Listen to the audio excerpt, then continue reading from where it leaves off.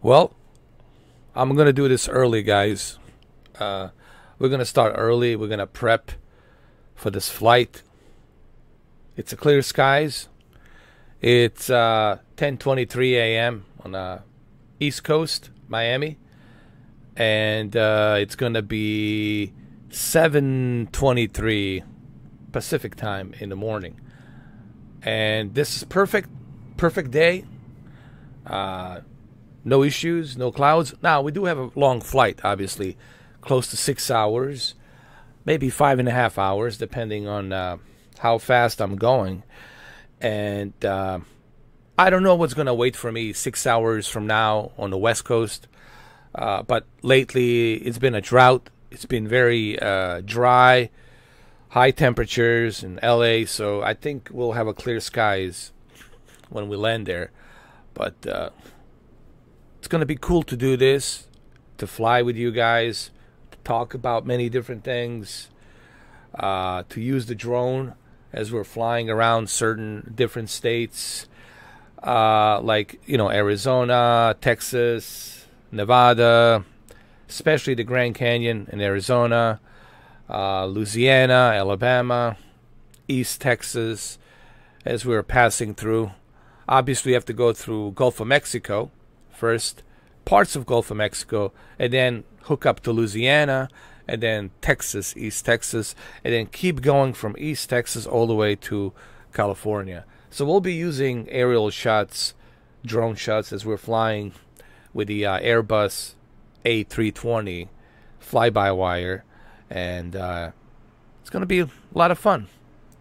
And it's going to be 6 hours, plenty of time for conversations and questions regarding the flight simulator on the Xbox and loading time, and that's something we'll talk about that as we're flying. I know you guys have a lot of questions regarding the flight simulator. So do I. But we'll talk about that as we are up in the air. Once we start flying, we'll get all that sorted out, because we'll have plenty of time to talk about that. But first thing first, so what am I doing? I'm using the Thrustmaster Hottest X1 that's compatible with the Xbox Series X and Series S. I'm using a joystick and a throttle, and I have buttons. They're button mapped, customized for certain functions like flaps and brakes and stuff like that.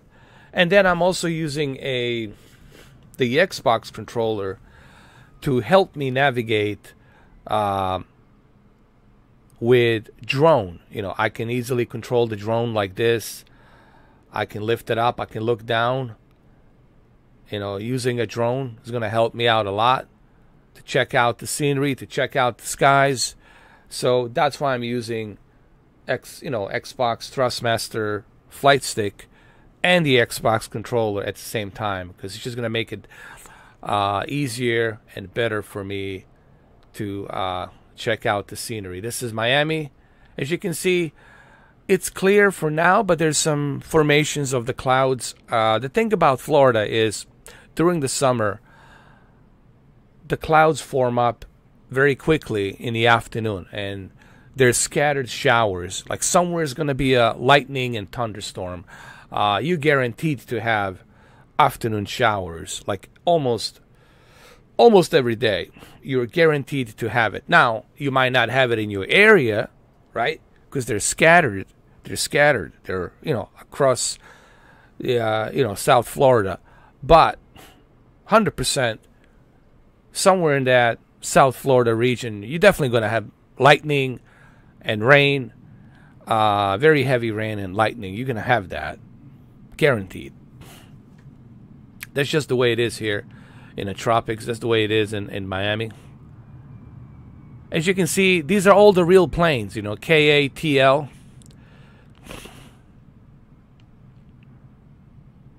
There's the American airliners. There's a guy over here who just landed. Expo 440. There's another multiplayer guy. You can check him out. 440. And there's me right there. There's other people. As you can see, it's a very busy airport. This guy over here, he's trying to circle around and make another approach to land. So it's very busy, as you can see. What's up, Mr. T? How you doing? You got your eye on a controller. Hopefully get one next week. Going to getting so close. Yeah. Absolutely, man. It's getting so close. I've seen the first video from some guy in Australia, a small YouTuber in Australia. I have seen the loading time. The loading time, it's about the same as the PC version. The PC version takes about 3 minutes to boot up.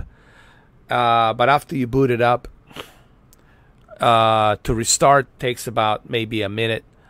You know, guys, all of this can be updated and patched up and fixed, right?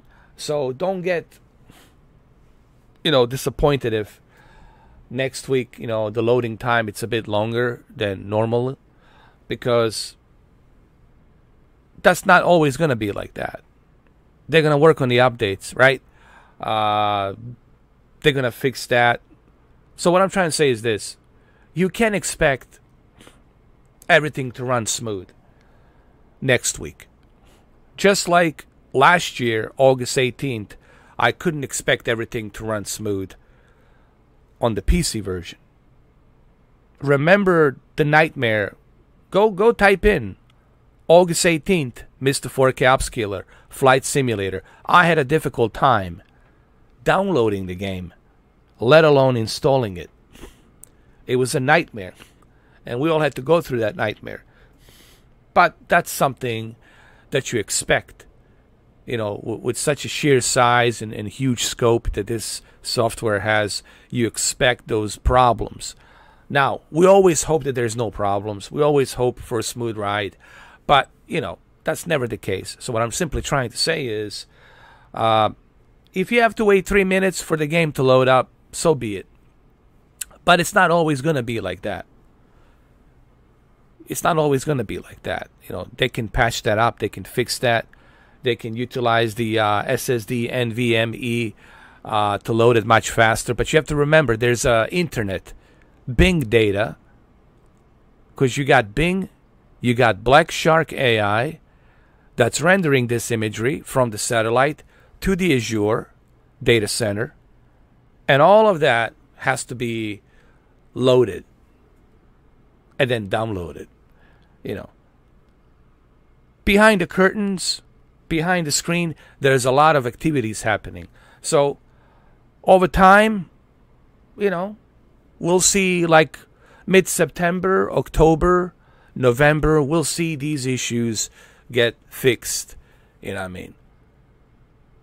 But overall, I was impressed what I have seen with a video. I was very impressed what I have seen. I was very impressed with how it looks. It looks exactly like a PC version, man. Like high to medium settings. And bitrate was pretty good. I don't know if he was a native 4K or not, because the guy was recording 1080p. So I don't know what resolution is being scaled down to. Original resolution. That's Digital Foundry, and I'm pretty sure Digital Foundry is working on a video. And they probably have a certain mandate by Microsoft when they can release it. I'm guessing we'll probably see something from Digital Foundry maybe tomorrow, maybe Sunday, but 100% Monday. But possibly we might see something over the weekend. But the chances are Monday we'll see something from Digital Foundry, and then we'll find out the differences in resolution between Series X and Series S. Series S, I think we already know it's going to be 1080p upscaled to 4K. Series X, we'll see. It could be 1440p. It could be 1600p. It could be 1800p. We don't know. Or it could vary, 1800, 1600, depending on which region you're flying. So it might scale up and down. It might vary. Or if it's locked, scaled native 4K, well then, my gentlemen and ladies, cheers. If that's the case, if that happens, then cheers, you know. But we'll find out. We'll find out. Right now, it's just everyone's guessing. We don't know. But we'll find out pretty soon. Exactly, Mr. T. We have to be patient. We have to wait. Hey, Ernesto Hernandez. How you doing, man? Good morning, everybody. It is morning. It's a beautiful morning. So let's get ready, guys. Let's start boarding.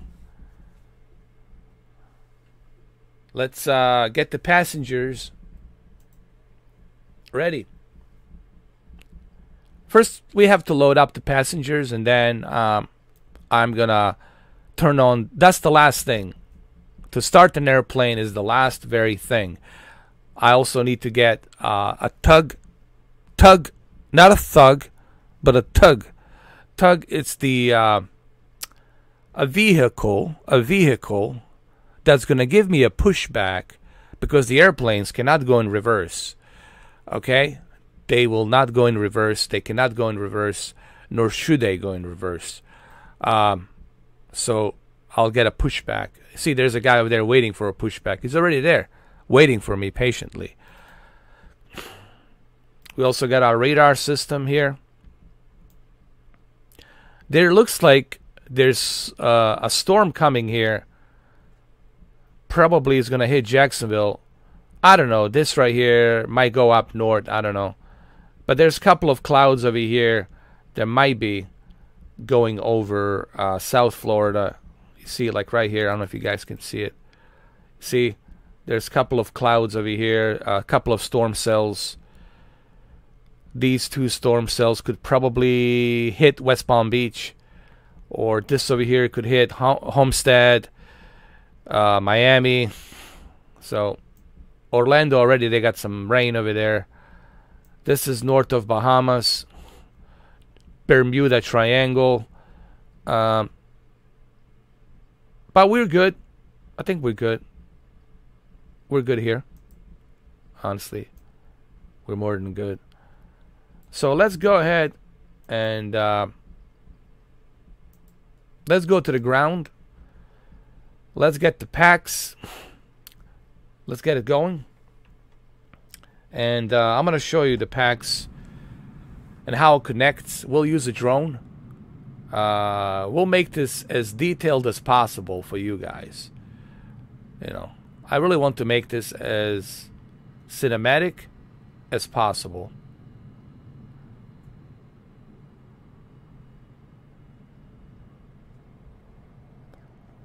So we're going to connect the door.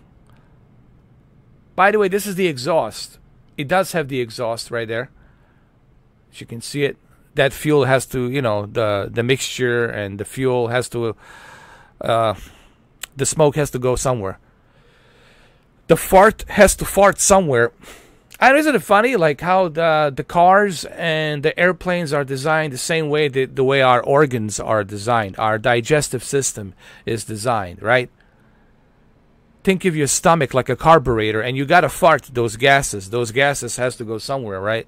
I know it's a stupid analogy. Well, maybe not stupid, but it's kind of like a hilarious analogy. But you might laugh, but it's really pretty much what it is. So we're gonna go and connect the passenger packs, and you'll see the door open on this side. You'll see the door open so they can connect and they can load up. So we're going to do that right now, and I'll show it to you in a minute. You'll see the door open.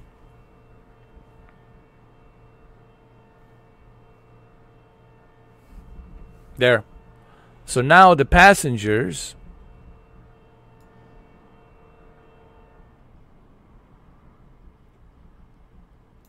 Now the passengers can go ahead and start loading up. Thank you. This is Flybywire, Airbus A32nx. So the passengers are loading up.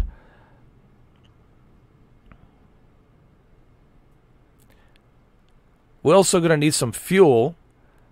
So we're going to get the fuel truck here in a minute. We're going to wait for the fuel truck. We'll park right over here. Wait for the fuel truck. Let's go ahead and let's do that. Before we do anything else. So the fuel truck should be here. It might take him a little while to show up. You know, because they have to call him up. And then the guy has to show up. It might take him 5 minutes. Maybe we can find out where he's at. Oh, there he is. Look. There he is.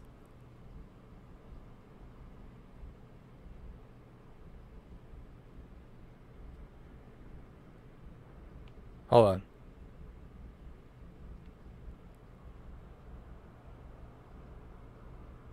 No, that's for the other guy. We might have to wait a little while. But he will be here. He will be here. It's really, it's amazing how real this game is, man. Like, you can't expect to see a fuel truck show up immediately.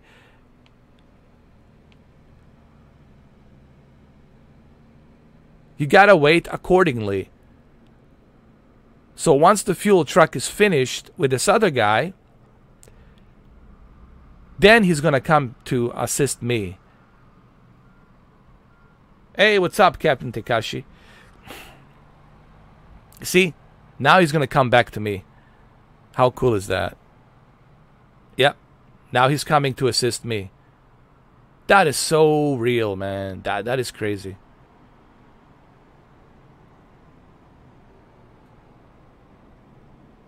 You see, he's coming for me now. Because it's a busy airport, man, you know? And he's waiting for the traffic to clear out.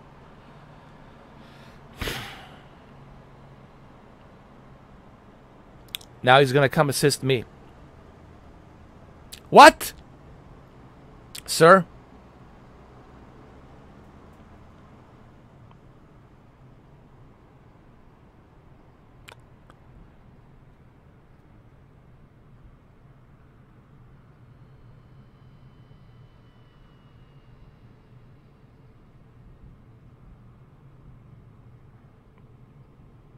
Oh, there's a fuel truck. I see him. There he is. He's coming from the other side. There he is, guys. He's coming. He's coming. See, they already put to the cones and everything. There he is. That's it. There he is. That's got to be him. Yep. That's him. He's coming.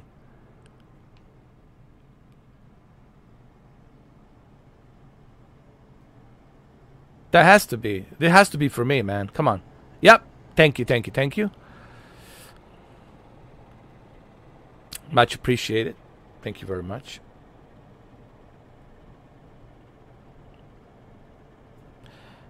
Yeah, I mean, look, man. Flight Simulator, it's really... I can't wait for you guys to start playing this on your Xbox. This game alone, it's worth...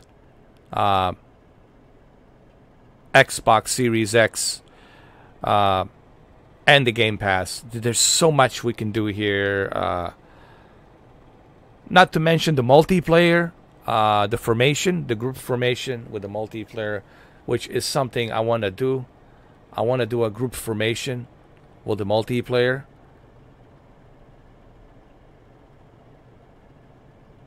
So we can fly together and we can do things together. We can talk to each other on the microphone as we're flying. We can stream it.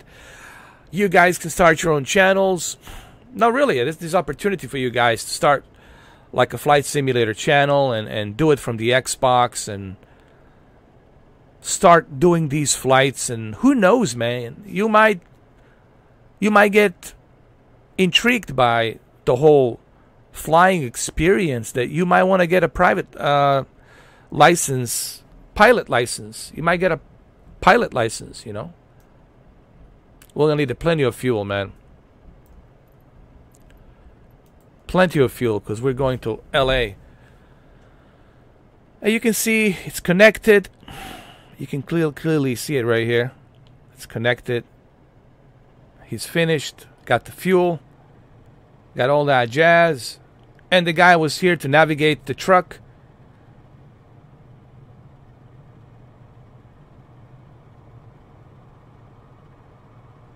And the truck is leaving.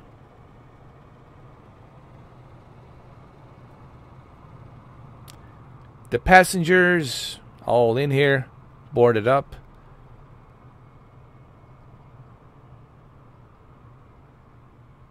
And yes, the chicks are flying. The first officer is the chick. She looks like Michelle Rodriguez. And the other one is her sister from Puerto Rico.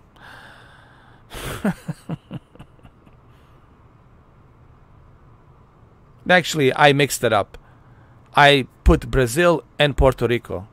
One is Brazilian, the other one's Puerto Rican. So, and I try to mix it up a little bit, man. Can't blame me. So, what's the next step? The next step, obviously, is going to be to cold start the airplane. We got to cold start this thing. We got to do it, guys. We have to cold start the whole thing. Let's go.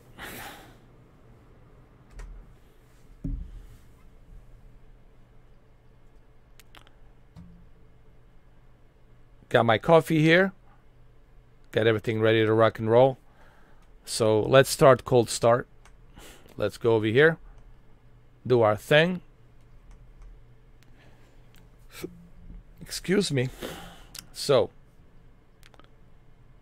the first thing first is the battery. If you guys can see it, maybe I should zoom in. Maybe I should zoom in so you guys can see what I'm talking about here. Like this. There we go. There's the battery right here. We're going to turn that on. Turn everything on.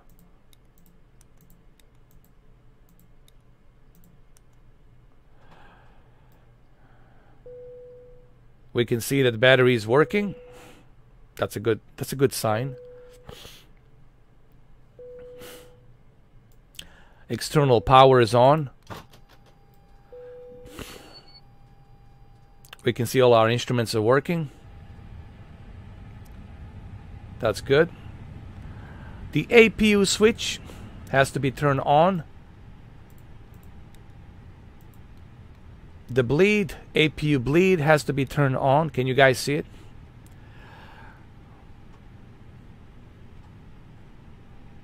There we go. Your alternate power unit has to be turned on. APU bleed has to be turned on. This is basically your alternate power unit, meaning that this is what's going to connect to your fuel injection to get that fuel to your jettison engine, because it's a jet fuel, jettison fuel, and jettison fuel is different than your other regular fuel, and it's going to be pumped into your engine, so that way the mixtures can go ahead and get the jet engine working. It's all technical stuff. You guys can learn about that on Google. Ground MRSO KAY19er 79er heavy requesting pushback. So now we got the pushback.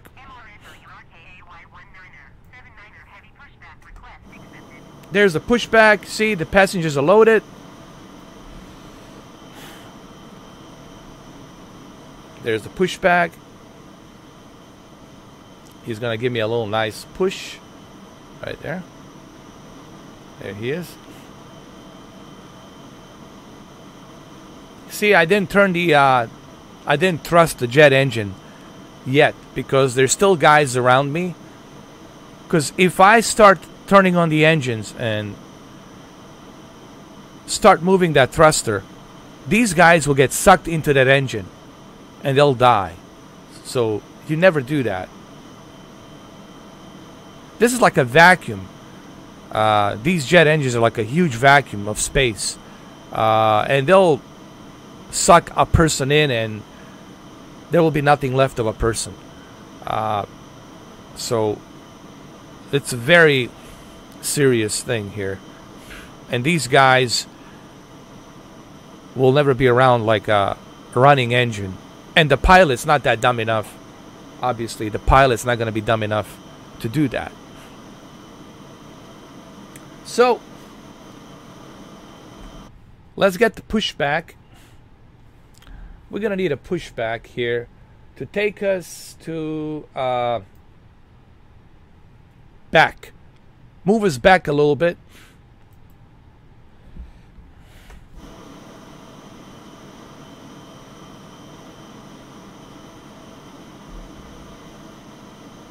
Hold on.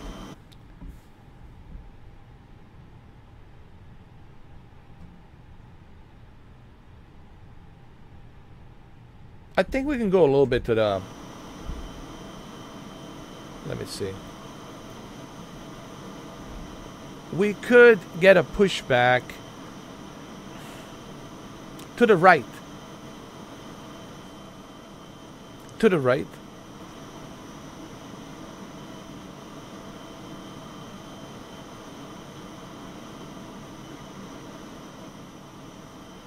Possibly to the left. Hold on, to the left.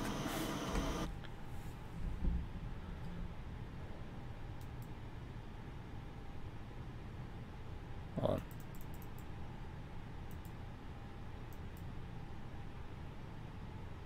Wait a minute.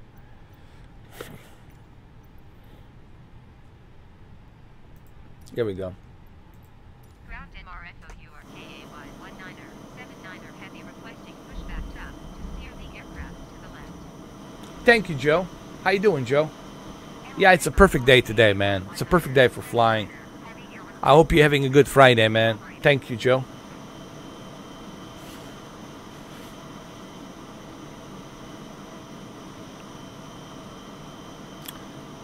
All right, we're waiting for the pushback. Hold on. Ground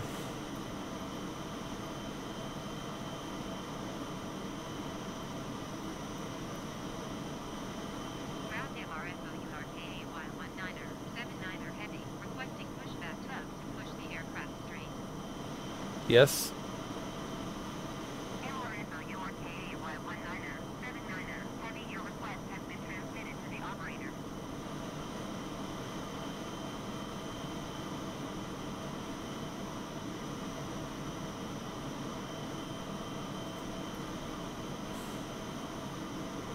For some reason, he doesn't want to push me back. Hold on.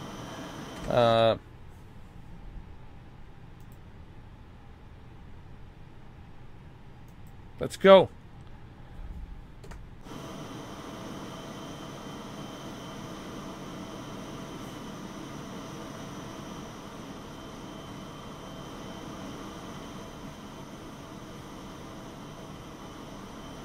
Push me out, my friend. Let's go.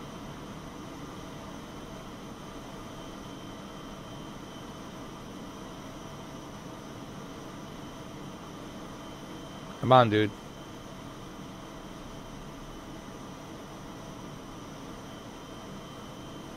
Do your thing, bro.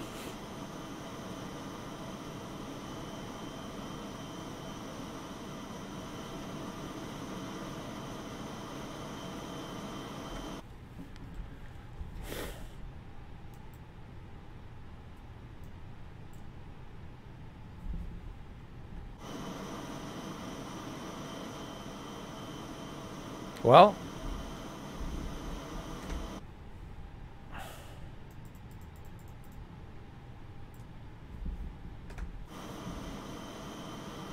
for some reason, I'm not getting the pushback, so I don't know. Hey, Dimitri. How you doing, man? Welcome. We gotta find out what's going on. Come on, let's get a pushback. Let's go.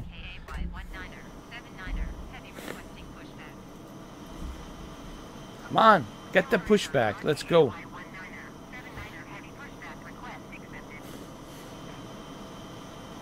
I think the guy needs more coffee. The guy's still sleeping. Let's go, bro. We got a flight to Los Angeles. We don't have time, man, to wait for you to drink your coffee. Come on, man. Don't make me bring Tony Montana, all right? Joe, fuck, man. Don't get the fucking plane. Let's go. Come on. Push it back. That's it. That's it. You see? Don't make me call Tony Montana, man. The fuck? It always works, man. You bring Tony Montana, it always works, bro. Every single time. Joe, fuck, man. What the fuck you talking about? Here we go.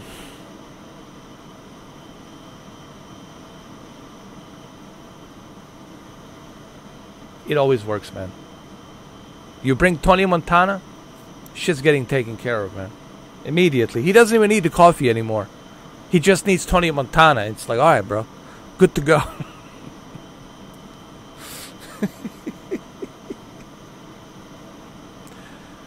Bring Tony Montana. Alright, so he's pushing me out.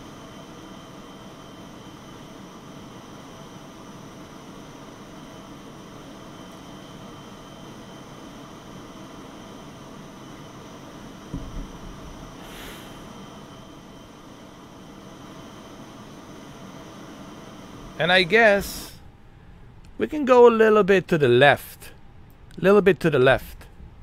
Actually, a little bit to the right. A little bit to the right. There we go. Well, that's awesome, Joe. That's great, man. I hope you have a great Friday and the weekend, man. Hopefully it's a good day and the weather's treating you nicely. But yeah, man, Flight Simulator, really, ever since last year, when this thing came out, ever since last year, I was amazed.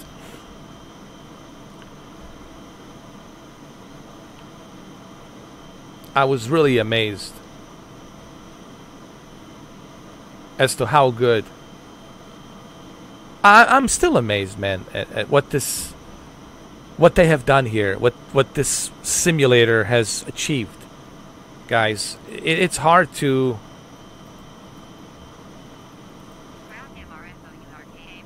really cover every aspect of it until you actually have it in your hands, until you spend some time with this, guys. Joe, everybody, you have to spend time. I have spent over a year flying this thing. And I know ins and outs of this simulator so well, and the size and the scope of this simulator, it's unlike any other flight simulator. And people ask, well, why is this a big deal for a console? You know, why is this a huge deal for a console? Well, it's a huge deal for a console because this has never happened before on a console. None of the consoles, Nintendo, PlayStation, Sega, Microsoft, no console has ever had a flight simulator to this size and the scope. We never had a flight simulator at all, not even X-Plane 11. We might have something like something that was trying to be a flight simulator, but like arcade style, but that doesn't count. Like something from, I don't know, like maybe Commodore 64, something supposedly, but Commodore 64 was not a console. Commodore 64 really was a computer, to be honest. It was more like a computer.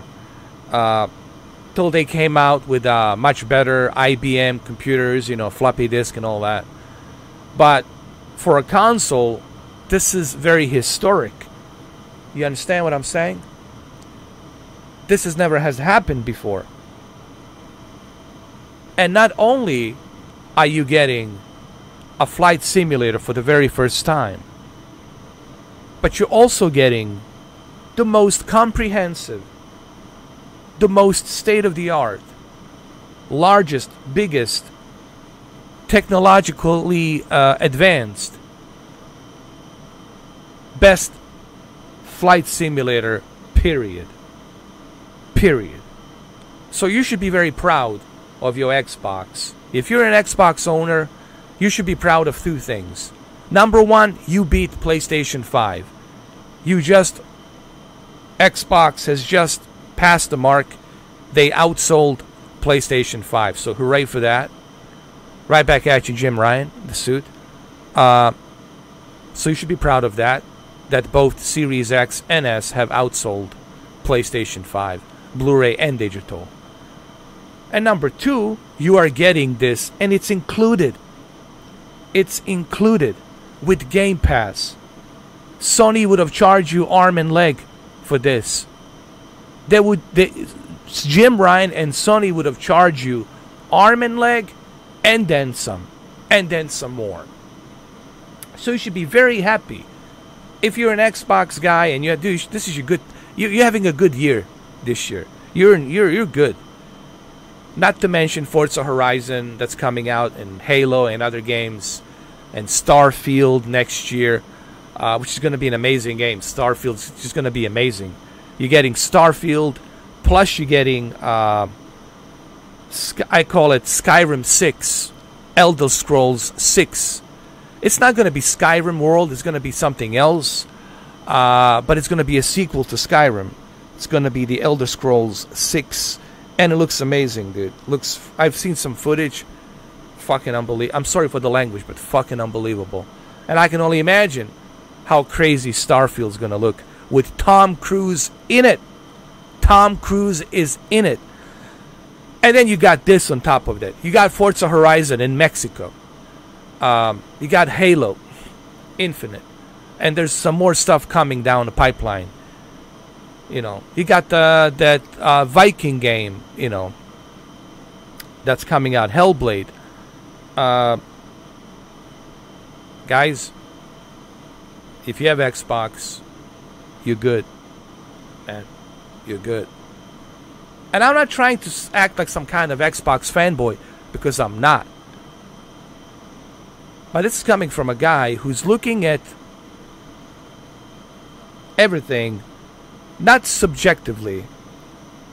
I'm not looking at it subjectively. I'm looking at it as a fact. This is a fact, guys. More people are moving towards Xbox because they're getting better deals with the Game Pass. They don't have to pay $75 for some exclusive game. Not every exclusive is going to be worth $70. They look at PlayStation this year, there's nothing. They have to pay for Director's Cut. They already have. Why should you pay for a game that you already purchased last year? Why should you pay $70 for it again? Why? Why? Because Jim Ryan, the suit, said so? Director's Cut will have some extra features, but that's about it. Some extended DLCs. So you paying $75 for extended DLCs. Listen, man, I told you, and I said it before, and I'll keep saying it again and again, as I've been saying it since September. Jim Ryan is hurting Sony brand. It's hurting it. He's butchering it. It's not a PlayStation 4 you used to know. That's not the same thing. Forget about 2016, 2017, 2018. That was different. Now you got Jim Ryan, the suit, and his right-hand man, Herman Host. Herman Host. Even the name, Herman Host, sounds like somebody wants to pull down my pants and put a dick in my ass. All right? And you got his boss, Jim Ryan. These guys fucking suck. And they're destroying the Sony. They're shitting all over Sony. They're destroying PlayStation. You heard it from me first. Sorry for the language, man. But they really are. It's amazing, isn't it? What one man can do to a successful brand. What one man can do. How easily one guy can fuck it all up. I know you guys have families, and you have, maybe if you have kids watching this, please just move them away. You know I'm unfiltered, guys. That's why I'm not sponsored by anybody, because no sponsor will take me because I'm so unfiltered. And I'm unfiltered just like Howard Stern, because when something bothers me, I gotta speak up. I gotta fucking say it. I gotta call you out. I have to strip you naked and fucking expose you for what you are. You know, I call it the way it is, guys. I don't suck up to nobody. I don't kiss ass to nobody. But when I see something, I gotta fucking call it out for what it is. And you guys, as Sony fans, should do the same thing that the Xbox fans did in 2013. Where are you, Sony fanboys? Where are you? Xbox fanboys are better than you. In 2013, they spoke up. They booed Phil Spencer and everybody else in 2013. Says, the hell with a Kinect. The hell with our online digital only crap. No, no, no, no, no. We want this to change. They spoke up. All the Xbox fans in 2013 spoke up. They let their voices be heard. And guess what happened? Oh, Phil Spencer happened. And he had to listen to the voices.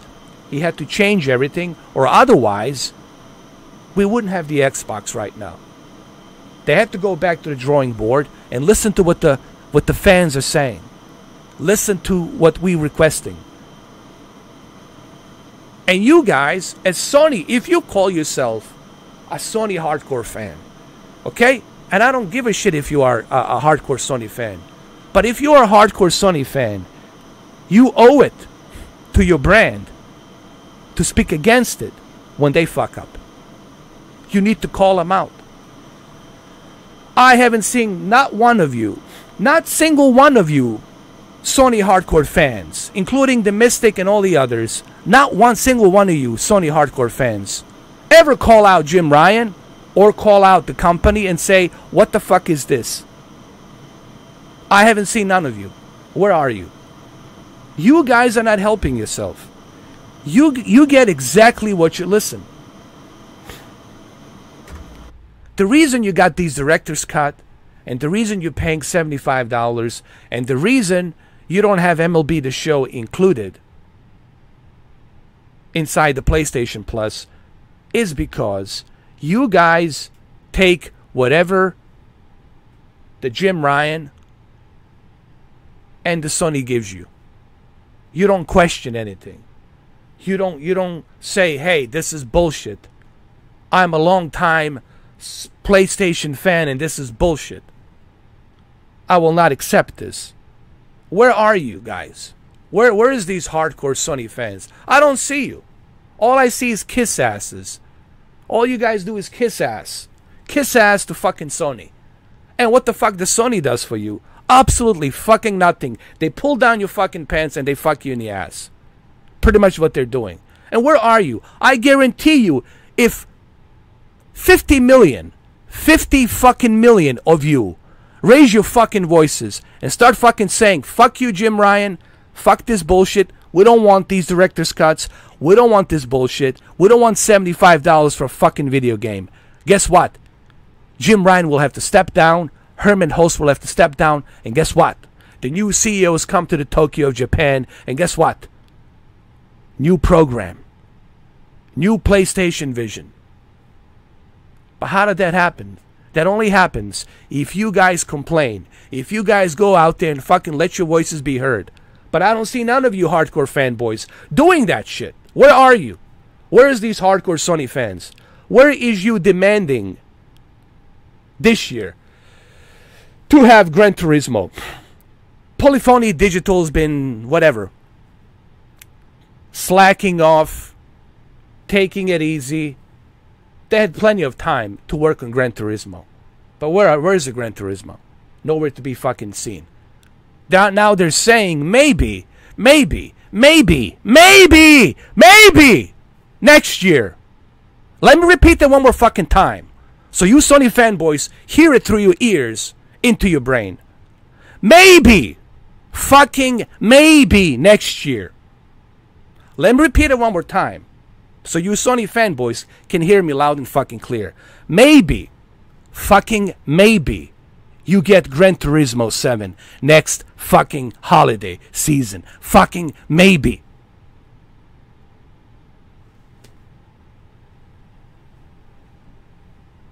But why is it that only I have to say this? Where are you, Sony fanboys? Where are you? Nowhere to be fucking found. So, let's go. That's what I have to say about that. And this is the reason why the Microsoft, it's beating your ass and got the upper hand. So now, let's go ahead. Let's start the engines and let's take off.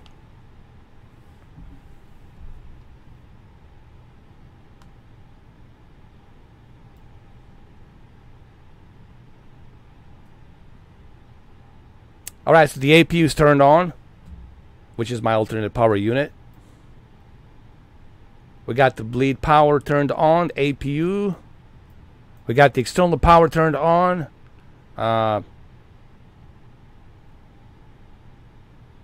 Let's adjust a couple of things here. Our instruments need to be adjusted. Let's do that. Thank you, Andres. Appreciate it, man. And it's pretty sad that I have to say this. You know, where's Mystic? Where is the guy who has over 1 million subscribers, Mr. Kiss Ass for Sony? Where the hell is he complaining? All he does is reads the fucking news. Where is this guy complaining? And he calls himself a hardcore Sony fanboy.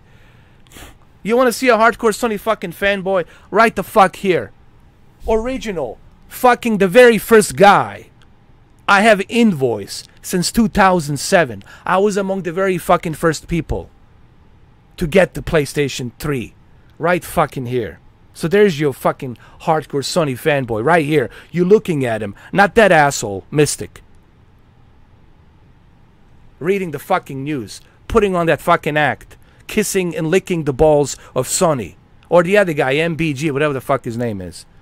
This is the real fucking deal. Right here. There. Take a good fucking look at it. You can check the barcode. It's right there.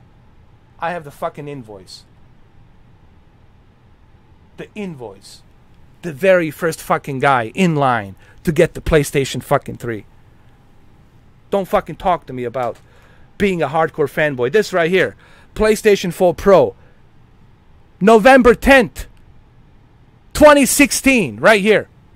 2016. November 10th. PlayStation VR. October 6th. 2016. I got the invoice. I got the barcode. I got the serial fucking number. You gonna talk to me about being a fucking Sony fanboy? I'm the biggest Sony fucking fanboy. But you gotta hear it from me to tell you how shitty Jim Ryan is. You gotta hear it from me to see what the fuck's going on with PlayStation 5. So you hear it from me.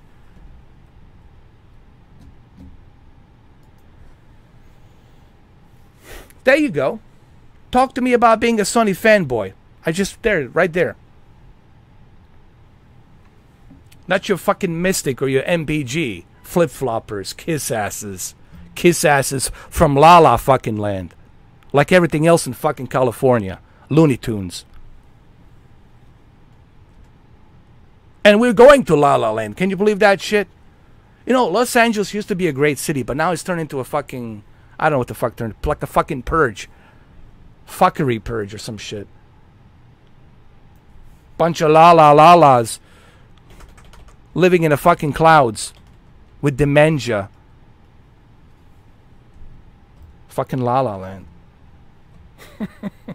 Alright, so let's get moving. You heard my rant. Hopefully this message gets fucking across. And hopefully you Sony fanboys will wake the fuck up. And write letter to Sony and tell Sony, we don't like this. This is not the PlayStation we remember. This is not a PlayStation we fucking remember. I don't know what the fuck this is, but it's not a PlayStation that we remember when Jack used to run it. Good old Jack. He was probably the best thing that happened as a CEO. Jack was the best thing that happened. But anyway, let's sorry for that, guys, but it pisses me off, man. It really does. Pisses me off, man.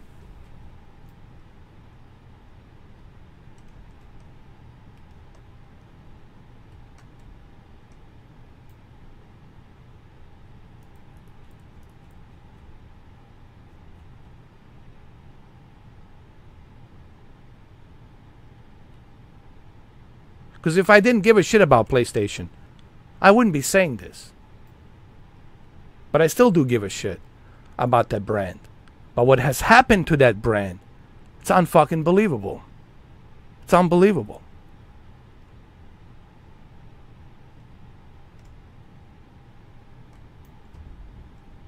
They won't even hire. They won't even hire developers who don't have the experience to make AAA games. Are you fucking kidding me? How do you know that these talented developers can't create something bigger and better? How could you fucking know if you don't take a chance? They won't even hire if you don't meet their quotas. Like, if you can deliver to a certain level, Jim Ryan won't even hire these developers, these independent developers. And all of these independent developers are going to Microsoft. Thank God they're going to Microsoft. Even Hideo Kojima is going to Microsoft because Jim Ryan says, we cannot give you $40 million for the sequel of Death Stranding. Sorry. We can't do it. Because your Death Stranding wasn't a AAA hit. And Hideo Kojima's like, fuck you, man. He's like, fuck you, Jim. I've been doing this since you were like sucking on your mama titties. I've been doing this. I made successful franchises like Metal Gear. So now Hideo Kojima is talking to, Microsoft. He's talking to Microsoft, It's a good thing. It's a good fucking thing. Yeah. So there's your Jim Ryan. There's your fucking Herman Holst. The yayos and the assholes running the clowns. You got clowns running the PlayStation. Fucking clowns.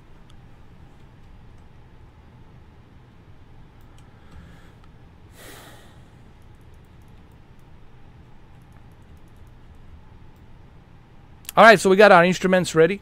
We got everything ready here. Let's go.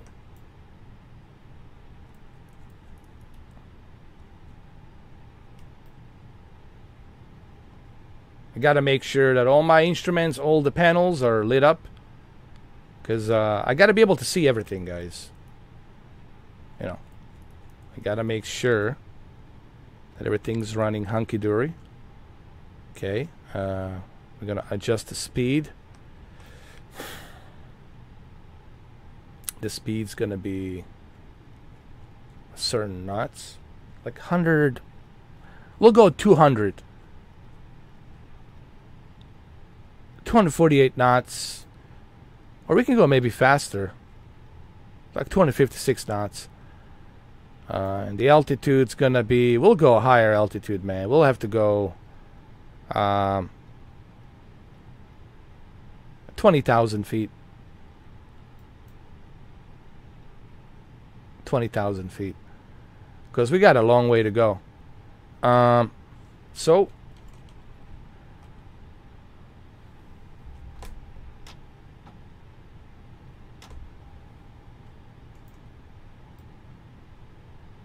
Okay? The next step is the engine. We have to look at our engine, which is right over here.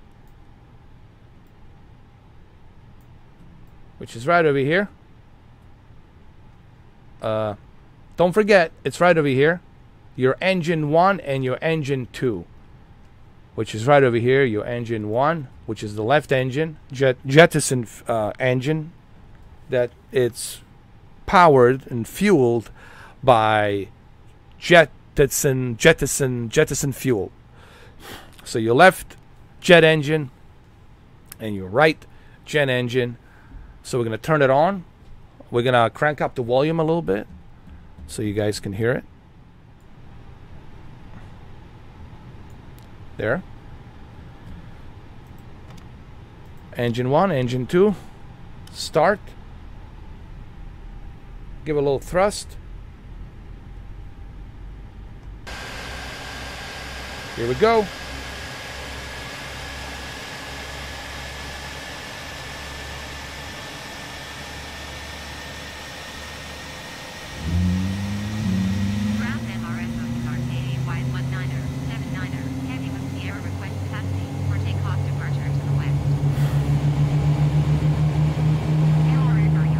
Listen to this thing. Listen.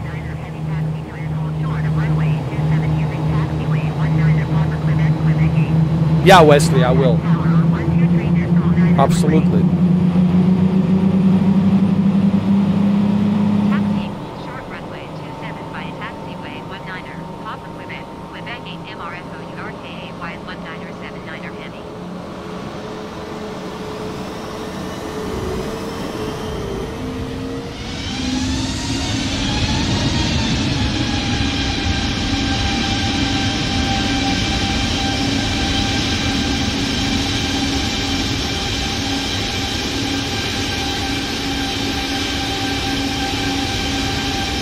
Perfect. Sorry for the rant, guys, but you know,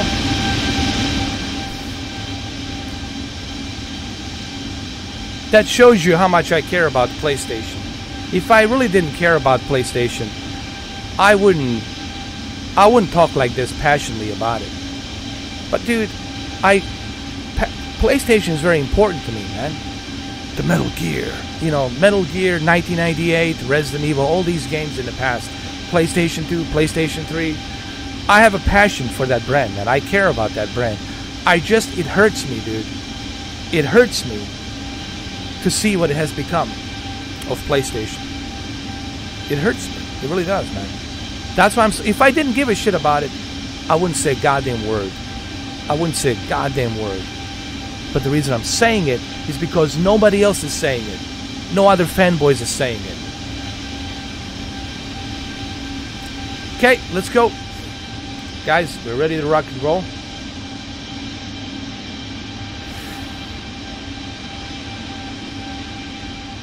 We're ready to rock and roll.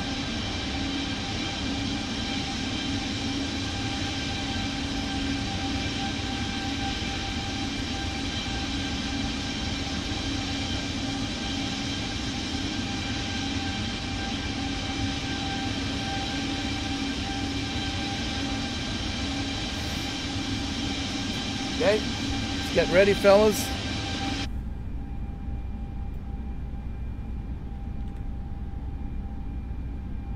I'll give you a nice little GoPro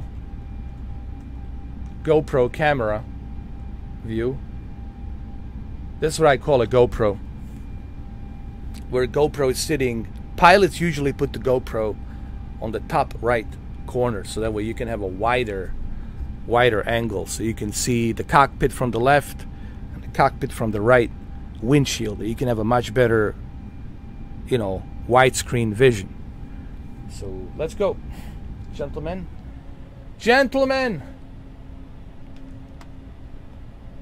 This is your El Capitan speaking. We're ready to rock and roll, guys. We're ready to rock and roll.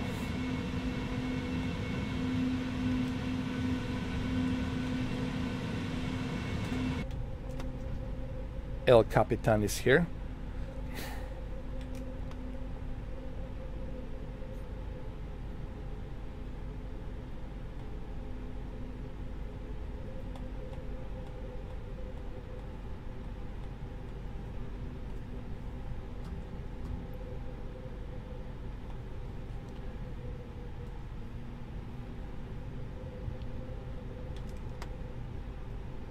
So the flight's going to be about 5 hours and 35 minutes or something like that. So we should be there by 5 p.m. in Los Angeles. Or maybe 4:30 if we're lucky.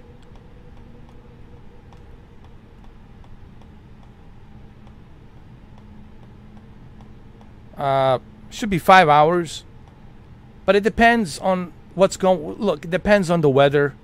If we have some unexpected storm cells, then I might have to dodge the clouds. Might have to change the flight plan. So it could be 4:30. If we're lucky, 4:30 p.m. afternoon.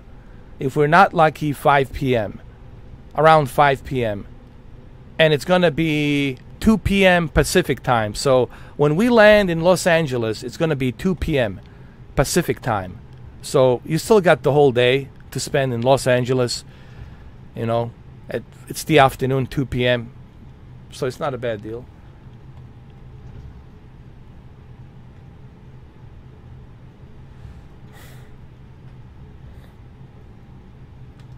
Oh, I downloaded Andres, that 472, that new update. I already downloaded Andres. I already got it yesterday. I already installed it.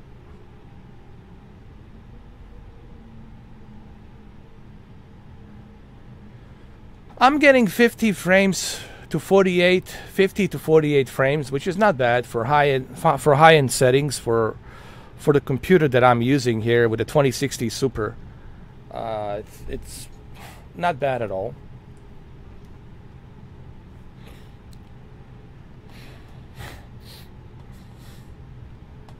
Okay. I think it's I'm pretty happy, honestly, with the performance of my computer, considering I got 2060 Super with a i7 processor and Zotac 2060 Super with i7 processor, 3.8 gigahertz, 8 cores, and 16 gigs of RAM. High-end settings with is it raining? Looks like we're getting some raindrops. High-end settings with 50 frames per second. It's not bad. Not bad at all. Looks like it's raining, guys. I see some raindrops.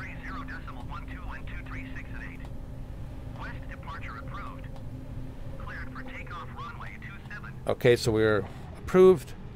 We're ready to rock and roll. Cleared for takeoff runway 27 MRFO URKA Y1979er Hemi. Okay. And I'm also using my Xbox controller as a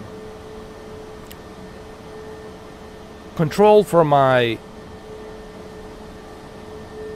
drone. My drone's gonna be keeping an eye on this airplane like this. We're gonna be using drone. We'll keep it up like this so we can see the what's below us as we're flying. So it should be pretty cool. This is my drone, and I'm using my Xbox controller for my drone, which I suggest you guys do that.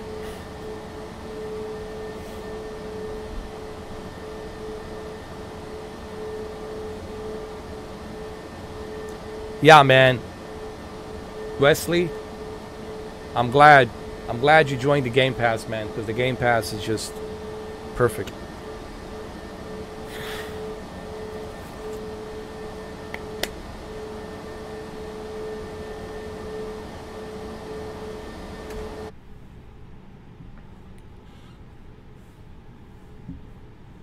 All right, guys, so here we go.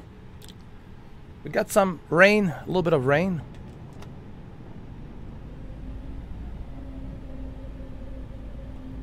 But we'll be all right.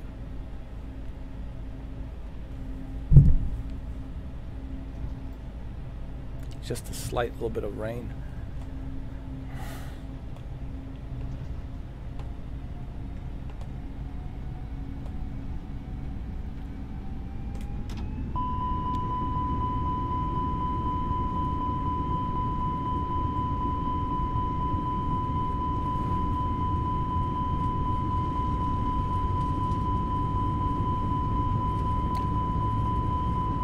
I'll turn off the warning once we go up in the air.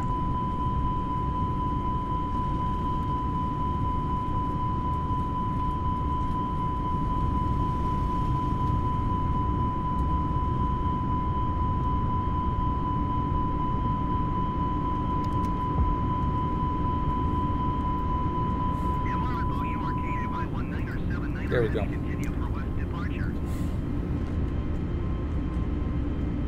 Perfect. Perfect, perfect.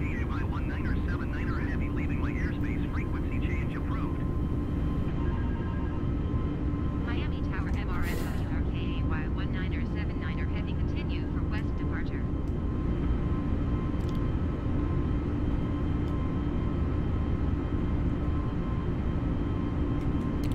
My vertical speed, need to work on that.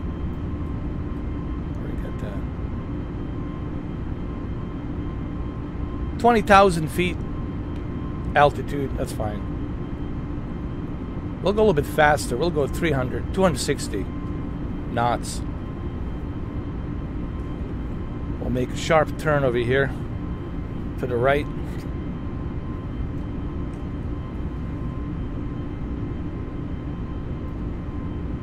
There we go, like right over here.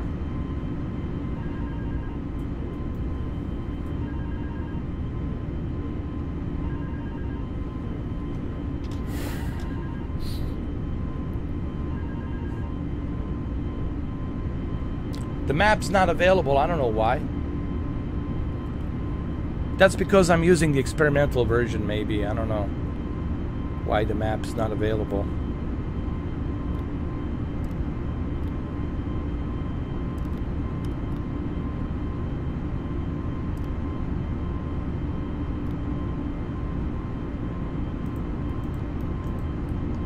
Weather.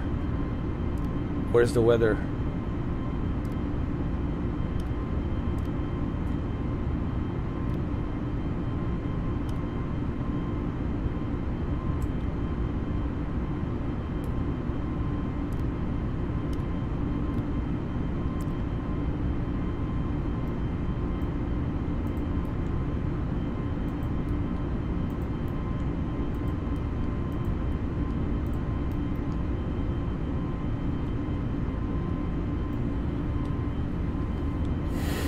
Just making a sharp turn here, climbing the altitude, and we'll be good to go. Hey, Captain America. Hey, Felix. Hey, Macehole. Masshole.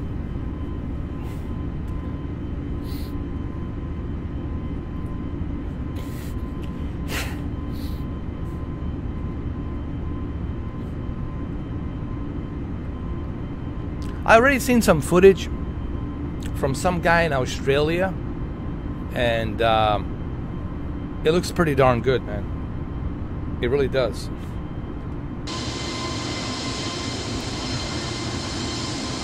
This is the drone.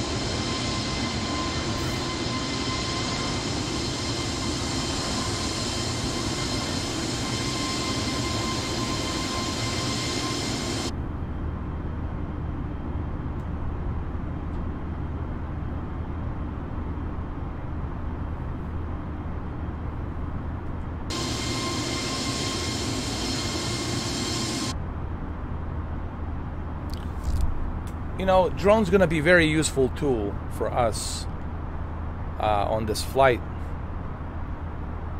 because it's going to give us a much better look at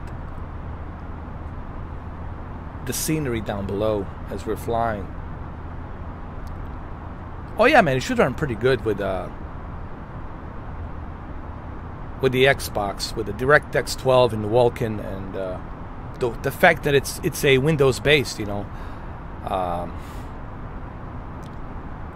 Xbox, it's Windows based, and shouldn't have any issues.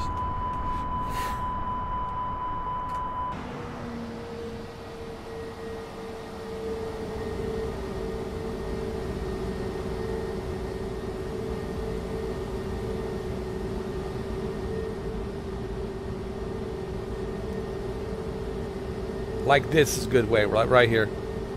we'll see much better. When we're flying, we can check out the scenery like this, you know. It's gonna look much better.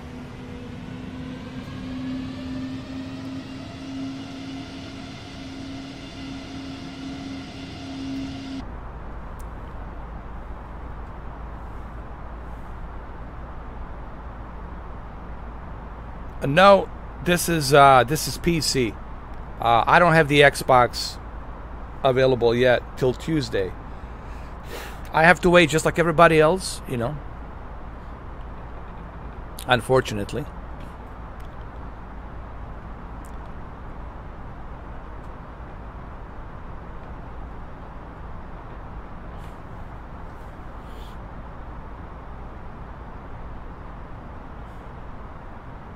But there's one guy in Australia. He already got early access to the Xbox version, Series X, and he clocked in 3 minutes of loading time, which, quite honestly, it's understandable because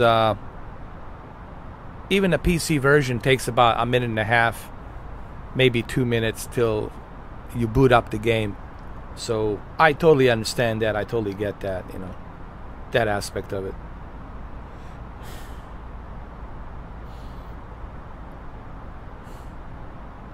Well, that's why, you know, we're so excited. We all want to see how the game's going to run. And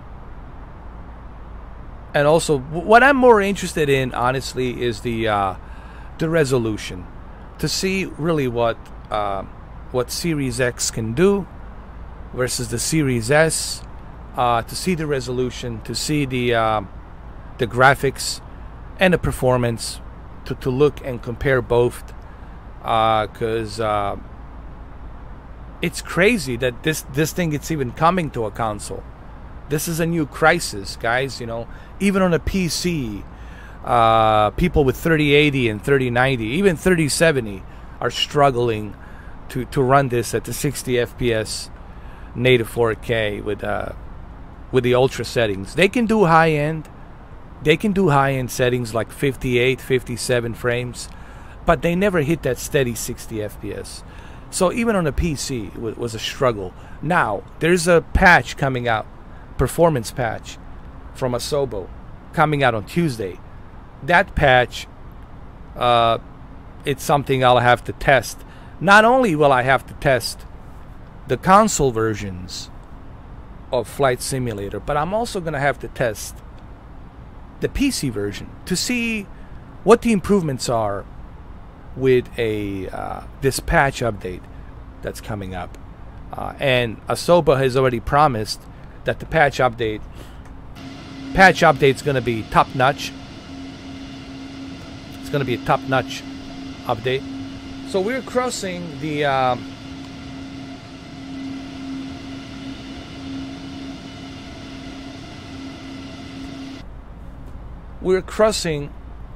pretty soon over the Everglades into the Gulf of Mexico. Pretty soon, right here, just to let you know where we at.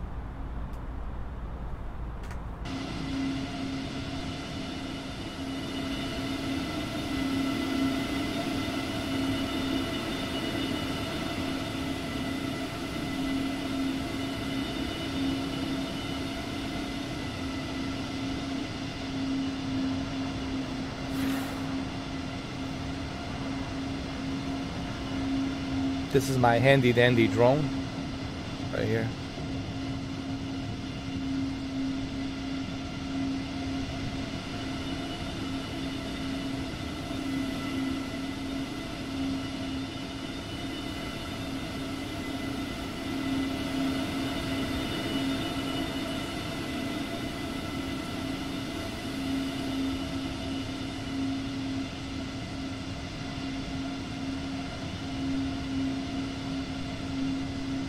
Detail is pretty amazing here, man, on this airplane.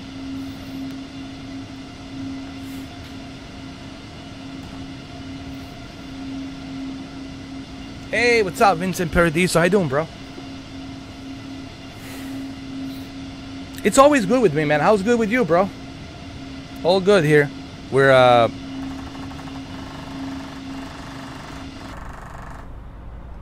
doing good. We're finally took off from Miami International. We got the passengers boarded all in. We got the cold start instruments all set. We taxi out. We took off from the runway. I think it was the runway 17. And now we're passing through Everglades and onto the Gulf of Mexico into East Texas. And from East Texas, we'll be pushing through West Texas, New Mexico, Arizona, and then California. And we'll make our approach to Los Angeles around 4:30. I think we're going to land around 4:30. That's the plan. Now, I don't know what the weather's going to be like. The weather might be different, and we might, have to change our trajectory and go around the clouds. That could be another problem, depending on the weather. The weather could play a huge role here. And that's the thing, when you got long distance like this from Miami to LA, you never know what the weather's going to bring. But let's look at the weather here really quick, since we're here. Let's go to the weather. Let's look at it.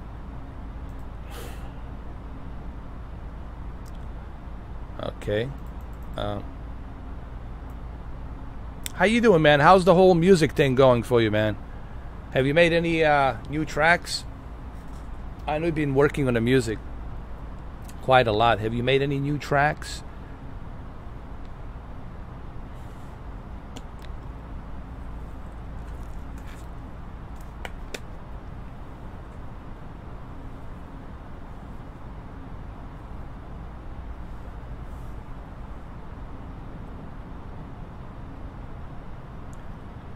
So everything seems to be clear over here for now.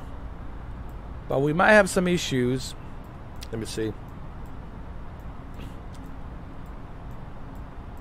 No, we're good. Everything's clear. But you never know. That's the thing. When you're flying, you never know. The clouds might form up quickly. Mass Hole, this is included. This is free. The Airbus A320. It's included. It's freeware by Flybywire. Actually, that's what I'm flying right now. Flybywire. It's Airbus A320. A lot of airliners are using it, from Southwest, Delta, Alaska, American Airliners, you name it. TED United. I think it's just call it TED. Is it TED United? So this plane is free. Also, I believe Boeing 747, it's included as well.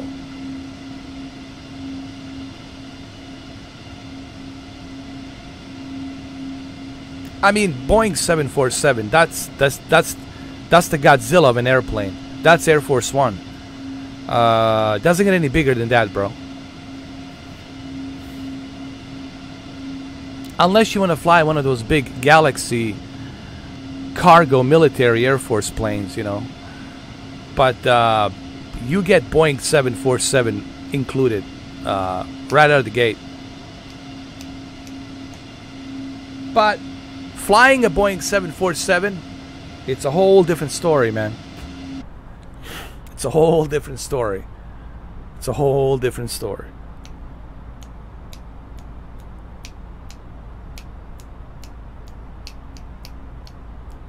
I wouldn't say it's a standard. I think, honestly, that I mean, it used to be, but I think they switched to 737 MAX I think they switched to 737 MAX because they can hold more passengers. They have more room. But it used to be. Airbus used to be. But I think they switched to 737 MAX and then 777. So there's mainly two airplanes right now. You're going to see most likely it's 737 and 777, which is the Boeing 777. And of course, if you're going to fly from here to Australia, then you're going to have to go hop in onto Boeing 747. 747, you have to. You have no choice. If you want to go from New York to Japan or from New York to Australia, you got to go 747. You know, it's the only way. You got to go some ridiculous altitude, like 50,000 feet or something like that.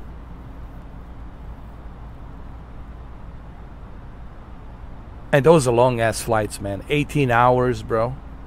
18 hours to Australia. Holy shit, 18 hours, bro. How many movies can you see? You can see a bunch of movies in 18 hours.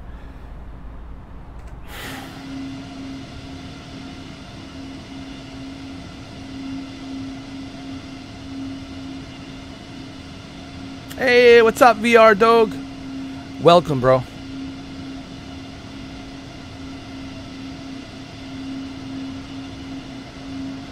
I'm gonna use my drone. I'll keep it like this so we can see a better view when we're flying.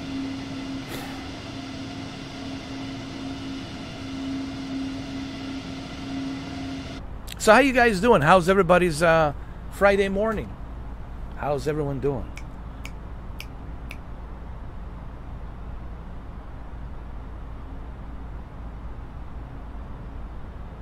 Andres, what kind of a PC do you have? What are your specs? What are you using? I tell you what, man, I'm surprised that my PC can handle this game in native 4K. Because this is native 4K.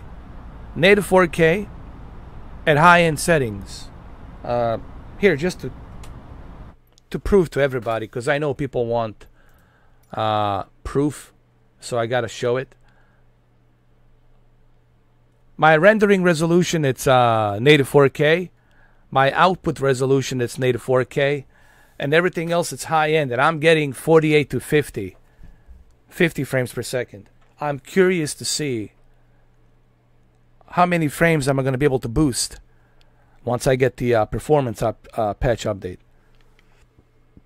Dude, if I can get 57 boost, if I can get 57 to 58 frames per second with a native 4K with a high-end settings, dude, I'll be more than happy, bro. I'll be more than happy.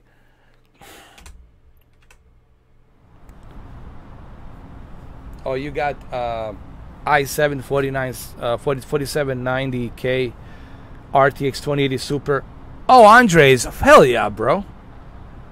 You should be able to hit 55 frames per second with that new patch update. I'm pretty sure, dude.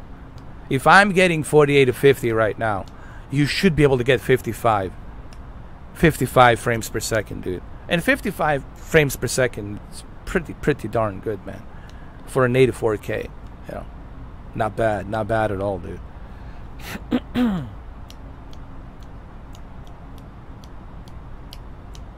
TGIF, man. The Friday's here. I still haven't seen the Black Widow.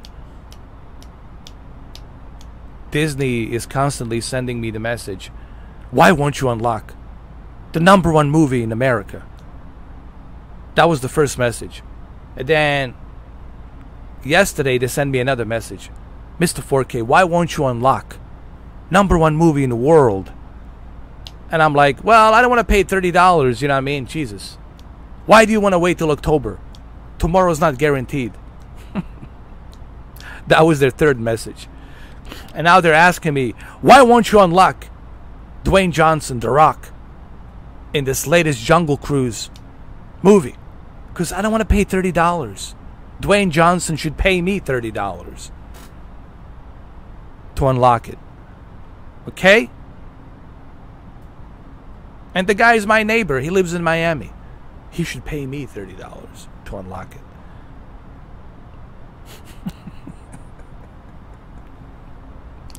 I'm pretty sure Black Widow is a good movie, but I don't think it's Avatar.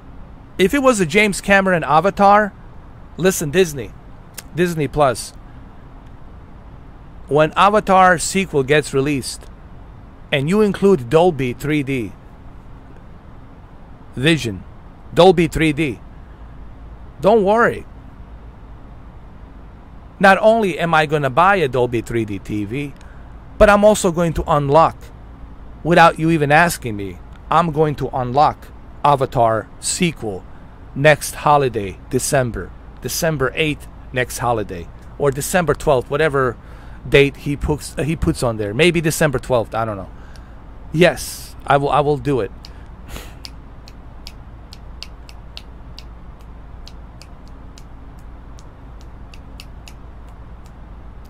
But for right now, I'm gonna wait with the Black Widow.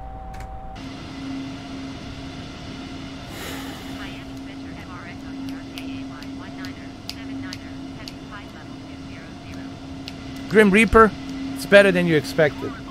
Well, that's good. Like I said, I'm pretty sure the movie is good, but it's not Avatar greatness. It's not like Saving Private Ryan or something like that, where like, okay, you gotta see this, bro. Like, you gotta unlock this, bro.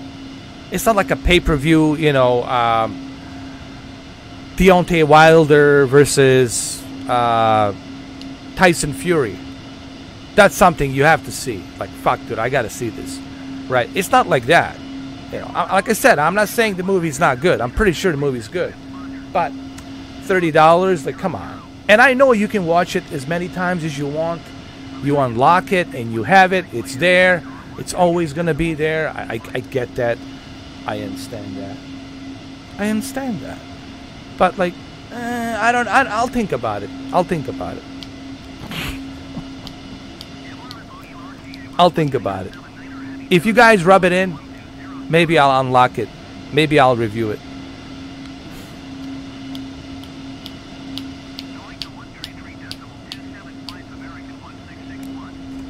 Disney has already failed. They tried me 3 times. Well, thank you, Grim Reaper. Thank you. See, that's my whole point. I can wait till October.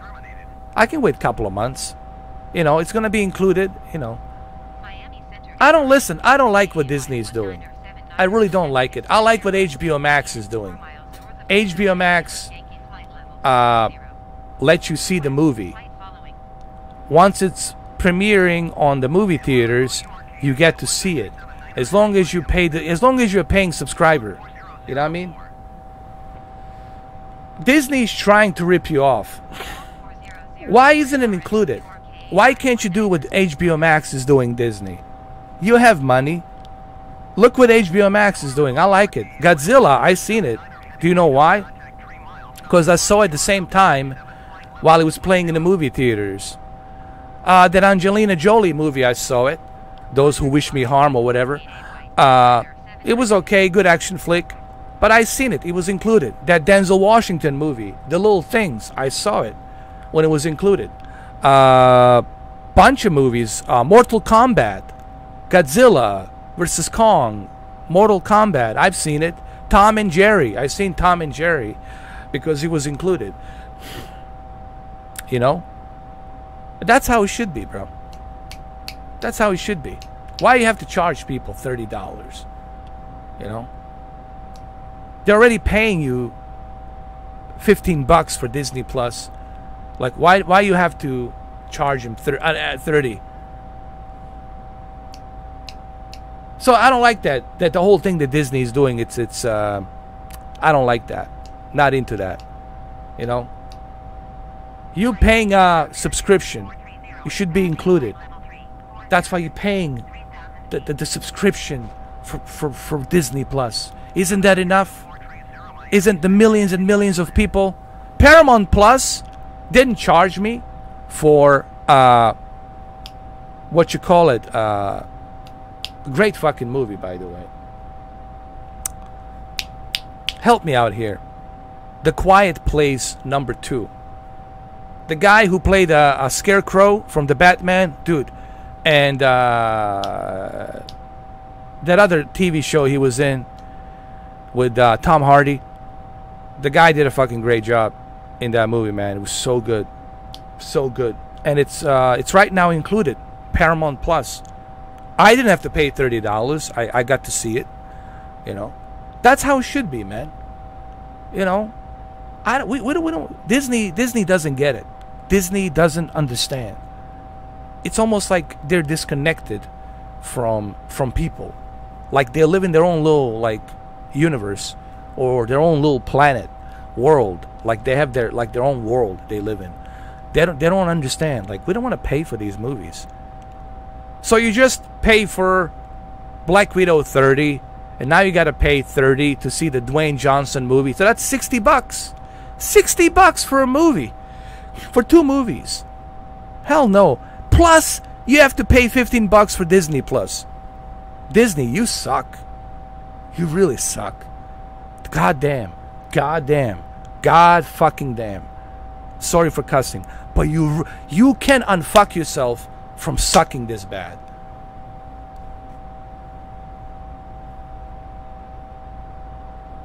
Exactly, man. Who the fuck are these CEOs? They need to be fired. Dude, they need to step down. Fucking retarded idea. You have to pay $30 for a movie. I'll buy the fucking movie. No, thank you. I'll buy it on a Blu-ray. I might as well fucking buy the Black Widow when it comes out on Blu-ray. So I can have it in my physical fucking media. You know why? So I can have it forever! Hello, Disney! I can have it forever! And ever! Even till the end of fucking time. When the aliens land. And they fucking dig up the fucking ice and they find the fucking Black Widow physical media. They'll be able to watch that fucking movie 1,000,000 fucking years from now. Why the fuck should I pay you $30? Retarded idea. Sorry guys, but listen, guys, every day I wake up, there's never a shortage. Look, even my camera's fogging right now. There's never a shortage of things to complain about. Unbelievable. As soon as you step outside, you start driving a fucking car, you're gonna run into some assholes. You're gonna run into some stupid bullshit. There's never a shortage of shit to complain about. Never a shortage to complain about. Every day there's some bullshit. Like, it's like George Carlin says. George Carlin was right. Pull up your fucking notepad. You know, notepad. Get your pen or pencil, whatever, and keep looking. Every day. Every fucking day. I guarantee you, you will be entertained. You will be entertained with the stupid bullshit that you'll have to complain about. Oh, wow. Wow, look at that. Can you believe he said that? She did that? Oh, wow. Can you believe this company did this? Oh, this is so stupid. Oh, wow. Oh, shit. Write the shit down. Every fucking day. You're gonna need boxes and boxes of notepads. Like paper notepads, not electrical fucking notepads. Paper notepads with a pencil and a pen. You know, when we used to use the fucking books and the paper and the pen and the pencil. You know. The good old days. Never a shortage of shit to complain about, man. Unbelievable. How much crap there is. Unbelievable. Okay, so we are across the Gulf of Mexico. We have exited from... We crossed almost the entire South Florida from east to west. And now we're out to the Gulf of Mexico, as you can see. It took about half an hour just to go from here, from Miami, to the west coast of Florida, right here. And now we're headed to Texas, right here. Actually, Louisiana, New Orleans, right here. And Mobile, probably Mobile, Alabama. So that's where we are right now, guys. That's where we at. There's really nothing to see here. It's just ocean.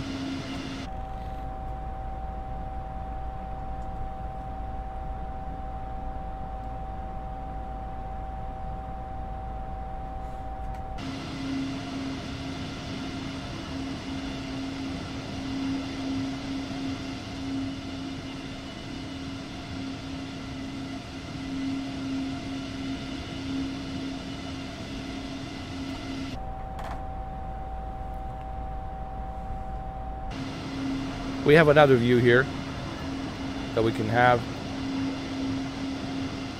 like this.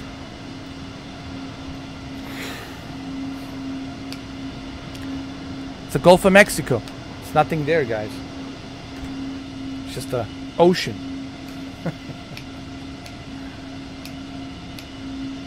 I'm using the Thrustmaster Huttis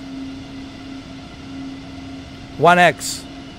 I'm using a Thrustmaster Huttis X1 thruster and a joystick, and I'm also using a controller to control my drone. So I'm flying with my Thrustmaster Huttis Flight 1 X1 stick, right over here. I don't have the camera right now. I cannot move my camera to show you. It's right here, right next to me on the left right here, and on the right here.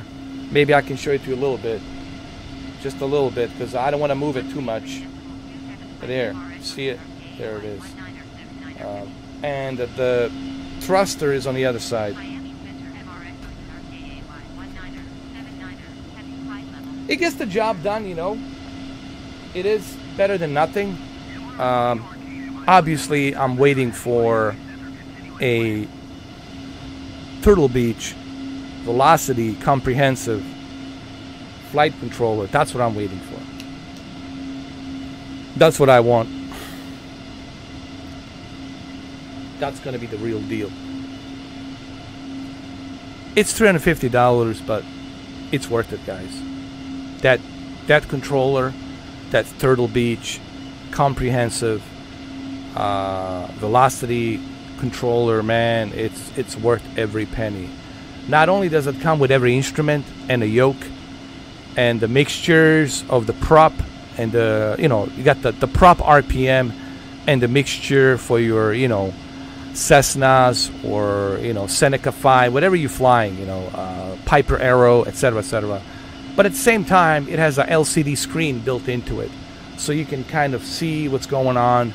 You can have a better, you know, easier look into your dashboard to see your RPM, to see your altitude, to see your heading and all that, your speed of knots, how many knots of speed you're going, how many nautical miles you have left to your distance, instead of looking at the screen, you know.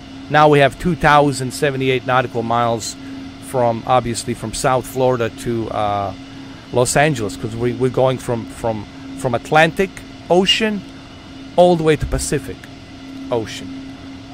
So we're crossing, you know, from east to west.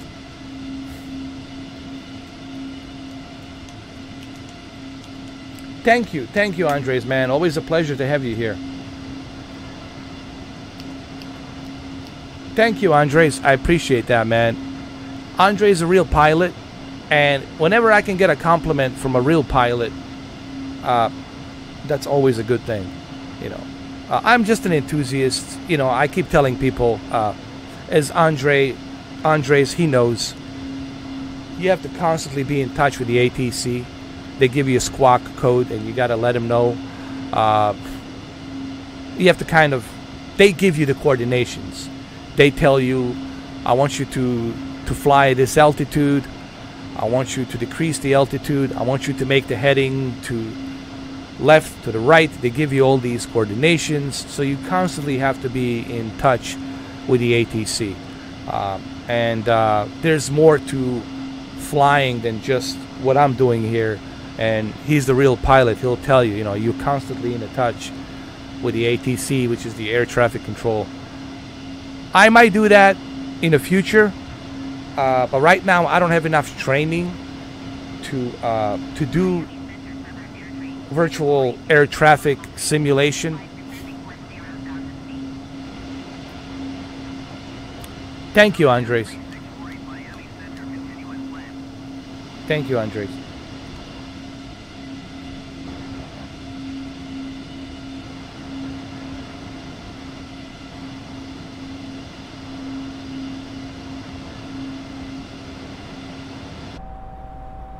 Like I said, I'm an enthusiast, but I'm learning, man. I'm learning some stuff from other pilots. I'm learning stuff from Steve and Mike, who are the Air Force pilots, and but I'm not ready yet for VetSim. VetSim is the virtual air traffic control multiplayer online, and you have to pretty much. You have to know what you're doing. You cannot go in there and just start saying some nonsense. You gotta be professional. You have to learn the codes. You gotta know these acronyms. You gotta be able to identify, certain flights like, like a KLX, which would be Kilo, Libra, Alpha, and then Miami would be. I forgot. Look, I can't remember them on top of my head, but it's the same thing that they use in military. It's the same thing that they use on a ham radio. It's the same thing they use on law enforcement. But I'm just not ready for that. But that's normally what you have to do. You have to talk to the ATC, and then you have to repeat that you acknowledge this is the altitude you're flying. This is the speed you got to go through. I need training for that. Once I'm ready to go, and I learn and I train on how to do that, then I'll do it, no problem. But right now I cannot go in there and embarrass myself, because they're gonna kick me out. They're just gonna kick me out of the server. They might ban me, because I can just go in there and it's like, I have to be able to prepare myself and learn these codes and everything.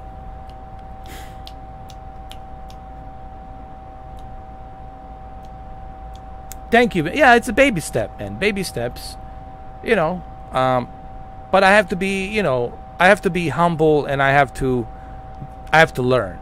I would never jump onto VetSim without learning how to do it properly. The only way I'm gonna get in there and do that VetSim with you guys, with the multiplayer, live stream. The only time I'm gonna do that is when I'm really, really ready, and I got everything memorized. I'm ready to go. I know all the codes, all the squawk codes, and I'm ready to go. And then I'll do it, And you have to be professional. You cannot yell and scream. You gotta say, whatever, KLX to 112.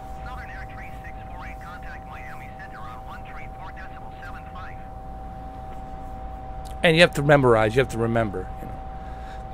What I mean? Like for example, right here, right? You have to say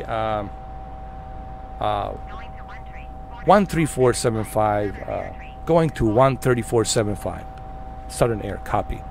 But you have to remember all that. You have to memorize all of that. Yeah.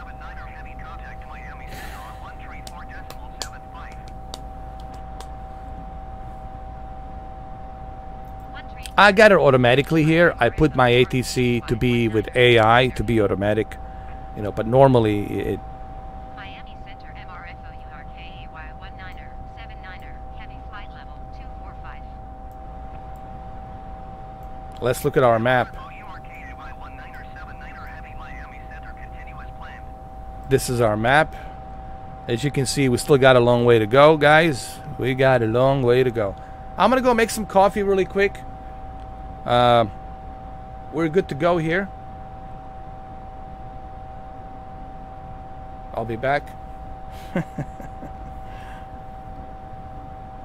Oh yeah, it's not just for the Air Force pilots, but for the law enforcement, for the military. But that's something you acquire, you learn. You know, if you spend like 10 years and 20 years in law enforcement, or if you spent like 10 years in the military, that's like, it's, you know it on top of your head. You're good to go. Alpha, Foxtrot, Echo, Zulu, Delta, Lima, Bravo, Echo, Charlie. You know, all of that you remember. So I'll be right back. But again, everything takes time with the experience. If you don't have the experience, don't be ashamed to say, hey dude, I don't know how to do it. There's nothing wrong with you saying, hey dude, I don't know how to do this. No one's gonna laugh at you. Hey, well, okay, you don't know how to do it. It's okay. Not everybody knows how to do it. That's why you have training. That's why you have got to go through these classes, and that's how it works. I'll be right back.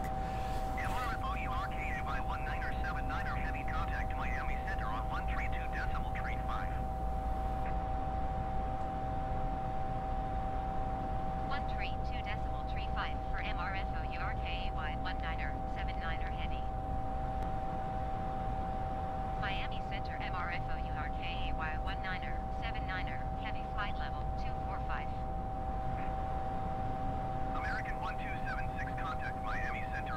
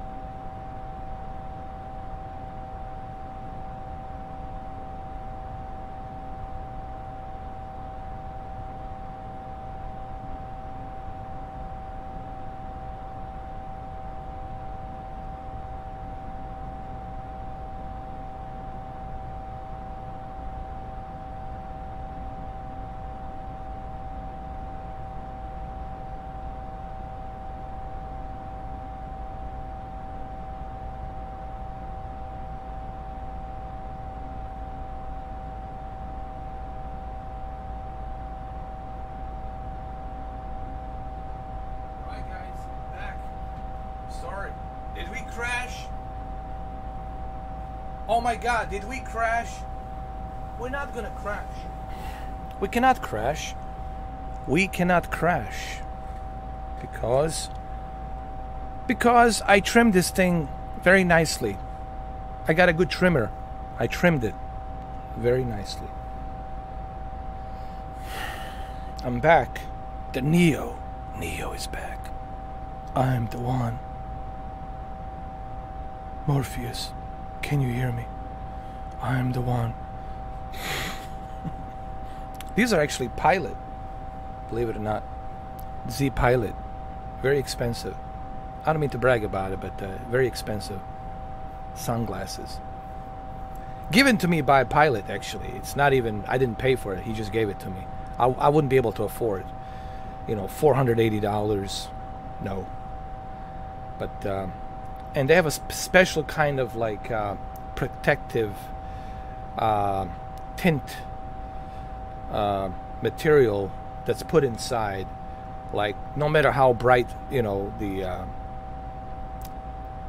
sun is, you don't have to worry about it. It will not damage your eyes. That's why you can't see, you can't even see my eyes.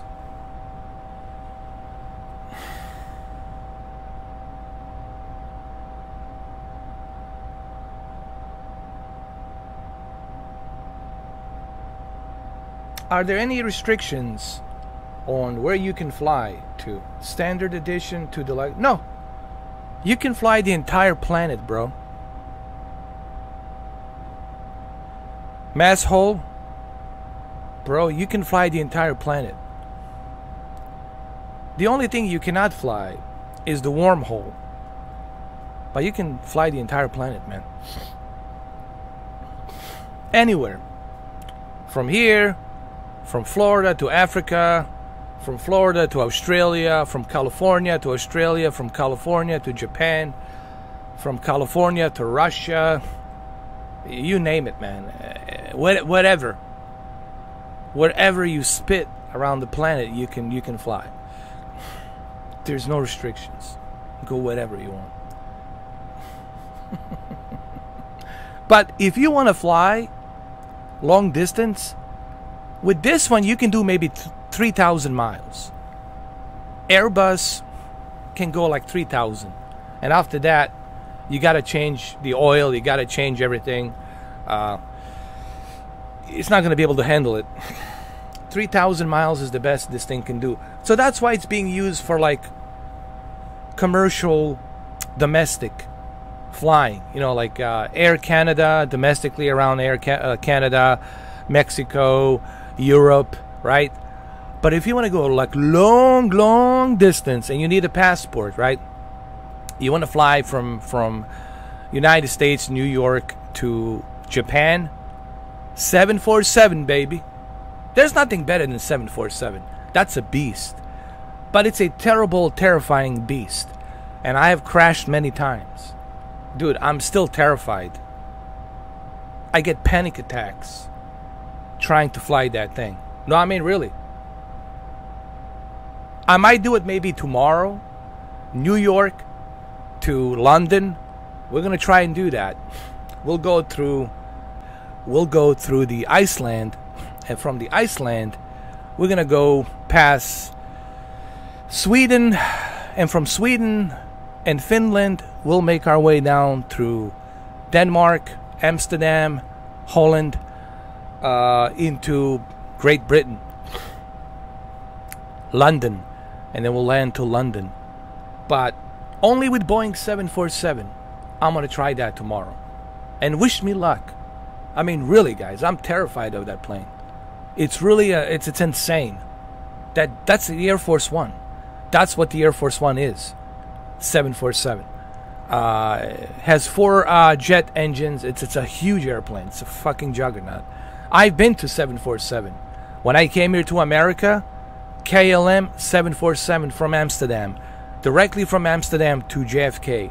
When I came here to the United States, and KLM,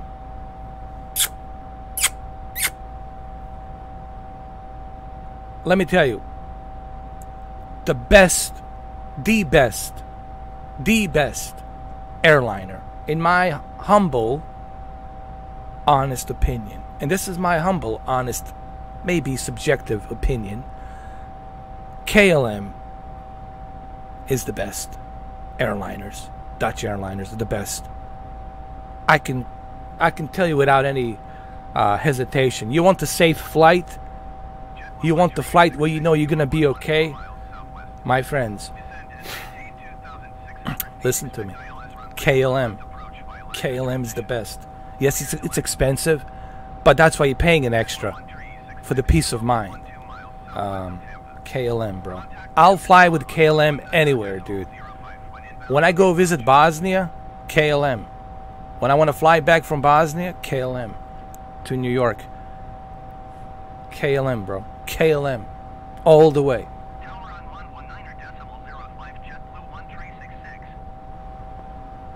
Yes, Netherlands. It's beautiful over there, man. It's beautiful. Especially women. Blonde hair, blue eyes. So cute, man. That whole region there. Beautiful. Beautiful women. Even the Baltic Sea, you know, the Estonia and parts of Ukraine and all that. Beautiful. Just beautiful. Beautiful women, man. Just beautiful. The whole area there. Poland. Even Poland. Beautiful, man. Bunch of beauties there, man. It's unbelievable. That's why the U.S. soldiers like to be stationed there. And a lot of them got married there, you know. They found their love in these different bases there. You know, NATO has a lot of bases. And, of course, our military troops, they're stationed there in these parts of the world because they're our allies. From Germany to Italy to, you know, Finland, Sweden, Denmark, you know, places like that. Poland, even Poland, you know. I know this, man. You guys got to remember, I met a lot of U.S. troops in Tuzla because in Bosnia, they were there. Dude, troopers, listen, I've been inside a Humvee many times. You know, it's a big-ass fucking car. It's a big-ass fucking Humvee. It's huge. But it's a lot of noise, you know. It's a lot of cracking noise. I've been there. I met with the U.S. soldiers. I regret, and I think I said this to one of the guys who was a Marine. He was here. He was a Marine. He was in Marine Corps. I said I regret. My biggest regret. I swear on my father's grave. My biggest regret is that I didn't join the Army, the Rangers. My biggest regret. People ask, well, why didn't you join? You had opportunity. The I-4 was there. The U.S. military was there. You could have easily joined. What happened? I was traumatized. Guys, here's honest truth. I was traumatized. Growing up, you know, 10 years old, 5 years of that war. The war started when I was 10 years old. And then when I turned 15, 16, I was a teenager. The war ended. And I was there for 5 years during that war. That war has traumatized me, bro. And I said I cannot handle the explosion, the detonations, the bullets, flying bullets over my head and all that. I cannot handle that. I'm traumatized. Seeing all that, experiencing all that, you know, seeing dead bodies, smell of the dead bodies and all that. I'm just traumatized by war. You know, I'm just traumatized. And that's the only reason. I get pussified. No, really, the war traumatized me, man. I was a young kid back then. You know, I was different back then. And I was traumatized, bro. Like, it's hard to explain, dude. It's something you have to go through. And but I regret that I didn't join. That's my only regret. Now I'm too damn old, you know. Yes, I can go to like reserves and like Corps of Engineers or something like that. There's other things you can do. But I'm still too damn old for that, man. I'm just too damn old, you know. You know, I have regrets. Look, I'm not gonna sit here and tell you that of course I have regrets. I can be honest about it. You know, a lot of people like to hide it and say that they have no regrets. Of course I do. But, you know, I was a different person back then. I was younger, and I wanted to experience life. I was traumatized by the war. And the last thing I want is to get back into another war. And guess what? The war in Kosovo happened. So guess what? The troops had to relocate to Kosovo. And after Kosovo, what happened in 2001? The 9/11, and we had to go to Afghanistan. And after the Afghanistan, we had to fight a second war. We had to go to the invasion of Iraq.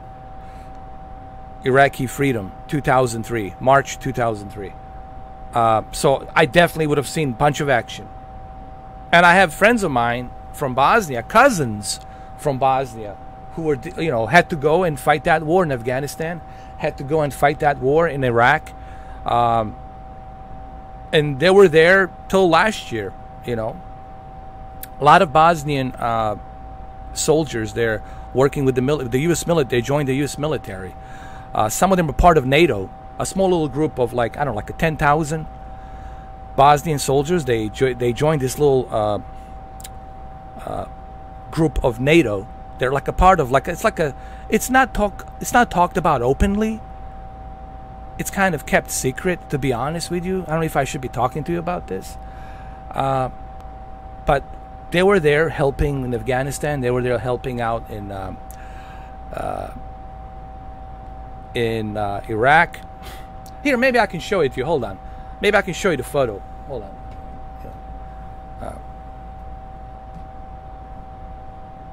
Here, maybe I can show you the photo so you guys know what I'm talking about.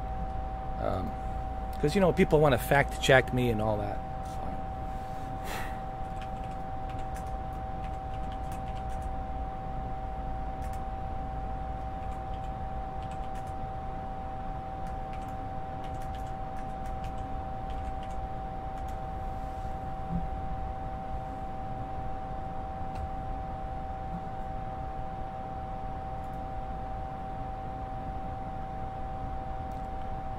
Hold on a second.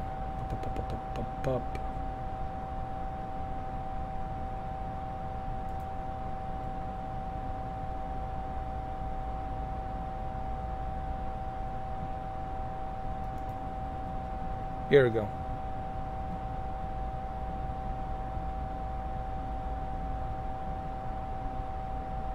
You guys can read this article and all that. Like, they don't talk about it too much, you know. Because Bosnia is a small country, you know, but we do help out, you know. This is something people don't know. Bosnia helps America so much, man, in so many different ways. Catching the ISIS, eliminating the ISIS, the intelligence. We're helping with the Iraq war, Afghanistan war, fighting the Taliban. We help so much, man. It's just, you know, the mainstream media, they don't talk about it. The generals, they don't talk about it too much. Maybe I shouldn't be talking about it too much, but we helped so much with the U.S. military. Here you can read this article right here. You can read that. Like I said, I had the opportunity. What I'm trying to say is this. I had the opportunity to join the military, the U.S. military. The only problem is I was a teenager, and I already spent 5 years of brutal war, and I was traumatized. And that's what happened, you know. But here's the flag. Let me show you. This is Sarajevo. This is the Bosnian flag right here. Let me show you. Right there. You can see it right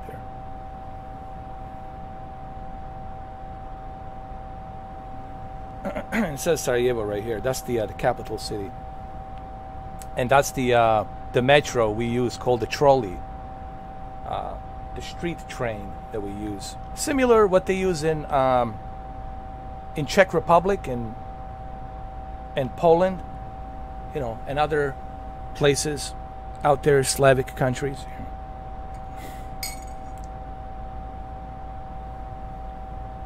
All right, so we're still flying, guys. We're still flying. We'll still got a long way to go. We're halfway across. Let me see. Oh my goodness, look at this. Look at that Gulf of Mexico. People say, Gulf of Mexico is not that big. Are you kidding me? It's huge. It's huge. It could be its own little mini ocean. Well, we cannot call it ocean because ocean has to be a huge body of sea, you know. But still, that's what we call it, Gulf. Like a Persian Gulf and you know, Gulf from Tonkin, stuff like that, on Southeast Asia. But Gulf of Mexico is pretty huge.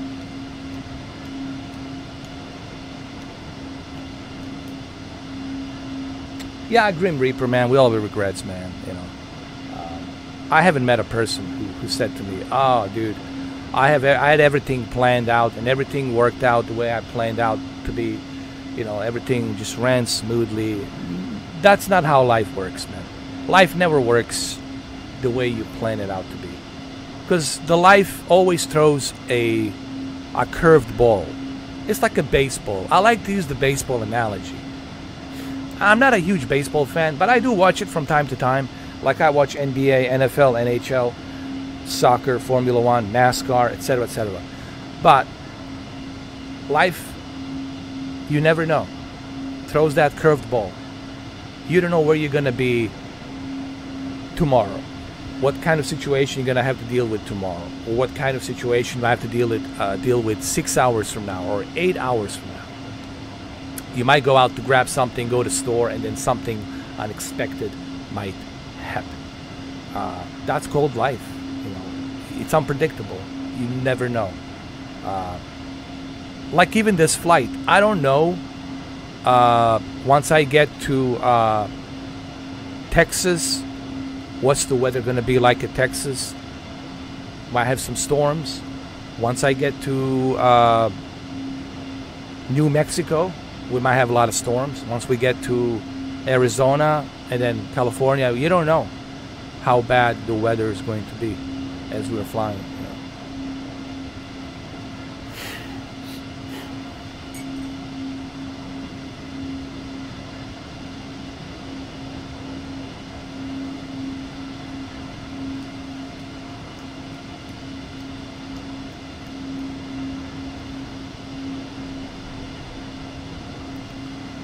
Let me put on my headphones so I can hear what's going on.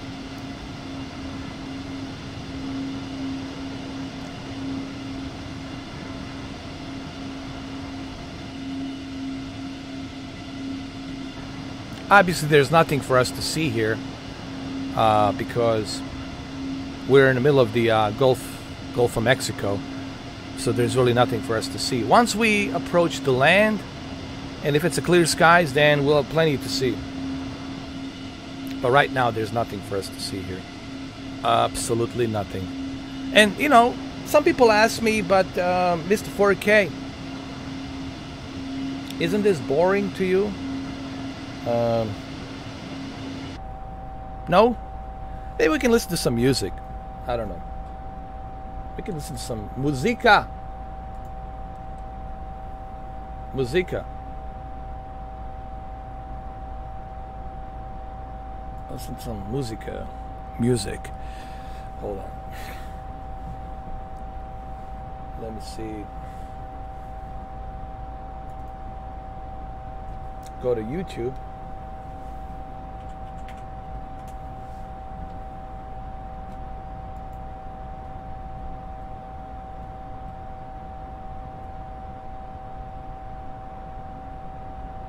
And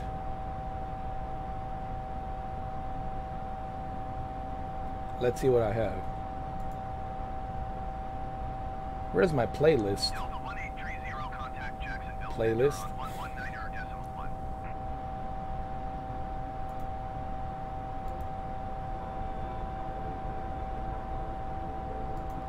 I don't know. What can I play here?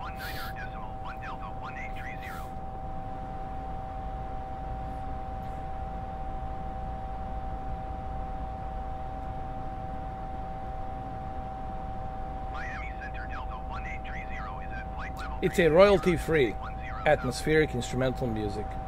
Delta 1830 Miami Center, continue as planned. It's not copyrighted. It should be free. So, some of these royalty-free songs are not that bad. You know, it shows you that people who have a passion for music and passion for singing, they make their money other ways, you know. But it's good to see that they're not, you know, charging, you know, people left and right. So I'm going to play this for you. It doesn't tell me what's the name of the song. It just tells me that it's part of royalty free. So we'll play this playlist while we're flying. I don't know. I guess so.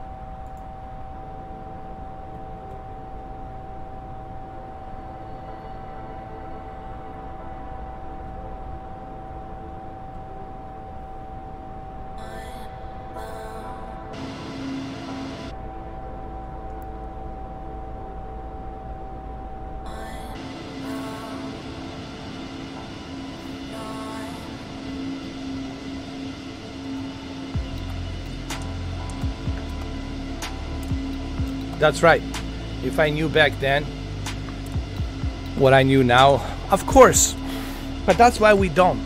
And that's why I don't believe you can go to future. And that's why I don't believe you can go to past.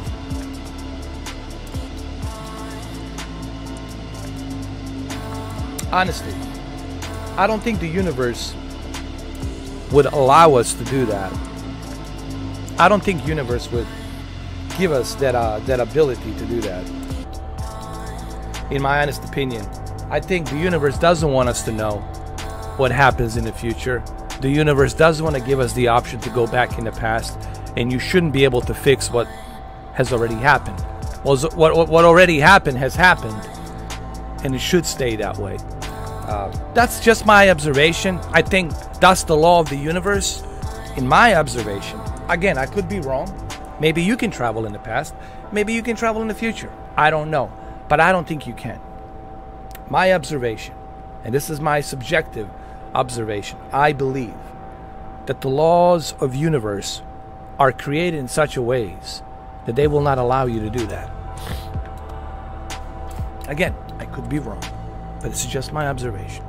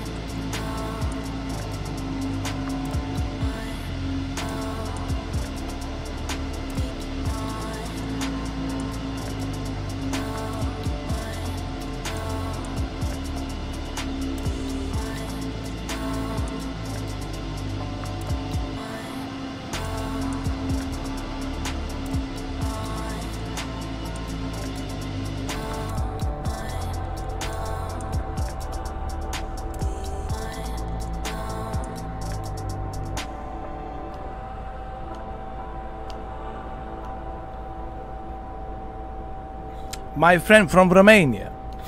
Che facci, che facci, che facci. Those are my neighbors from Romania. You know, we got Bosnia, we got Serbia, and right next to Serbia, we got Romania. A lot of history in Romania, you know. When you look at that old Wallachia, or Wallachia, and back then in 1400s, you had the great prince,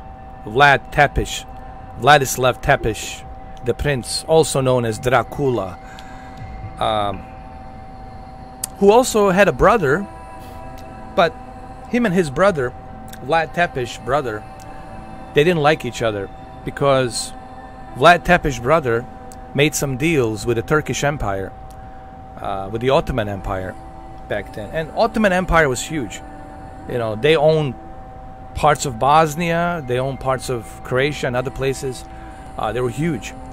And of course, they wanted to take the part of Wallachia, which is today's Romania.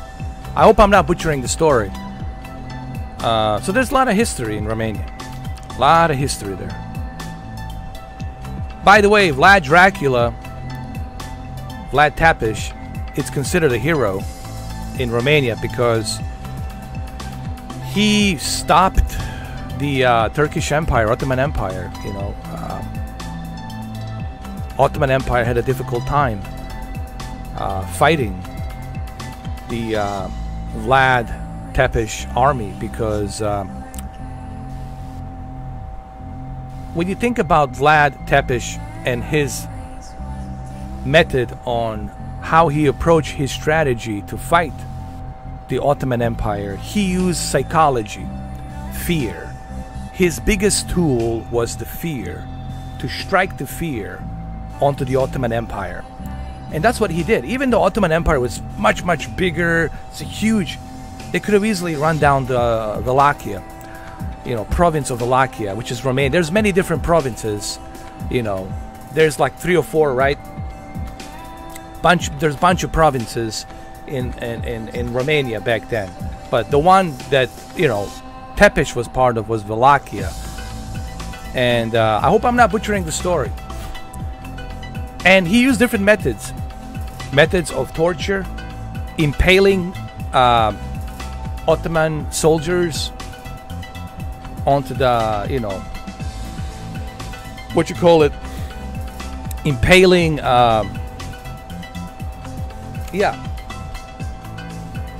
wooden, what you call that, wooden huge sticks. He was impaling people while they were alive, and he left them there to die in anguish and pain, and he would like leave for miles and miles and miles. He would leave all of these Ottoman soldiers stacked up, impaled, and that would strike the fear into the Ottoman Empire, you know, because back then people believed in voodoo shit. They believed in supernatural. They believed in, you know, all these things like witchcrafts and, you know, magic, right? People were a little bit, they were primitive back then, you know, not too much, but primitive minds, you know. They believed in all that kind of hocus pocus, and Vlad Tepes used that to his advantage. He wasn't crazy. I mean, sure, what he did would be considered a mass murderer. Like, by today's standards, Vlad Tepes would be considered a mass murderer. He also killed his own people, or anyone who disagrees with him. But he was not crazy. He was very intelligent. He used strategies, very sinister strategies, but it worked. It worked back then, 1400s, to defeat. Well, not to defeat the Ottoman. He didn't defeat the Ottoman Empire. I'm sorry, but he stopped the Ottoman Empire from taking over the Wallachia and other provinces in that region, in Transylvania. And his goal was to protect the Orthodox Christian religion, to protect the Orthodox Christians in that region there. And that's why he's considered the hero in Romania. I hope I'm not butchering this. If I butcher this story, please correct me. Correct me, Ovidon. Please correct me. I would like to be corrected. Because sometimes even I make mistake and I fart. I have a brain fart. You know, it comes out.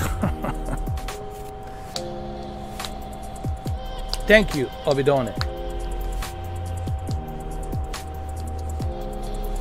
I hate war, man. I've been through it 5 years, man. I'm glad that there's a peace in Balkan region.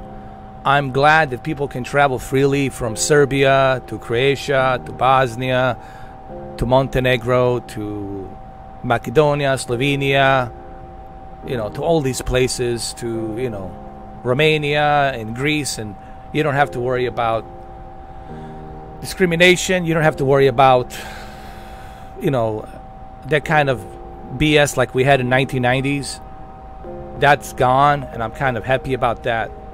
That things have changed, you know, because stability in region is very important. And at the end of the day, we're all humans, guys.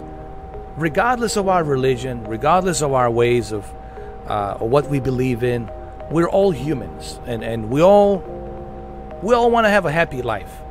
Nobody wants to struggle. Nobody wants to live in pain, suffering. We all want to live a good life, right? We all want the best life for our kids, for our children. But how does that happen? That happens only one way. If we all stand united. We all have to stand united, and we have to learn from the past. History is very important. That's what I try to tell my nieces, my nephews, the kids today. You got to remember the history.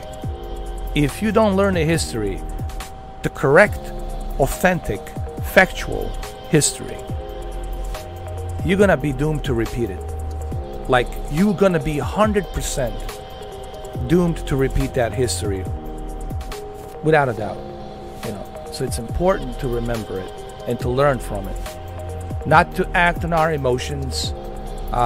We all have to respect each religion, each culture. Every culture should be respected. Every walks of life, every ethnic background should be respected. That's the only way. There's no other ways. That's the only way. History has proven that. That is the only way to do that. And I don't like when I see these groups saying, you know, I'm better than you, my party's better than you, I talk better than you, I walk better than you, all this BS, all this bullshit. I'm not into that crap, because that's bullshit. We're all human beings, you know, and we all want to be happy. We all want to live a happy life. Nobody wants to live a shitty life. Nobody. No one.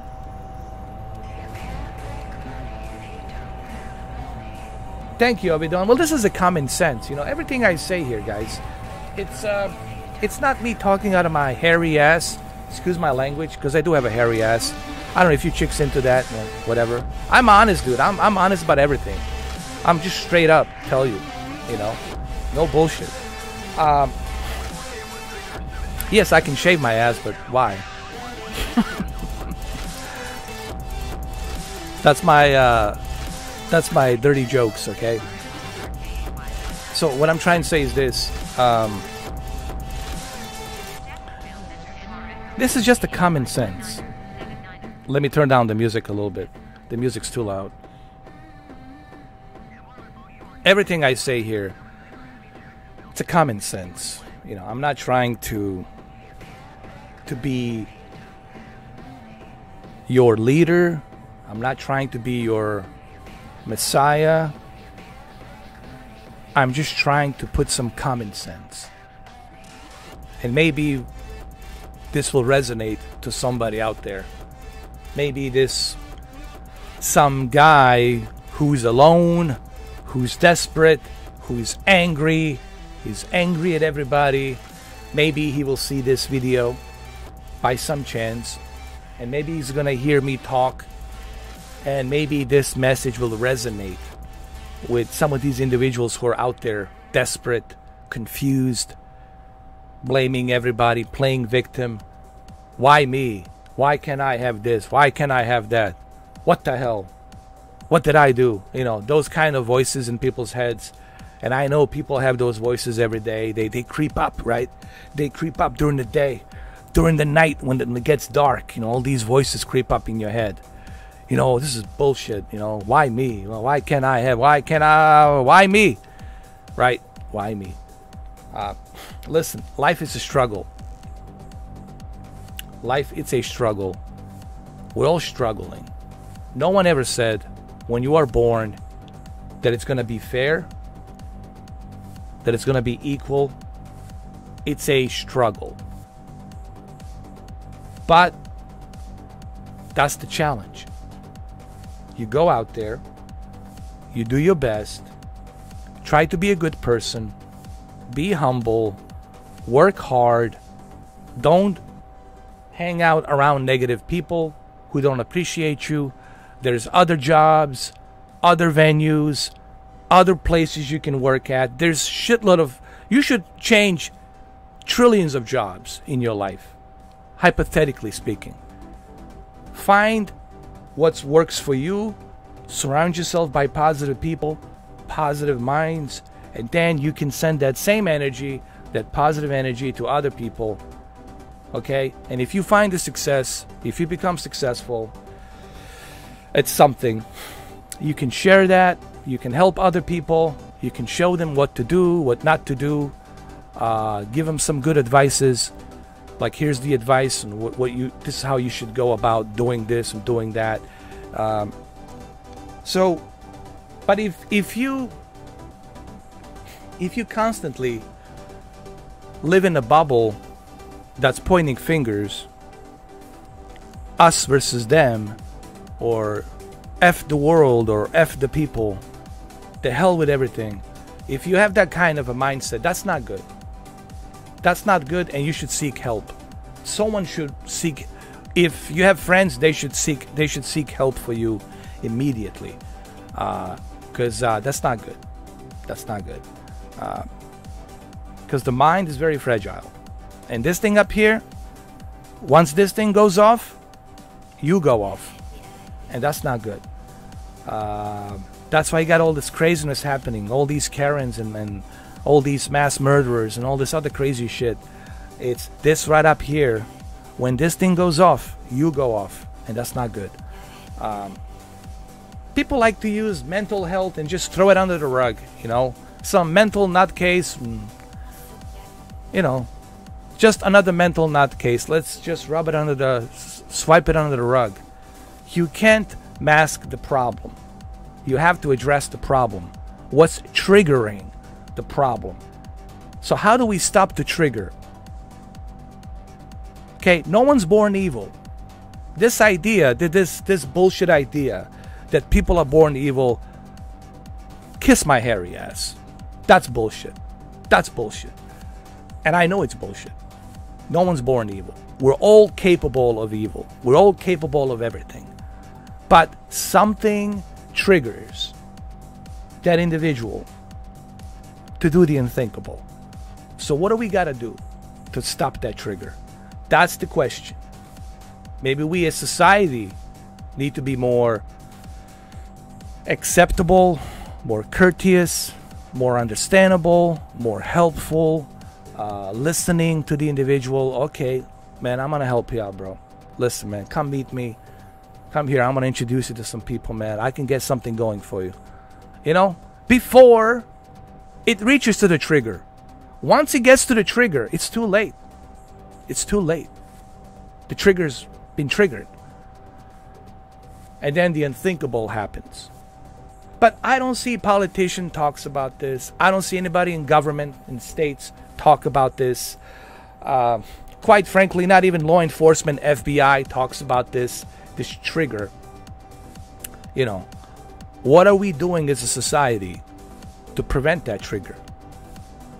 You know, if you observe and investigate all of these cases, these individuals, they never hurt a fly. That guy in Las Vegas, how old was he? 60 years old? He decided to buy a bunch of guns and start shooting people. And he killed 50 people.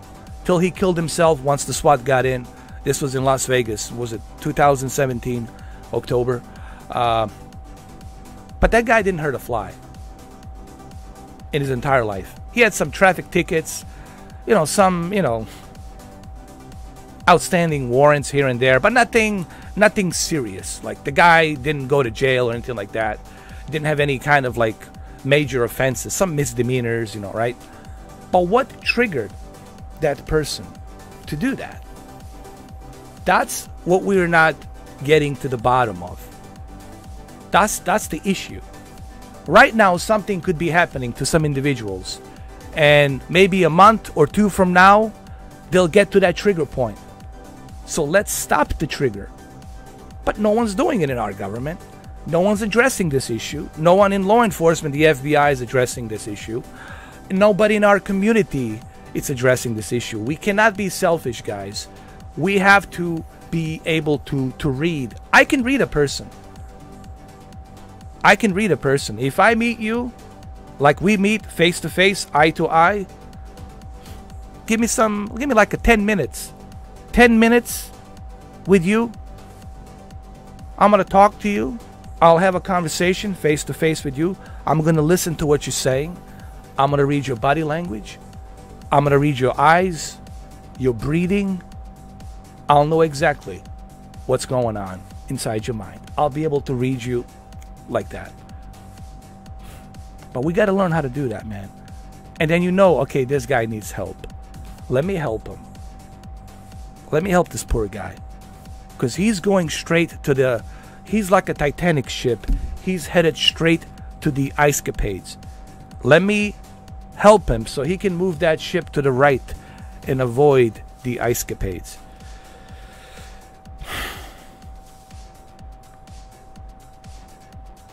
You know, we don't have to live in this kind of life, guys. What I'm trying to say is this. We don't have to live like this. Life could be better. But we're having some issues as a society. This whole selfishness narrative, man. You know, the ego and selfishness and greed. Okay? Ego, selfishness, and greed. ESG. I call it ESG.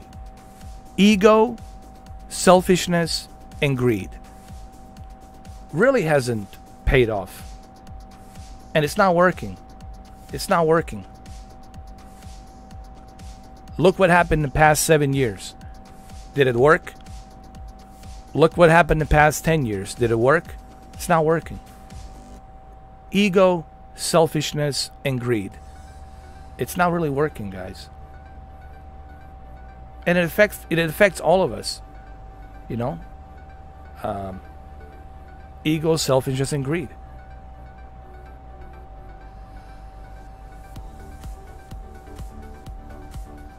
Selfishness and greed also means not taking the accountability.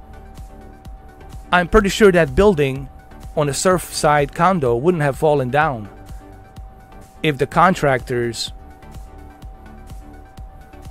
heed the warning that the building is not stable and there needs to be remodeled, needs to be reconstructed, and people need to leave the building till it's properly secured. That building fall could have been prevented, but due to the greed of these contractors, right? Due to their greed, or due to the greed of that Chaplin Towers, not wanting to spend millions of dollars to refurbish that building, to remodel that building so it's stable, 100 people died. 100 people died. That's my observation. And that's why there's a huge lawsuit case happening down in Surfside, Miami, because of that. Guys, ego, selfishness, and greed does not help. Does not help. And you've seen it. I don't need to tell you. You've seen it. Rewind the film 7 years ago, today. It's not helping us.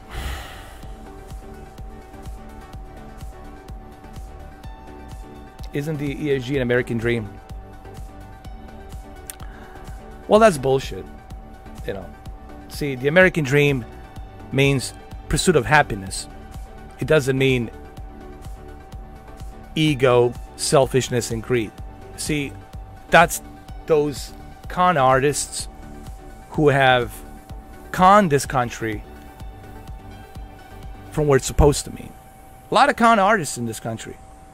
A lot of schemers and con artists, bullshitters, politicians, right, who have crippled the American dream.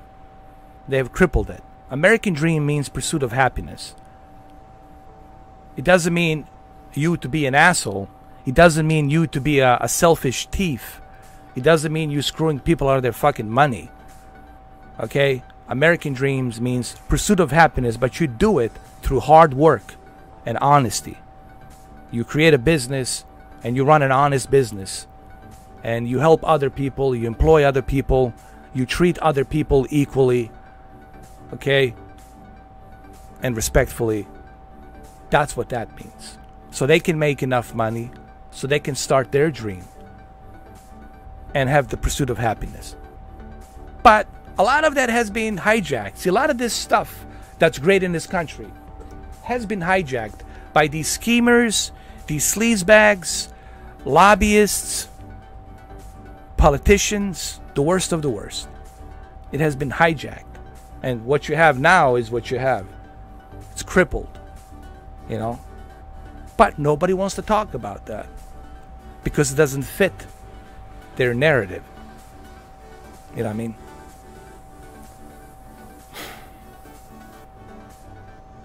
Again, guys, on my channel here, there's no bullshit.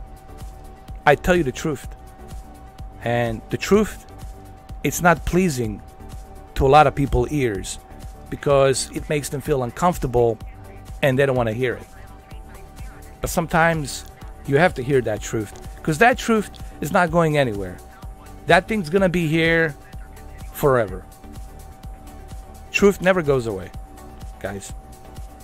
Never, never, never.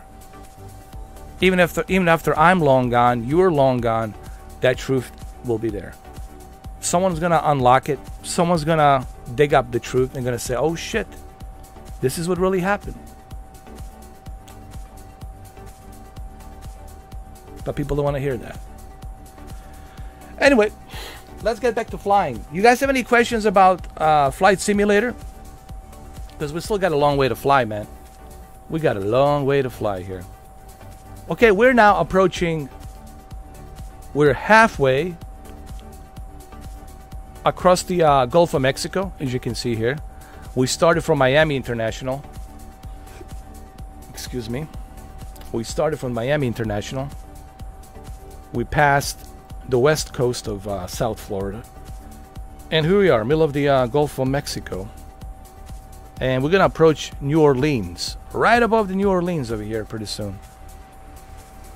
Yeah, almost nearly to Louisiana, right there. Hold on.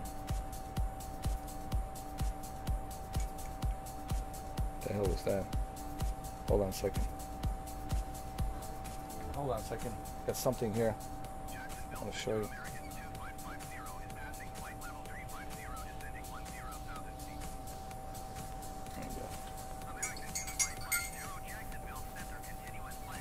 I don't know. Some creature flew into my coffee. A creature!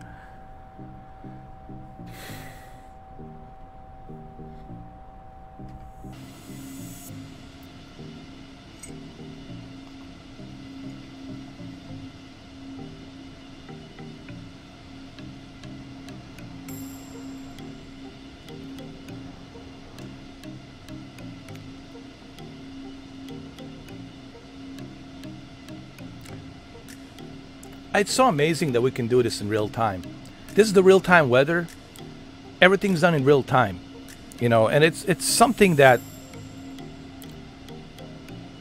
I think that's the aspect of this game, in my opinion. This is what's appealing to people, honestly, because everyone's asking me these questions. Mr. 4K, I don't understand. What's the fascination with a flight simulator? Like, what's so fascinating about this? Well, I think this is the fascination right here. That you can do this in real time. That it's all being done in real time. And it's pretty cool that we can do that.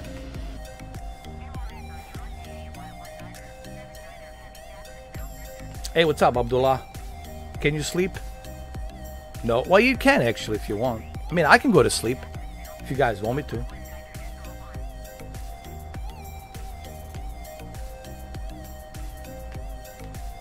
And I come back at 4.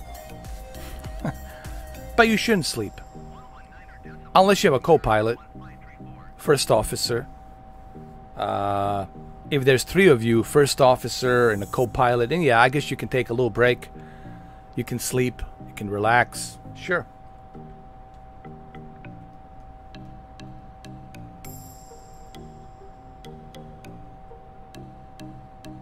Yes.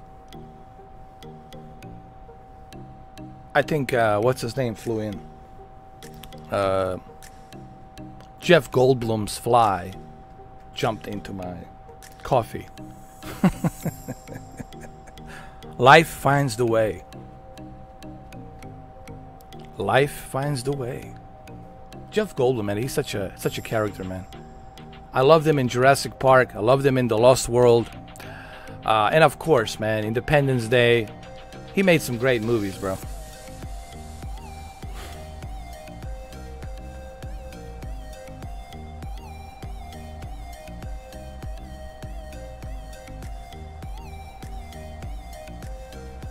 Oh yeah, Abdullah.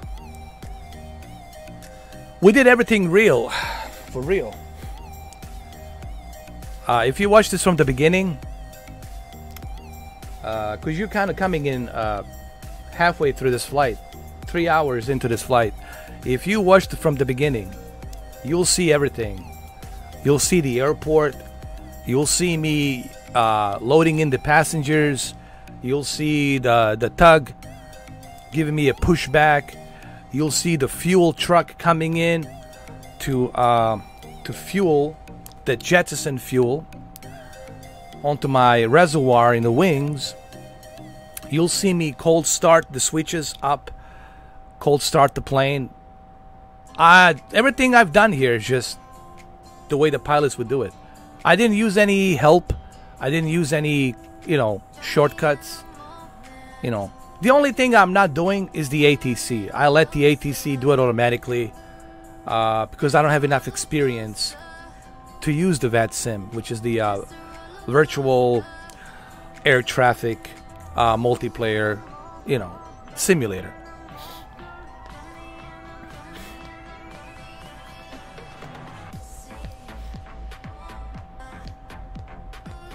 Well, if you've seen my past stream, then you know.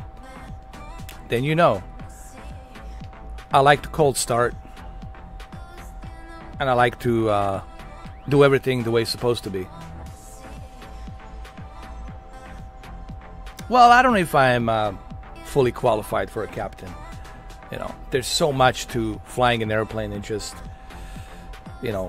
learning the basics on how to turn the airplane on and how to take off. It's about keeping an eye on your fuel, keeping an eye on your jet engine, making sure it's not overheating, checking with the ATC, talking to the ATC on what's the weather over there, what kind of weather can I expect to see once I make the approach. There's so many obstacles, man, because the weather could play a huge role. Turbulence could play some role as well. Even though turbulence is something that these airplanes are designed for, they're built for the turbulence to withstand 600 knots, 700 knots. They're built to withstand the turbulence because of the upper and lower pressure of the weather system. That wind could push you, give you that turbulence, that air that's coming from our atmosphere could give you some trouble with the turbulence, but it's not like, something you should worry too much. But the thunderstorm cells, the anti-ice, the icing on top of the clouds, going through the clouds can have major problem on the jet engine, icing, right? Because the temperatures can quickly drop down when you are in these clouds. It's like a vapor, like an air condition, It's almost like going through the air condition. But there's so much you got to learn, man. I know friends who are pilots, and they tell me, dude, there's so much. There's so much you have to understand. You have to understand about the aerodynamics.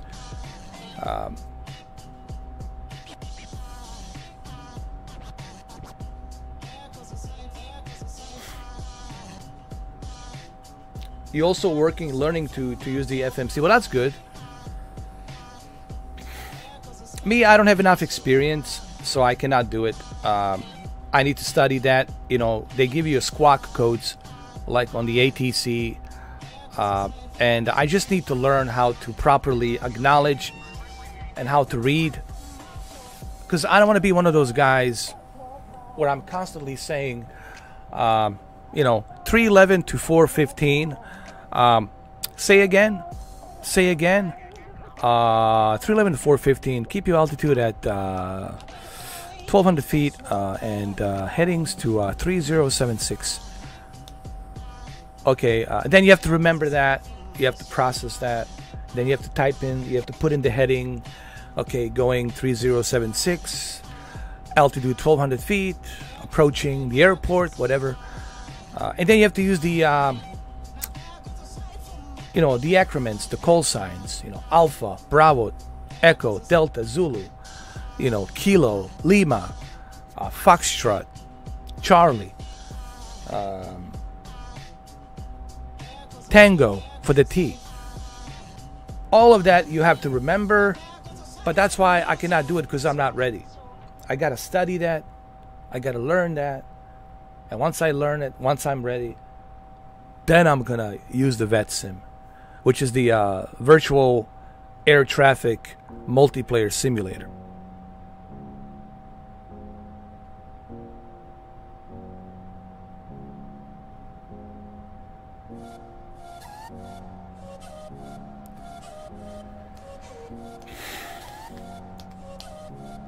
I don't know, man. I would love to do it, Abdullah, but it's just so expensive. Honestly, I really thought about it, but it's so expensive. And I don't live far from the airport, actually, from a private airport. You know, it's just too expensive right now. Maybe once I save some money, maybe if I save enough money, you know, then I can say, okay, maybe I can do this. But right now, I mean, it would be just too much, too expensive for me to do it, you know. Just getting your license can cost you over thousands and thousands and thousands of dollars by the time you finish. And you gotta finish. You could fail. You could fail many times. And every time you fail, you gotta apply again and apply again and apply again. And then, I don't know, the FAA could say you really cannot fly, you know. You failed every aspect, and then you spend all that money. And then you gotta lease an airplane. Right? Now you gotta pay for that to get that certification from Federal Aviation Agency. But at the same time, now you gotta lease some sort of Cessna, like C-170B, right? That's gonna cost you thousands of dollars. The fuel, 1 hour, how long you gonna fly, what's your flight plan, where you gonna fly. The flight plan has to be authorized. The plane has to be checked, has to be inspected. You have to pay for the hangar where the airplane's gonna be kept. You have to pay for the service, you know, for the those guys on the ground controlling the airplane, the airplane mechanic, the flight engineer checking it, getting approved by the inspector of FAA. It's expensive. I have friends who are in the Air Force. I have friends who are in the Air Force, and they tell me it's expensive. They have money, so they can do it. You know, they have money, but if you don't have money, man, it's really is going to be tough. And in some other countries, it's even more expensive. In America, actually, believe it or not, it's a little bit less expensive, but in other countries, it's super expensive. So I would love to do it, but right now I can't. Now think about buying an airplane. Think about how much money you have to spend on that, to maintenance that airplane, to buy that airplane, to lease the hangar, to keep it in a hangar, because you cannot keep it in your house.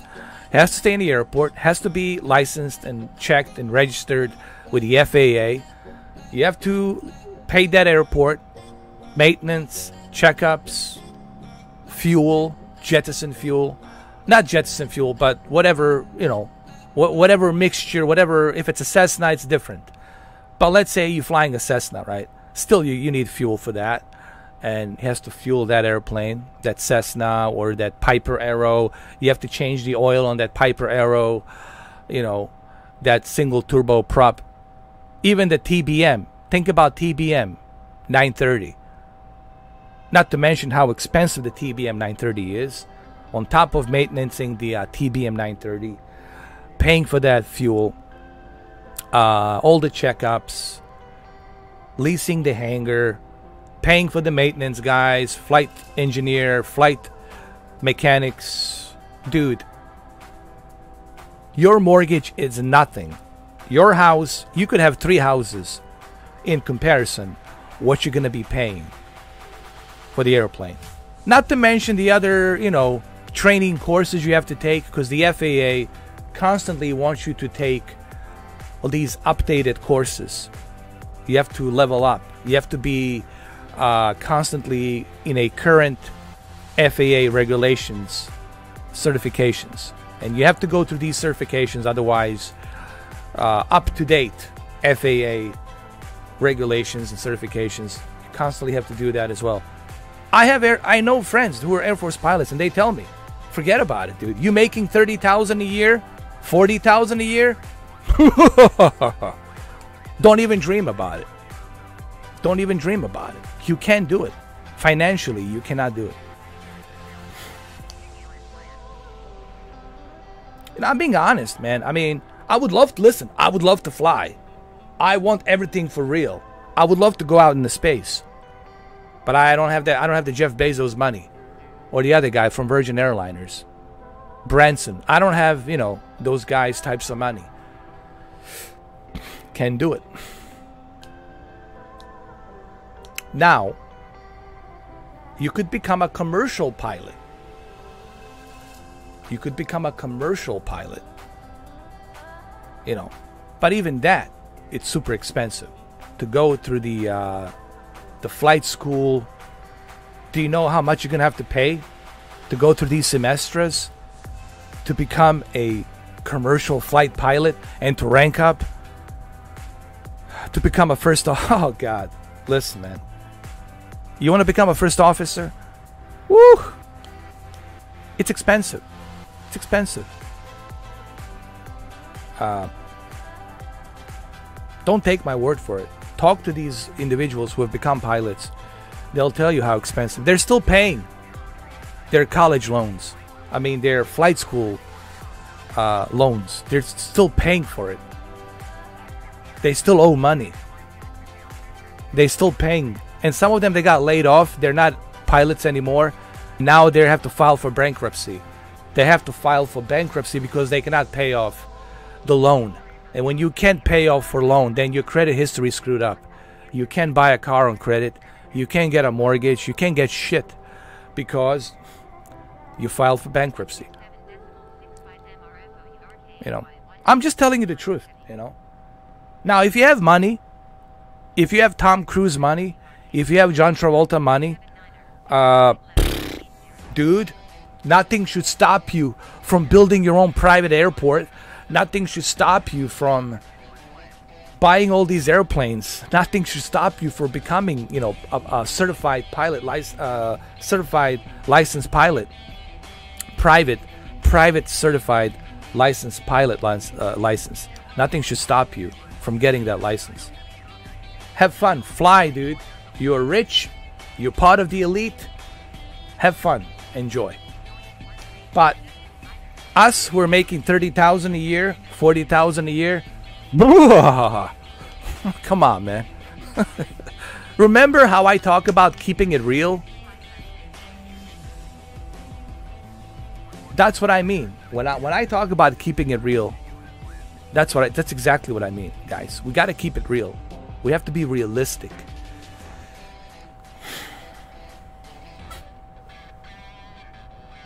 You're doing a Fort Myers, Florida to Boston. Cool. That's awesome, Captain America. You know, Captain America, you should join me, man. You should become a friend. And we should fly together, man. Information. I don't know why you guys don't want to do that. I mean, it's up to you, but I think it would be much cooler if we join together and we fly together information, you know. I'm not that difficult to find. There's only one Mr. 4K upscaler riding on a, what you call it? What was that? Not a donkey, but a pony. I'm riding on a pony, which is what the fuck was it? What kind of pony was I? There's like you'll see a picture of me in a suit with the glasses, riding a fucking some kind of pony or something. Anyway, there's only one Mr. 4K upscaler. You just add me as a friend and fly alongside with me. You know, definitely do it, guys. You know.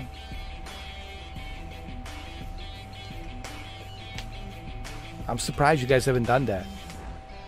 You know, I don't know what you guys are afraid of. I mean, Jesus, you know. I wonder about you guys sometimes because I don't know you guys personally. You know, I don't want to judge anybody here, but I do have my, you know, doubts about some of you. I have to have doubts. It doesn't mean that I don't like you. It doesn't mean that I don't consider you, you know, appreciative. But I do have my doubts about some of you, you know, because the way I look at things is like, you know, if you truly like what I do, if you truly like me, if you truly support me, right, then I'm gonna turn this music off a little bit. Then it shouldn't be a problem for you to add me as a friend, you know, for you to send me a request or what have you. But I don't know. I don't know. I mean, like I said, don't please, guys, don't get offended. It's just remember, you know, I don't know what's going on inside your head. You know, what do you think of me personally? I'm sure you have all kinds of ideas about me, whatever, and that's your right. You have that right to think whatever you want to think. But I'm also saying, like, a lot of people tell me, I like what you do, I like your channel, and this, and that. But I'm like, okay, well, where are you? Why aren't you a friend on the Xbox Live? You know, add me to the Xbox. You know, I'm right there. Send me a friend request. You know, like, what's up? You know.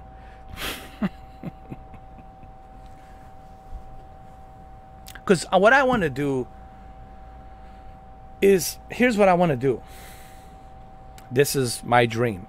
I want to create a group flying formation. I want to create a party chat, like a group party chat, and we can all fly together once the Xbox version of the game has been released next week. I want to be able to fly with you guys in a group flight with a microphone, so we can talk to each other with a microphone, you know, instead of typing and reading the text message, so we can talk to each other. I can hear you, you can hear me, and we can talk to each other while we're flying in a formation, you know, check each other out, you know what I mean? Stuff like that. That's what I really want to do. You know what I mean? That's what I'm looking for. The only way that's gonna happen is if you guys become friends on my Xbox Live, and then we can do this together, man. We can live stream together. We can talk to each other on a microphone while we're flying. Where do we want to go? Which locations? Let's go information. Let's go check the pyramids. Let's go check the certain mountains, certain volcano, certain parts of Africa, certain parts of Southeast Asia. Let's go check out some historic monuments or whatnot. Let's go fly here. Let's go fly there. Right? Let's go check out this place. Let's go check out that place. We can park somewhere out there in a national park, kick back, relax, talk to each other, and then fly in group formation. And I want to do that. And I think you guys will have fun doing that. I think that's where the fun of Flight Simulator really will become is the multiplayer aspect. You know, the multiplayer aspect of it. Yes, you can do it realistically. See, this is the thing about Microsoft Flight Simulator. They're not forcing you to play it realistically. You don't have to play it realistically. You don't have to do a cold start. You don't have to do a flight plan. You don't have to do any of this. You can play any which way you like. And I like that freedom that the Microsoft Flight Simulator is giving to you. They're giving you this freedom to play how you want to play. And I'm telling you, the group flights will be so much fun, man. So much fun. Trust me.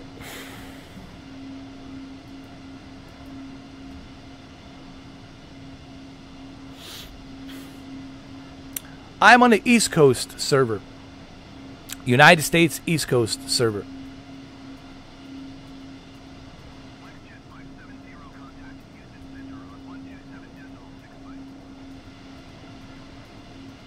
But all you guys have to do is just add me to the Xbox. You know? And then you can join my party chat, right? My group chat. And then when you become a member of my group chat, then we can start flying together from the beginning. You know, now it's too late. Now you're not going to catch up to me. You know what I mean? You can't catch up to me right now. I'm too far away. You might have to look for me, fly around here and there. It's too late right now. This is something we have to do at the same time. We have to start and plan together and fly information, the same altitude, the same speed of knots. All of this has to be planned accordingly. We cannot just do it half-assed. I don't like doing anything half-assed.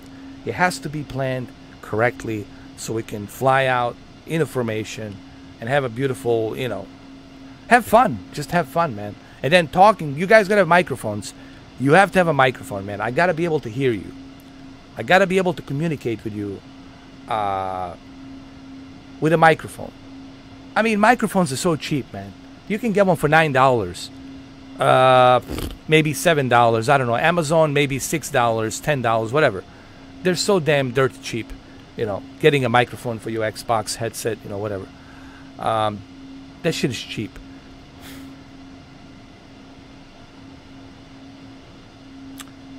So next week, guys, let's do this.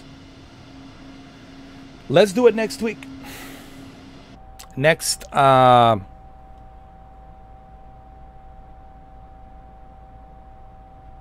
do it Wednesday. Because Tuesday, you guys will be busy getting familiar with the video game. You guys will be busy patching out the updates. So let's do it Wednesday. Because I'll be busy on Tuesday doing comparisons between Series X and Series S version, and then doing some live streams as well.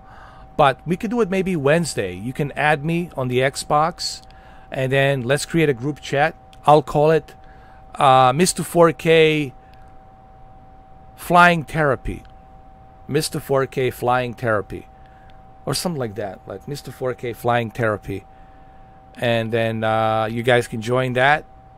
Add me as a friend. And then we can start flying, man. Having fun. We're going to have a lot of fun, you know. Yeah. I'll bring Tony Montana, you know. I can bring Tony Montana. Bring him in there and he can say, you know, the fuck, man? The fuck we doing here, man? You know? I done come from Cuba for nothing. Get the fucking plane, man. The fuck start the plane. So maybe I could bring Tony Montana. Maybe I can bring Arnold. You know, maybe I can bring Solid Snake. You know, Colonel, where's Naomi? 10 years ago. I haven't seen her. Maybe we can bring Arnold. You know what I mean? The clear vision into this world here. The people ask me all the time, so what is a success? The success to get into, to be successful bodybuilder. First you have to have a clear vision to where you want to go. We can bring him. We can have a lot of fun, dude. We can bring Joker. Fuck, we'll bring Heath Ledger. Rest in peace, Heath Ledger in heaven. We can bring him. Have fun, you know. We're gonna fucking great time, dude. You know. I mean, what happened? Your balls dropped off. You see, these so-called civilized people, they're going to squeal, and they're going to eat each other gladly. I changed the fucking script. But yeah, man, like, I want you guys to have fun. You know what I mean? You know what I mean? You know, this is what I was talking about, and I know I said it to you, Extreme Gaming. This is what I was talking about, like, those individuals whom I have blocked in the past. Because they were fake, you know? They said they were my friends, but they talk shit behind my back. They mock me behind my back. They pretend. I'm not into that stuff, guys. I'm not into that in real life. I have cousins whom I haven't spoke to in 20 years because they're fake. You know? They're pretentious, they're selfish, and they're fake. I'm not into fake anything. And I hate to use the word fake, but I don't know how else to describe it to you. You know, just don't beat around the bush with me. I always tell people, don't beat around the bush with me. Just, hey, dude, you don't have to be my friend, but also don't bullshit me, you know, because I can see right through your bullshit. I always tell people, just be straight up with me, man. Just be straight up and just say, hey, you know, I'm kind of new to your channel. I don't know yet. I'm just kind of just browsing. Okay, cool. Have fun. But don't tell me, dude, I like your channel, man. I support your channel. Da-da-da-da-da-da-da-da. For years and years, and then I barely see you. I barely see you on my comments. I barely see you coming into the streams. I don't see you ever becoming a member, at least just to try it once for $2. Just to try it once for $2, right? Guys, in this world, you could be pretentious fake person, or you could be a real person. And you're going to have to make that choice. And some of you already made that choice. But some of you didn't. And for those of you who didn't make that choice, good for you. For those of you who made that pretentious, selfish, bullshitting choice, well, that's on you, you know. But I don't appreciate fake individuals. You know, I'm not into that, guys. You know, that's just the way I am. You know, it doesn't mean I don't like you. It doesn't mean that I have something against you. It's just, I'm just allergic to fake people. You know what I mean? It's just, I'm allergic to it, man. Like some people are allergic to penicillin. Same thing with me. I'm allergic to it. And that's why those individuals were blocked. That's why they're not with me anymore. Because of them being fake.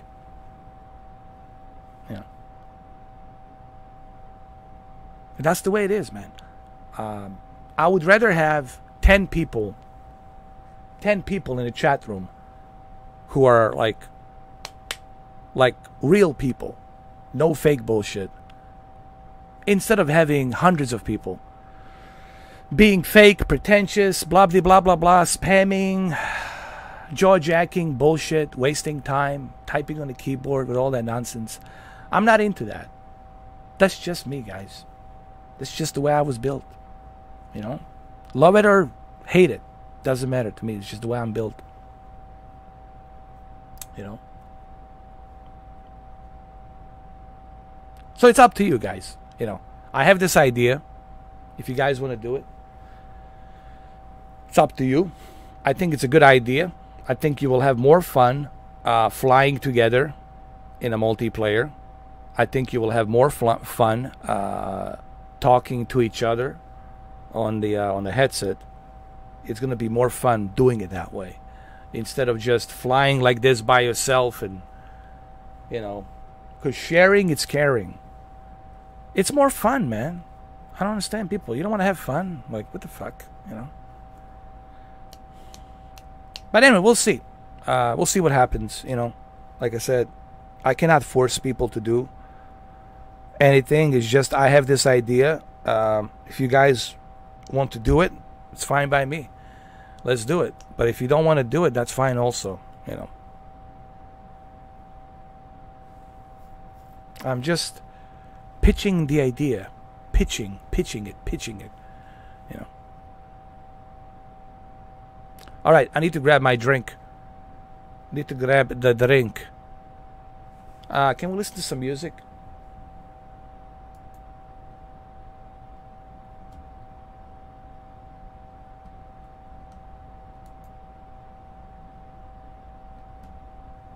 Let me see.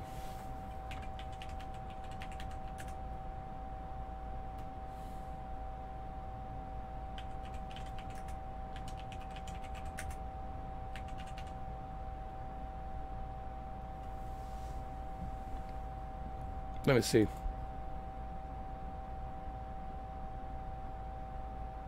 All right, let's play some Enter Sandman. This is while I make my water.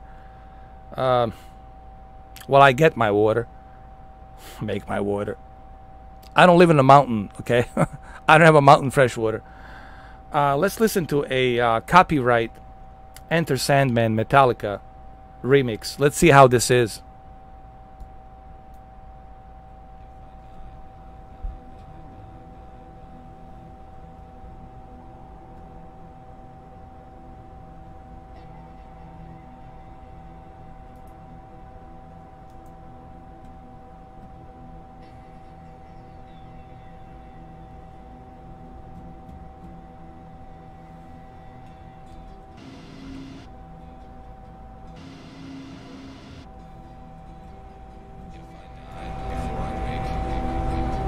Okay, I'll be right back.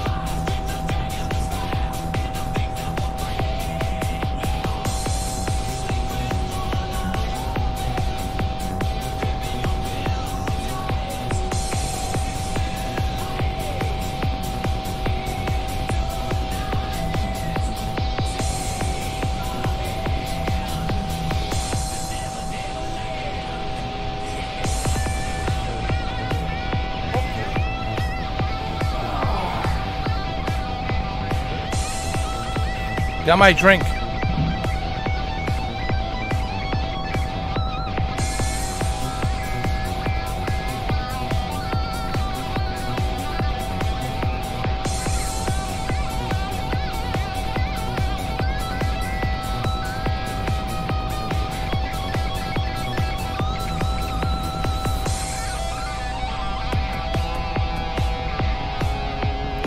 Okay, we're approaching Louisiana.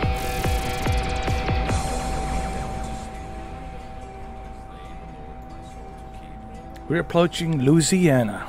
Can we see it from here? Let's use the drone. Hold on.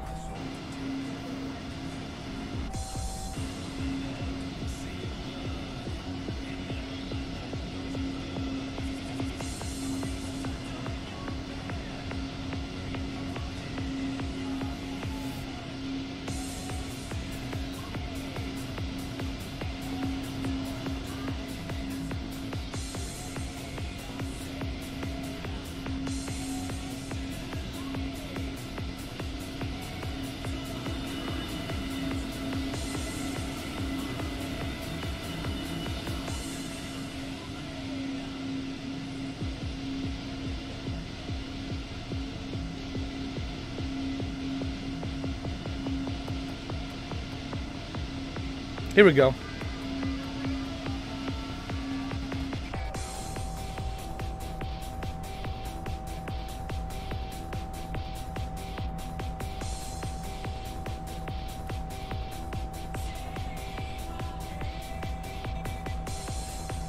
Actually, this mix is not that bad. This mix is not that bad at all.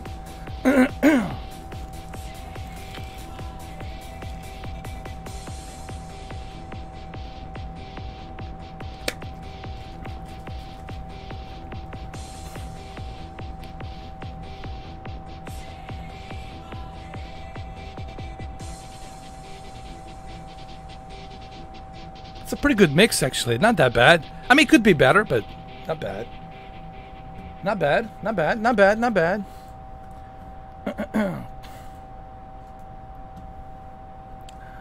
Did I have any problems with the police in the United States? No. Why would I? If you're a law-abiding citizen, if you're not breaking any law, if you're not dealing drugs, if you're not stealing, if you're not assaulting, if you're not having any Karen's attitude, then you won't have any problems. Did I have some tickets? Yeah, I had some tickets. You know, paid them off. Some of them I didn't pay them off. I went to the court. The judge dismissed it. Didn't get any points. You know, been a couple of car accidents. Went to the court. The judge, you know, decided that the other guy was lying about being hurt, and he wasn't hurt in the accident because the medics shows that he wasn't hurt on the right side of the shoulder.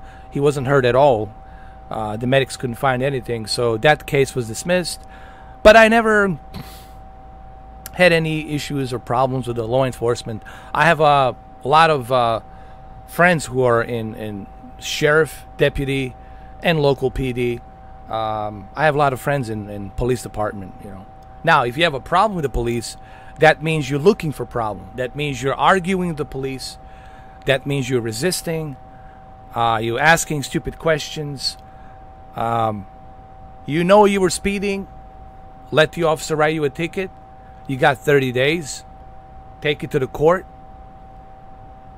The police officers usually don't show up in a court. They never ever show up in the court, and that ticket will be dismissed. You pay a lawyer, he dismissed the points, and you're on your way. You know, so if you're gonna argue with a police officer, then you're creating problems. Then you're creating drama, unnecessary drama that can escalate to a worst case scenario. So that's really a stupid question, Yanko. Close up, dude. Don't ask stupid questions, man.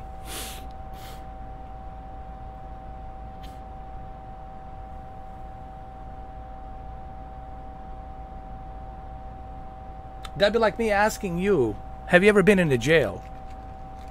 I don't know. Maybe you've been to jail. But why did you end up in jail? Yeah, means you did something stupid. Or you broke the law. You know, guys, don't ask stupid questions, dude. You know. Well, at least I answered your question, but dude, you gotta go.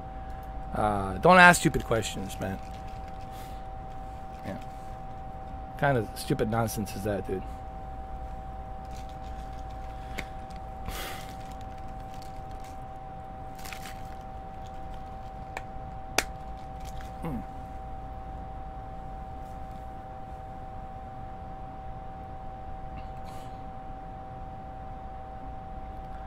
Ice water. Oh yeah.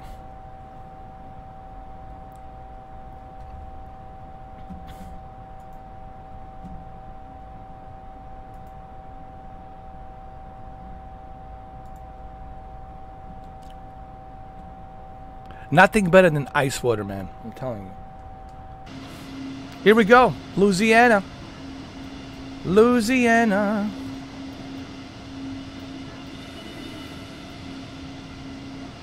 Nice clear skies for now.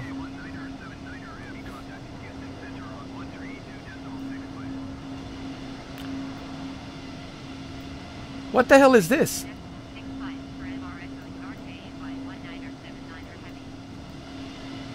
Is this the oil refinery down below?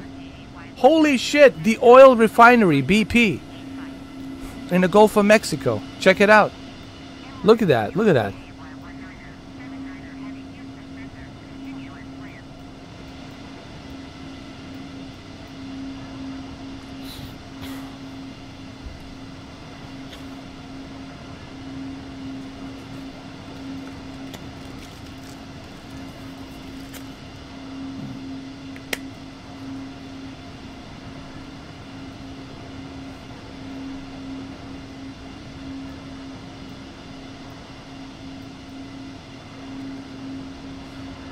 Look at that.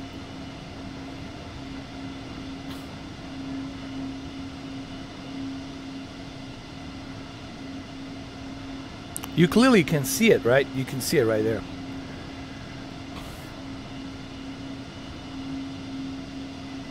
Look at that.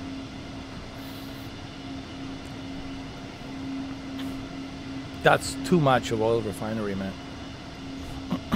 Oil rigs. Holy shit. Right next to the beach over here. That's just great.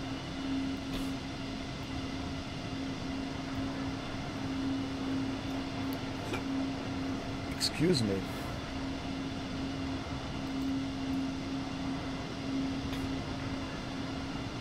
Look.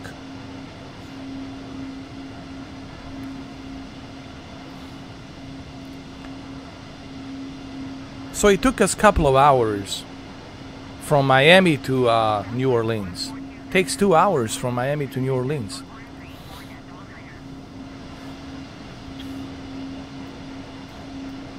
There we go. We're halfway there, fellas.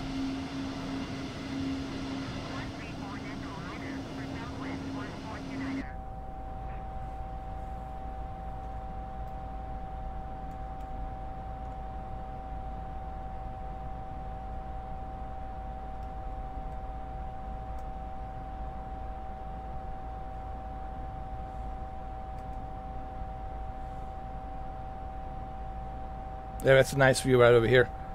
I like this view. I like this Metallica Enter Sandman. It was pretty good, man.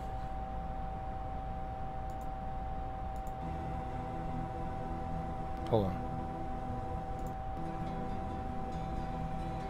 This remix.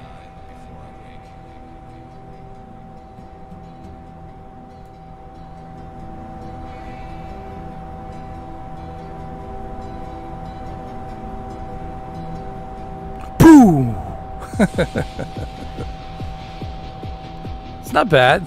It's a pretty good remix, man.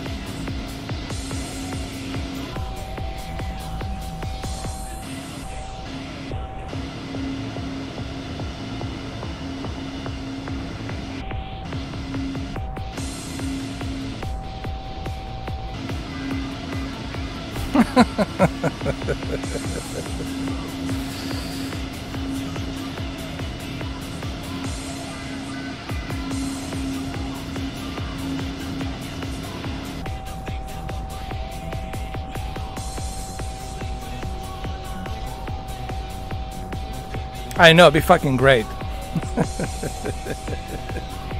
Imagine the fucking cockpit people on the in the passenger going fucking crazy. Whoa! Be fucking chaos, man. People will be parachuting at the fucking airplane, bro.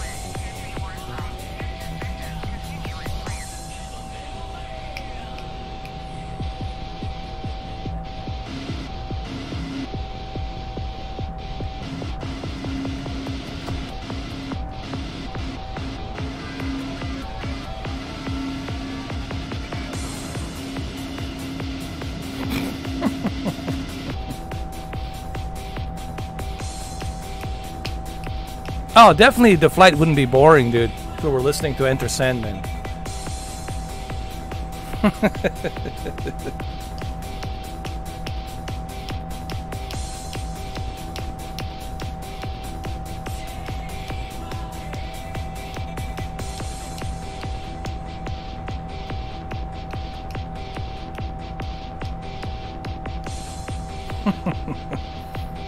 I would definitely play this, bro.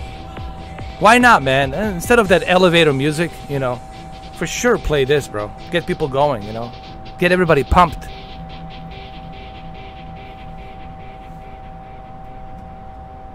Definitely, man. That'd be great. You know.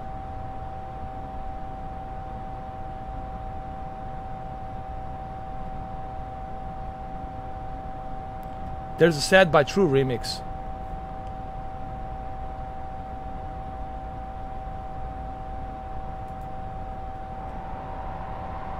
Let's listen to this.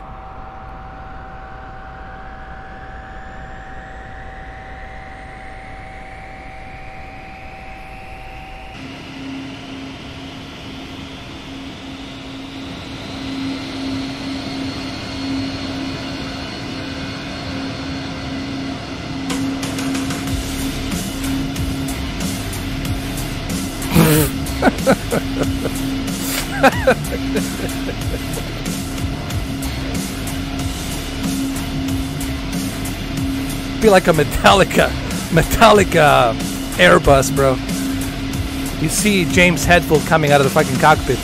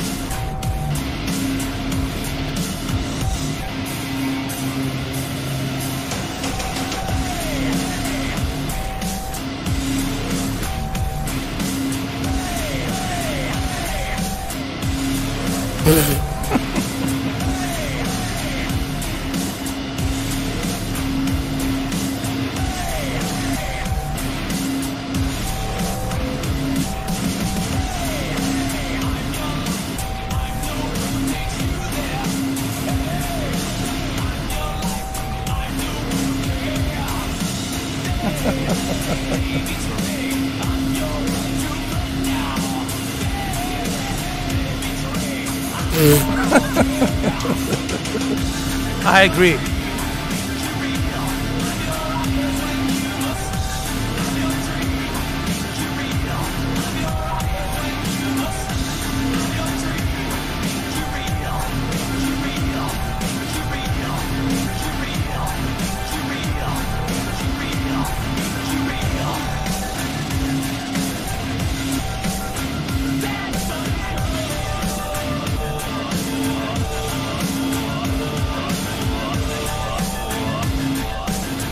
Fuck yeah, bro. Be a fucking mosh pit. Be a fucking mosh pit, bro. Definitely shooters getting stripping. They'll be like stripping naked, you know. They would become like a flight stripper attendants. And then you would have mosh pit. They would tear up the fucking chairs. Oxygen mask will be pulled out. Be fucking crazy, bro.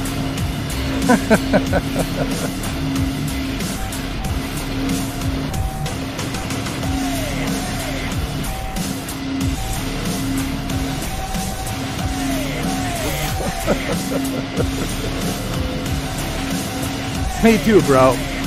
I easily sign up for it. Easily sign up for that, bro. I don't care if it's a $400. Definitely go for it.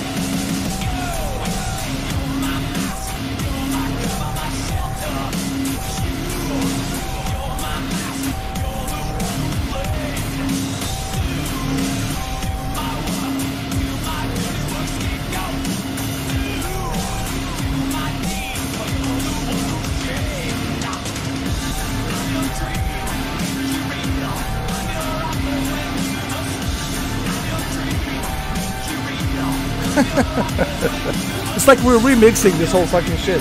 This thing has turned into a goddamn remix now.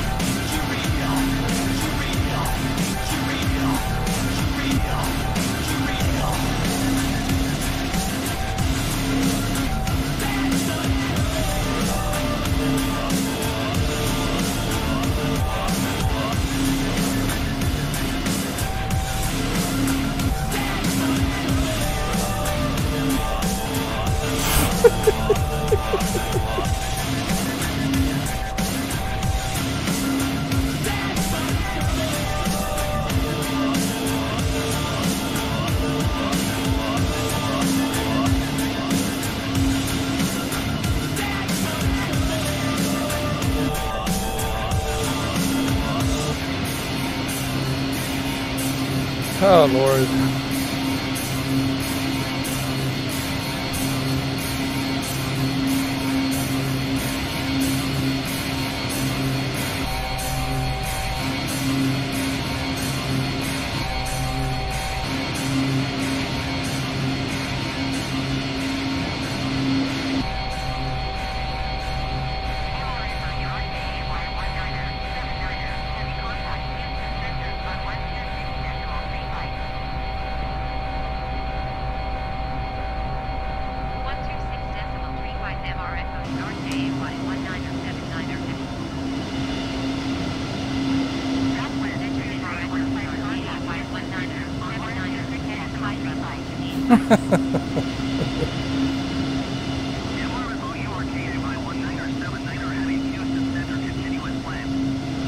That was pretty cool, though.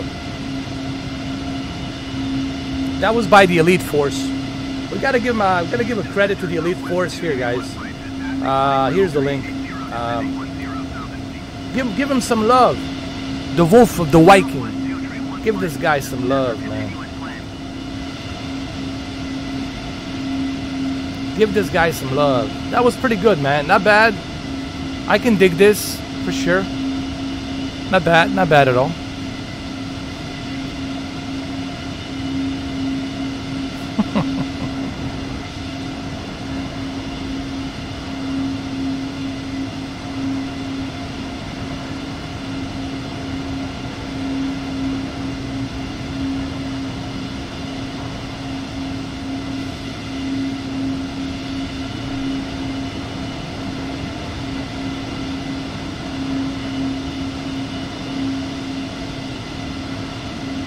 Uh-oh, we got a storms.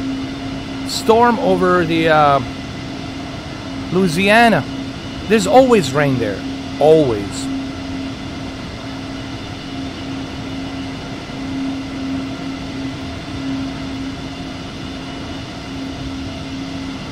That was pretty good, man. That was pretty good, bro. No complaints. No complaints here. Job well done. There you go. You guys can listen to it. You can bang that head. Bang it. Bang it.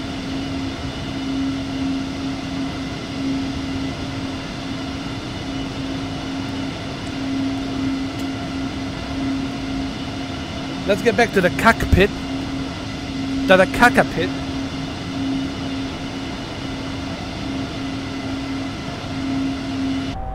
There's the cockpit. A little bit of silence.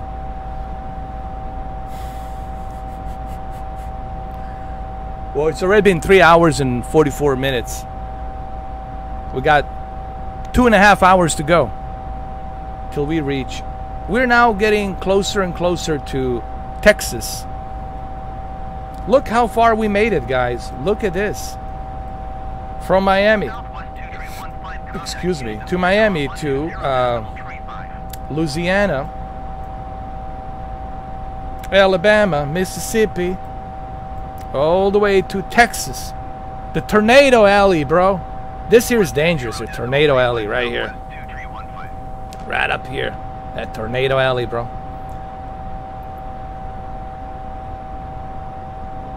That's right. No music, give me a refund.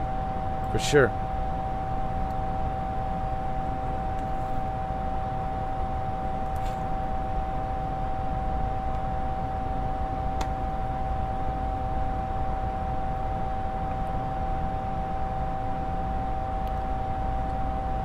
They should do that, man. They should have airplanes for adults, right? They should create the airplanes for the adults and the airplanes for elderly, the airplanes for the family. I think they should do that, bro. We should have that choice. Why not? Me, as your president of the United States, I would give you that option. I would give you the American dream. The real American dream. And you won't have to dream. You will just be living it.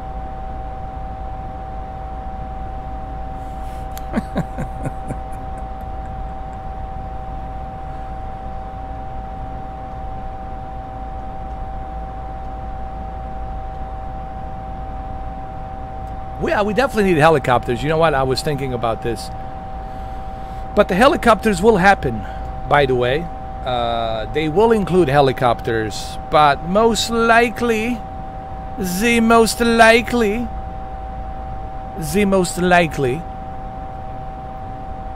next year. The helicopters will be here, but most likely next year.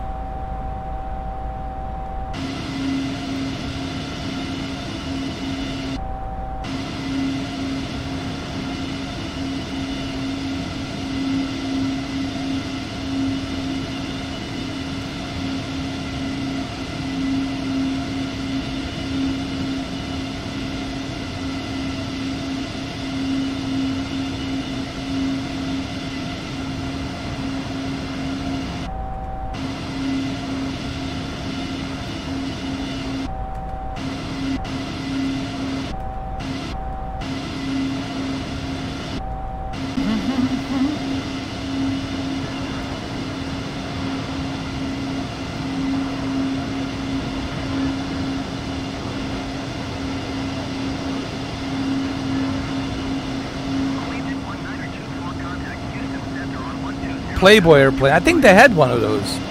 I think they did.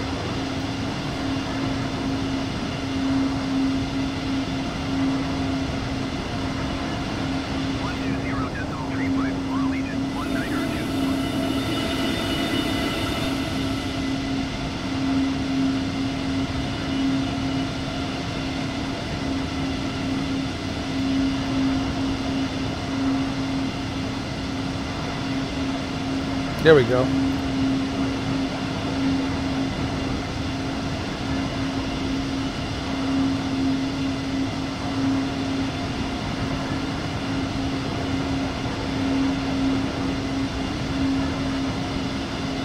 Oh yeah, definitely. Oh, absolutely. Helicopters would be perfect for that.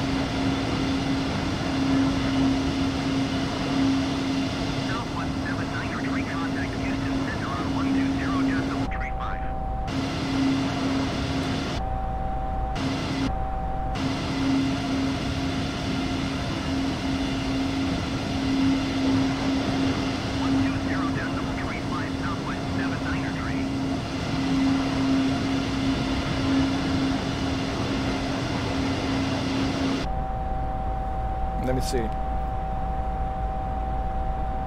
How we looking here?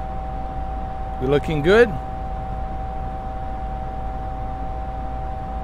Oh yeah, we looking good here.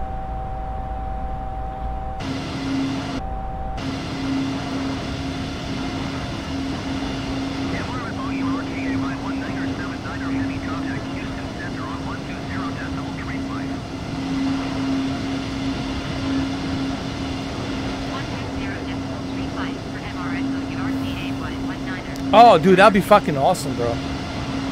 That'd be awesome.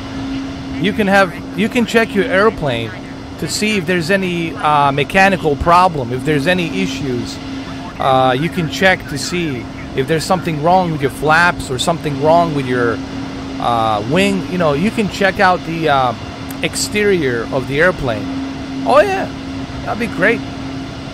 Like the drone comes out from a hangar underneath some kind of a compartment underneath the airplane, comes out and it starts hovering and circling around the airplane to check, to scan with a heat sensor to make sure, with a thermo, to make sure that there is no heat, major heat coming, overheating from the engine, to check the electronic equipment, make sure there's no malfunction.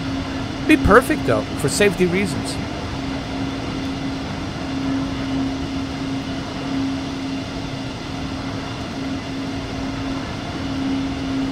Oh, dude, that's Justin, bro. There's Justin right there, guys. Sample Ed fell in E87. That's Justin right there, right here. Say hello to Justin. There we go. Justin's right over there. The fuck, man?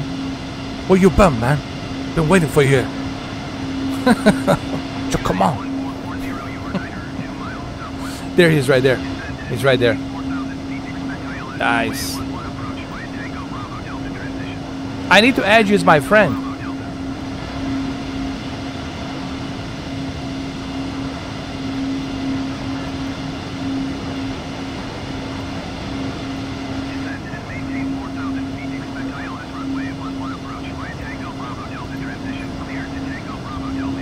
He's right there. GPS tracking. Pretty cool, man. Pretty cool.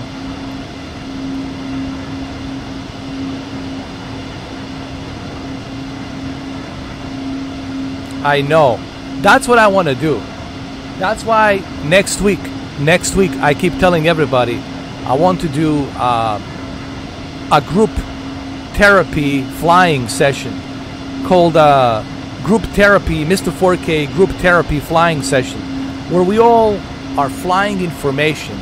We're all flying information and we're just having a good time, man. We're just flying information, checking out scenery, landing anywhere we want to land, checking out some, you know, specific monuments around the country, some specific mountains, you know, historical places, whatnot. We can land there. We can have a good time. So yeah, man, that's what I want to do. I want to do that. We should definitely do it, man. Okay, right now I gotta grab some food. Sorry for my microphone. It's kind of loud. I know. It's too loud. Too loud. I'm gonna go ahead.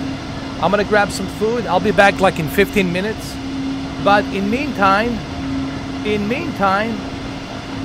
you guys gonna be banging Sad But True for 15 minutes while I'm gone.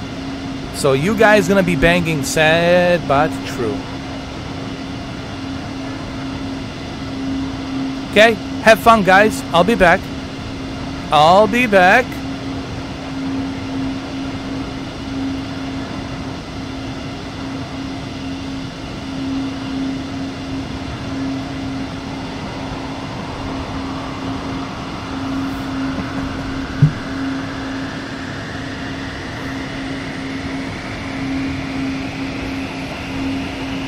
Down with the sickness. With the sickness!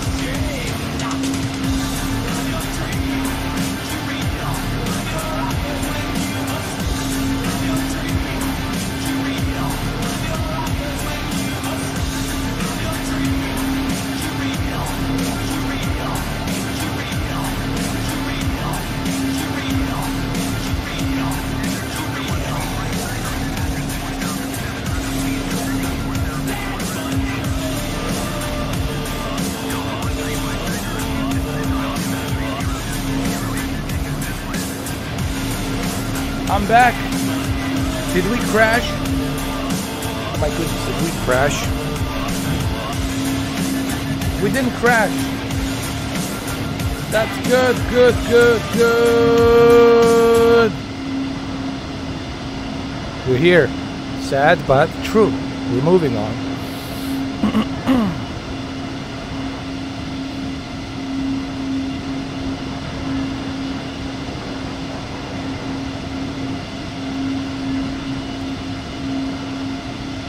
Give you a better view from here.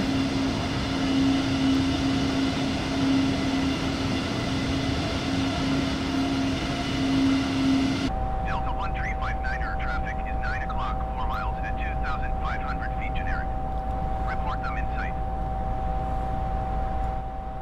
Gentlemen, I'm back. Houston Center, Spirit Wings 472 is at 2,400 feet, descending 2,100. We're all good. All right, we didn't crash. We're not gonna crash, man. I trimmed this sucker pretty good. Continue as planned. I trimmed her good.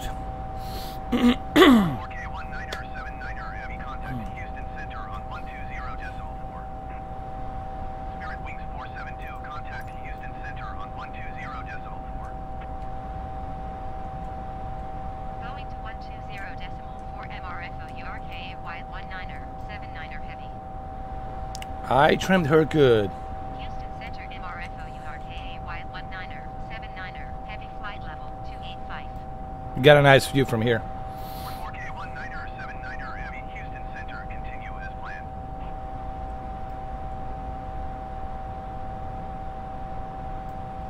Houston Center Spirit Wings 472 is passing 1,800 feet, climbing 2,100 feet. Spirit Wings 472 Sorry about that. SkyWest 4655, you are 20 miles northwest. I think I hit the Maintain 3,000 feet, expect ILS runway 15 right. I hit my controller, so we bumped a little bit with this heavy drink. With this Dr. Pepper. Dr. Pepper.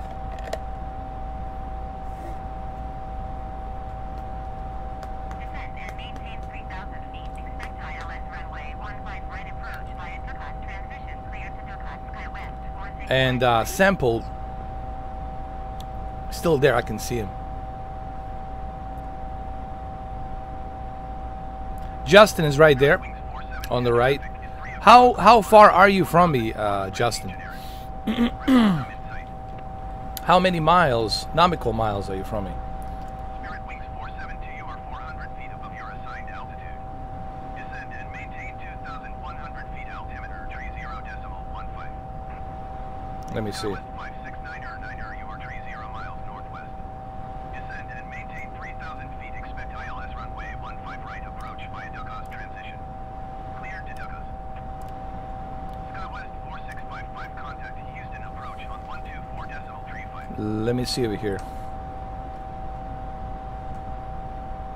Descend and maintain 3,000 feet. Expect ILS runway 15 right approach via Ducat transition clear to Ducat SkyWest 569er.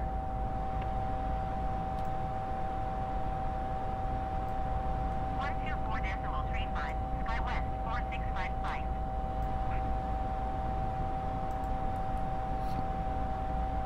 Descend and maintain 2,100 feet, Spirit Wings 472. Spirit Wings 472 have the generic in sight. I don't know why my GPS map has been lost. This should be on, but for some reason it's not working. Spirit Wings 472, contact Houston Center on 134.8. Delta 1359er, Houston Center altimeter 30.15, continue as planned. 134.8 for Spirit Wings 472.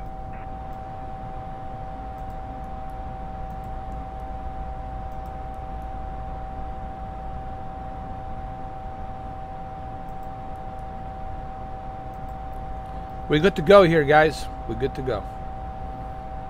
We're going at 2060 knots, 20,000 altitude, 20,000 feet altitude. And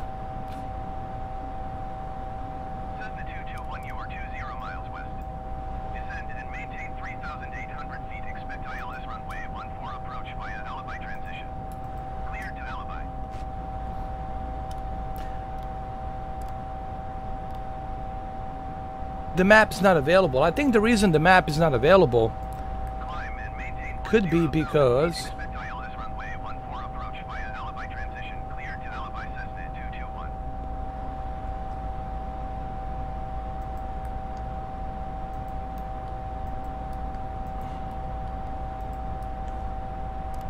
it could be because I'm on the experimental version.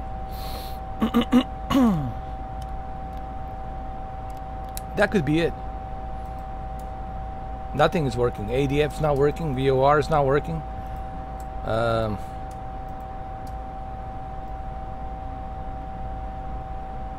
that's okay. Center, United That's all right. 1759er, 7002. I still have the map over here. I can see it. United 1759er, Houston Center altimeter 30.15 continue. No, Plan. I cannot see it. 359er, contact Houston approach on 124.35. I cannot see it for some reason. West 569er, 9er, you are 13 miles northwest of Houston. You usually should have showed up here, man. On 124. I should be able to see you here. Inbound.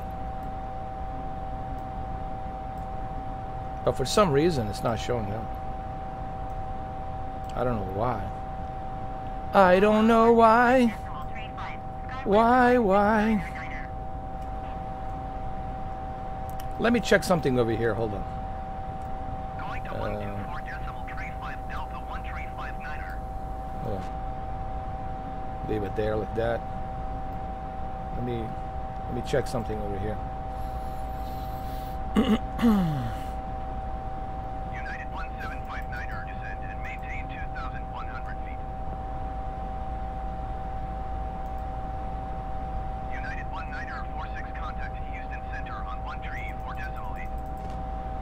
Descend and maintain 2,100 feet. United 1759er. So we're like just over Houston, Central Texas. United 19er, 46. And then Austin, it all seems to be clear. No storm cells. That's pretty interesting. Usually around Central Texas, you know, like Wichita County, you would see a bunch of storm cells because they have tornadoes, you know, around this area all the time, especially north of Austin. Like you'll see some tornadoes there. All the time. But, you know, this is the experimental version. That could be the issue. That could be the problem. United 1759er, please expedite your descent 2,100 feet. Generic 6 Mike Sierra, you are 48 miles northwest. Descend and maintain 10,000 feet. Expect vectors, visual runway 17 right approach.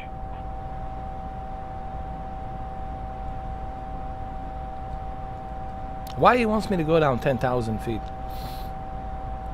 Climb and maintain 10,000 feet. Expect vectors, visual runway 17 right approach. Generic 6 Mike Sierra. This ATC is wrong. I'm going to...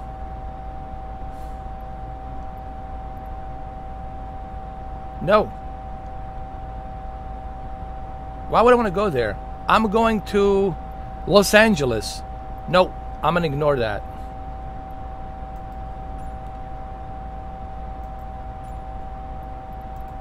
I'm just going to ignore that. Because I'm going to LA. Why would you ask me to land to KCLL? I'm not going to KCLL. You know, I'm going to LAX, KLAX. United 1759er, contact Houston approach on 120.05. Looks like we got some storm here. 120.05 for United 1759er. Houston Center, Spirit Wings 472 is passing 2,500 feet, descending 2,100 feet. Spirit Wings 472, Houston Center, altimeter 30.07, continue as planned. Ah, the folder is conflicting. I got you. But someone told me yesterday that I should use a developer mode, not experimental mode.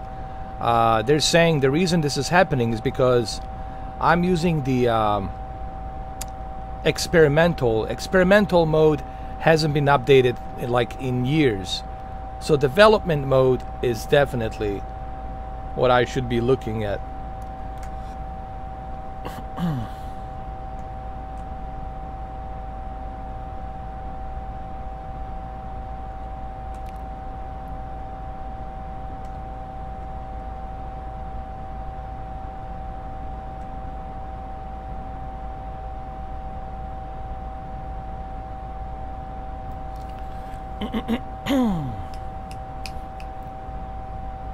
Let's see where we at. All right, so far so good.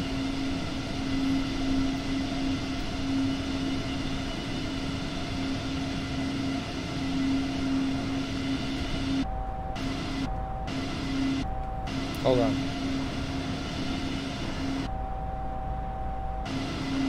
That's what I was looking for.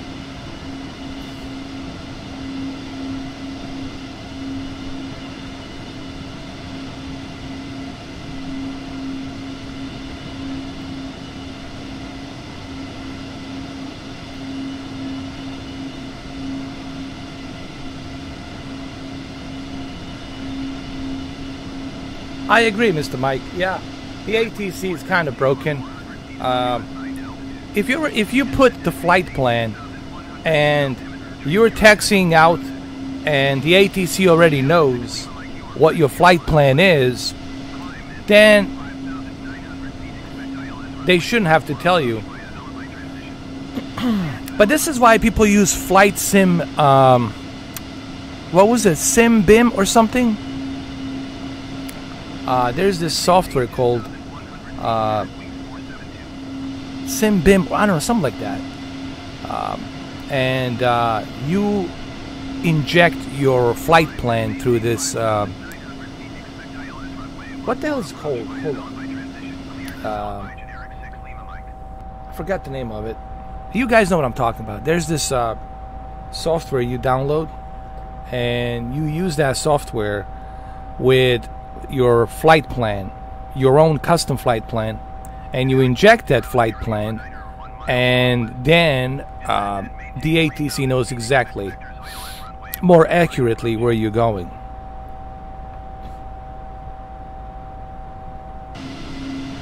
I forgot the name of it.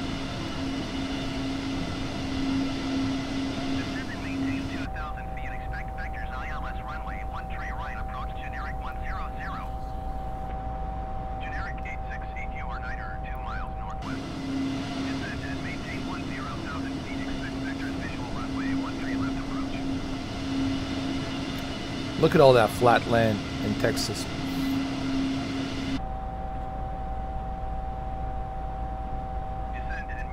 Oh, did you see that turbulence?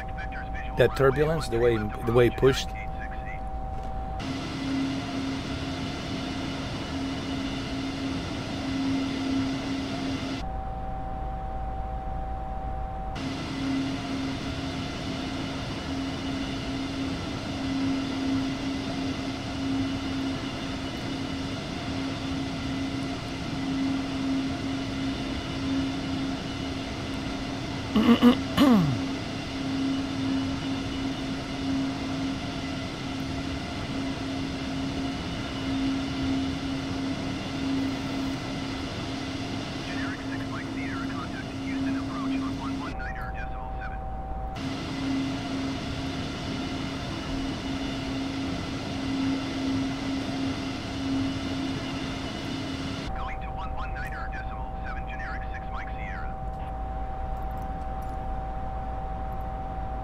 Yeah, you see the ATC is constantly giving the wrong directions.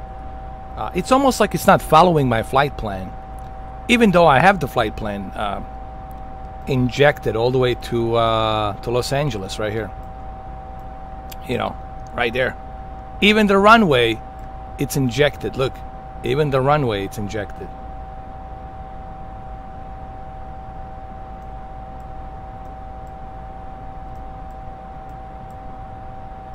Look at this.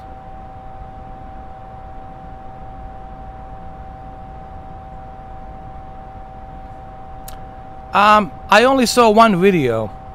One guy from Australia was showing the loading time on the Series X, and it was like 3 minutes loading time. But he was flying TBM 930 or Caravan, I think, Caravan Beechcraft. I think it was a Caravan Beechcraft. He was flying it around Mount Everest, and it looked exactly like a PC, man. But it's hard to judge. You can judge 1080p, low bitrate, heavily compressed MP4 video. That's something I have to see for myself, you know. I gotta wait till Tuesday or Wednesday to check out the game myself, you know.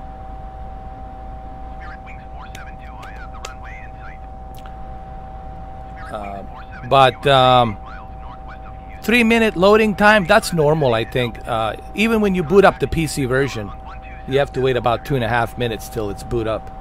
But remember, this is an early access. This guy's doing an early access. We're not talking a full version with bunch of patch updates. It doesn't even have the performance update. So, you know, I don't know what's the point looking at those videos, because I want to see the real thing.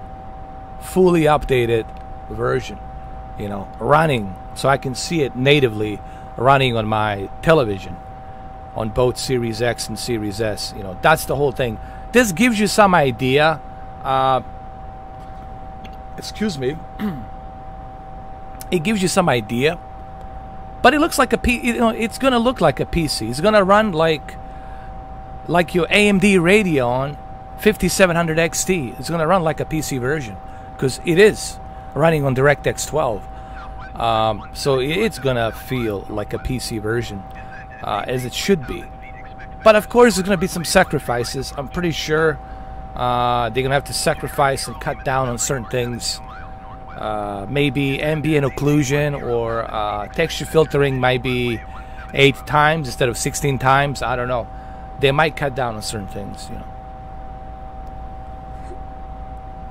But this is why I want to see the Digital Foundry first.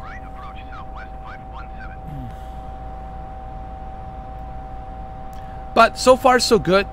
But then again, I can't really comment on the Xbox version until I play it.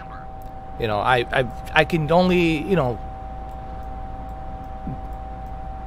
me watching someone's video doesn't really do much for me, really, because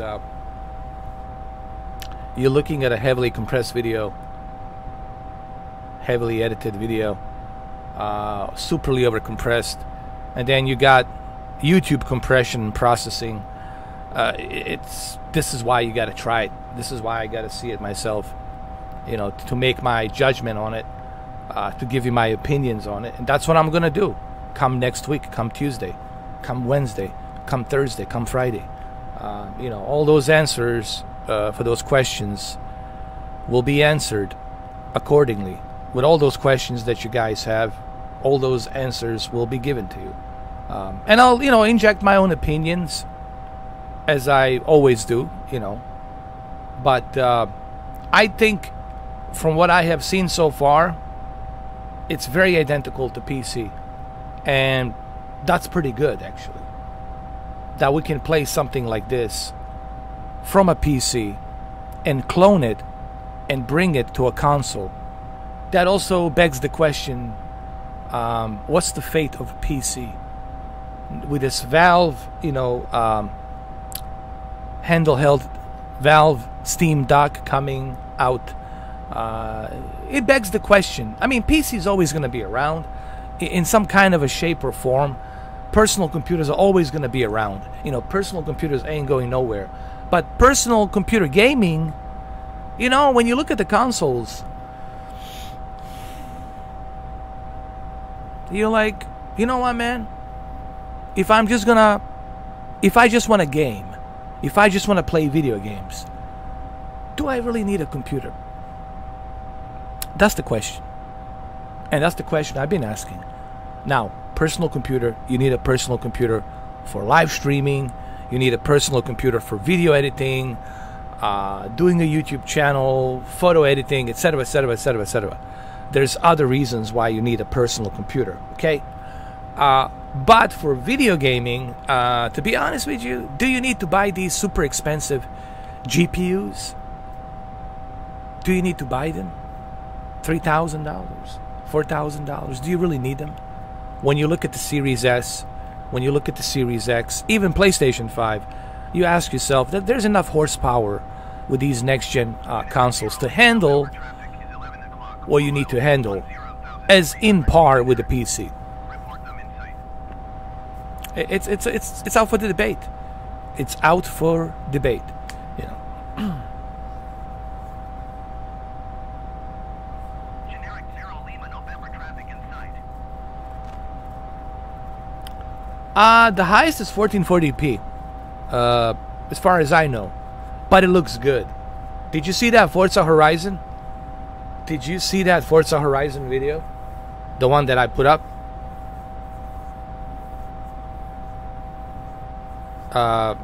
Dude,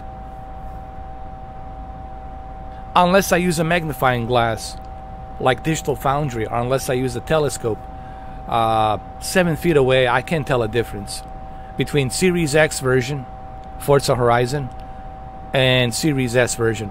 Kill me, I don't see a fucking difference. So kill me. Now, if I get close, like some kind of jackass with a fucking binoculars, I get very close, and like Digital Foundry, looking at tessellation and all this other shit, then yeah, you're gonna find some soft images. But overall, man, it looks pretty darn fucking good, man. For $300, pretty fucking good. Sorry for the profanity, but that's how I come across the point. I have to say, pretty fucking good for the money, man. For the 300 fucking bucks, pretty fucking good. No one can deny that. I don't give a shit on which team you are. You can't deny that. You know. And again, I have no problem with Digital Foundry, you know. I know what they're doing. They are graphics and resolution geeks. That's what they do. And they give the analysis of resolution, performance, and graphics. And that's okay. They're tech channel. And their main focus is tech of the graphics, resolution, and performance. And that's okay. But the problem is this. They have indoctrinated 1.2 million sheeps. And these 1.2 million sheeps, they think if something is not running in native 4K, that automatically it's going to look like shit. They think if something is 1440p, upscaled to 4K, it's going to look unplayable, it's going to look like shit. And they have indoctrinated this bullshit. That's my only thing that I had with Digital Foundry. They have exploit this bullshit, and they took no responsibility for saying, hey, Red Dead Redemption on PlayStation 4 Pro still looks great at 1440p. Now, of course, native 4K will always look sharper, but I wouldn't run out and buy an Xbox One X just to play it in native 4K. You're still okay with PlayStation 4 Pro version, and I played PlayStation 4 Pro version of Red Dead Redemption 2. Did it bother me? No. Did I see some differences? Only if I use a magnifying glass and I get really close to a fucking TV. Then I can see the soft image. But really, it's not like unplayable. See, this is my whole point. This is what Digital Foundry has created. This circle centrifuge of this bullshit. Oh, it's only 1800p. Why is not native 4K? Why should I play a Formula 1 if it's 1800p? I want native. As if you're gonna know the difference between 2160p and 1800p. Like, you're gonna know a fucking difference right away. Like, now 1080p and 33 million fucking pixels, 8K on an 85-inch TV. Fucking A. Fucking A. Fucking A. You're gonna see a fucking major fucking difference with 33 fucking million pixels. But we're nowhere near 8K. We're nowhere fucking near 8 fucking K. But PlayStation 5 likes to plaster that 8K fucking sticker all over the fucking box. That big fucking box. 8K. 8K for what? You can't even switch fucking 8K resolution. They're selling snake fucking oil with a lot of this bullshit. I don't want to hear nobody talks about 8K. I think I said this to everybody. Don't talk to me about 8K, please. We're so fucking far away from 8K. And don't get me started with 12K. Okay? Like, kiss my hairy ass. I don't want to hear nobody. I don't give a fuck who you are. Don't talk to me about fucking 8K or 12 fucking K. Ever. Ever. Stick with 4K. We're not even there yet with 4K. We're still struggling. We're still fighting the fucking current on the sea, trying to catch up with fucking native 4K. 120 FPS. 60 FPS. We're still struggling with native 4K. 60 FPS. People want to talk about 8K. Who the fuck wants to buy an 8K television? You gotta be a moron. I'm sorry, but you gotta be a fucking moron to buy an 8K fucking television. What the fuck are you gonna do with 33 million pixels? There's nothing there. What are you gonna watch? Some cheetahs and giraffes? Giraffes fucking another giraffe in 8K? Or a rhino fucking another rhino in 8K? For like 5 minutes, a technical fucking demo. What are you gonna watch? Come on, man. I mean, I'm sorry if I come out like a dick to you, but the reason I talk like this, because I want to make a point. I want to make a fucking statement. So this statement stays in your head. Don't talk to me about 8K. Ever. Ever. Fuck 8K. And your 8K television. You might as well throw that shit in the garbage. It's useless. It's fucking useless. We still have broadcasts. We can't even broadcast NFL football in fucking 4K. We can't even broadcast an NBA Finals. How about NHL coming out this October? How about, can I watch NHL in 4K? Is it too much to fucking ask? ESPN, Disney, are you really that desperate? You can't afford to buy a fucking 4K cameras and you can broadcast in fucking 4K 60? In Dolby Vision? Kiss my hairy ass. What the fuck? 2021. 2021 for fuck alien universe fucking architect's sake. 2020 fucking 1. Almost 2022. We're almost there. You're still struggling to broadcast in fucking 4K with Dolby Vision. Kiss my hairy ass while I fucking fart. For real. It's ridiculous. Dude, since 2016 I've been doing this channel and we're still talking about 4K. I would never believed. Since 2016. Now it's 2021. We're still talking about 4K. This is pathetic, man. This is beyond pathetic. We're still talking about 4K. What the fuck? What the fuck?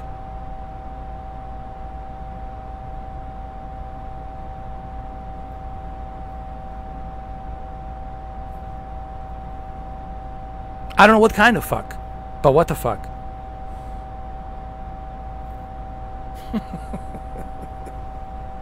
For real. It's crazy, man. We got 8K on a fucking cell phone. No, I get nothing. Extreme Gaming. This is a free flight. This is a free flight to Los Angeles, man. We're gonna see the stars. We're gonna see the porn stars. We're gonna go to Mulholland Falls. That's it. Santa Monica Beach. All that good jazz. And we're gonna feed the homeless. We're gonna buy a bunch of Burger King. We're gonna go on a mission to feed the homeless. That's what this whole thing is about.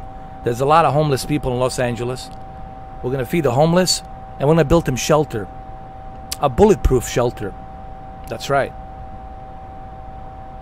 And we're gonna build solar panels, bulletproof solar panels, so that way no one can destroy them, and they can have electricity and all that good jazz. That's the mission. That's what you should be doing, Dwayne Johnson, Vin Diesel. All you sellouts out there, selfish pricks. That's what you should be fucking doing. Not promoting your fucking movie. And kissing ass to the fucking corporate of NBC Universal. And then Dwayne Johnson kissing ass of Disney. The Universal fired him because Universal loves their prince, Vin Diesel. So they fired him from the Fast and the Furious franchise. And now he found a new home, Disney. To be fair, he did work for Disney in the past. He made some movies with Disney in the past, but now he's coming back with Disney. And now he's meeting with Marvel. Maybe there's something for him. You know? Bunch of kiss asses, man. I don't give a fuck how many steroids he pumps into his fucking veins, what kind of shit he experiments and shoves into his fucking bloodstream. I don't give a fuck how pumped he is. It's still fake. It's a fake shit to me, man. I gotta call out these fucking prima donnas, bro. I have to call them out. I have to call them out for what they are. Fucking prima donnas, man. Not buying your fucking snake oil, dude. Licking the boots and hairy asses of Disney and fucking NBC, Universal, Comcast. Kiss my hairy ass.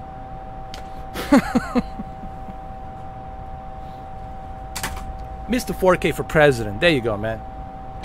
All your troubles will be gone. You're gonna finally live a real life that you haven't lived.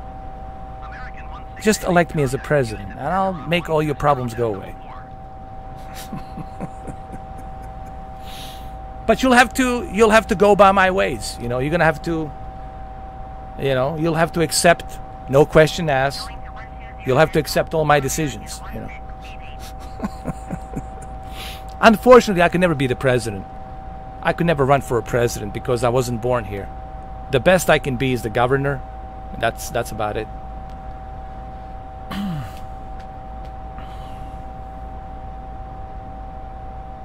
I don't know, maybe I should run as a governor of California and fix all the problems in California. You know? That state took a huge blow last year, man. And this year too. You know? But I can fix it. I can fix it. Trust me. Now, I will have to make some decisions that the guys on the left will never like. But those are unnecessary decisions. You know? But right now, what we have is fucking sad, man. Fucking sad, man. Generic 6 Sierra Romeo, you are at 0 miles northeast. Climb and maintain 7,800 feet. Expect vectors visual runway 22 approach. It's fucking sad, bro. Everyone's laughing at us, man. Or Putin's laughing his ass off. While his economy is prospering, China's laughing their ass off while their military is growing. Everyone's laughing their ass off, man. Like, what the fuck? Like, what the fuck happened, man? But maybe the owners want this. You know what? You know, I keep forgetting. You know, I was thinking about this while I was drinking this drink. Maybe it's the owners of this country. Maybe this is what they want.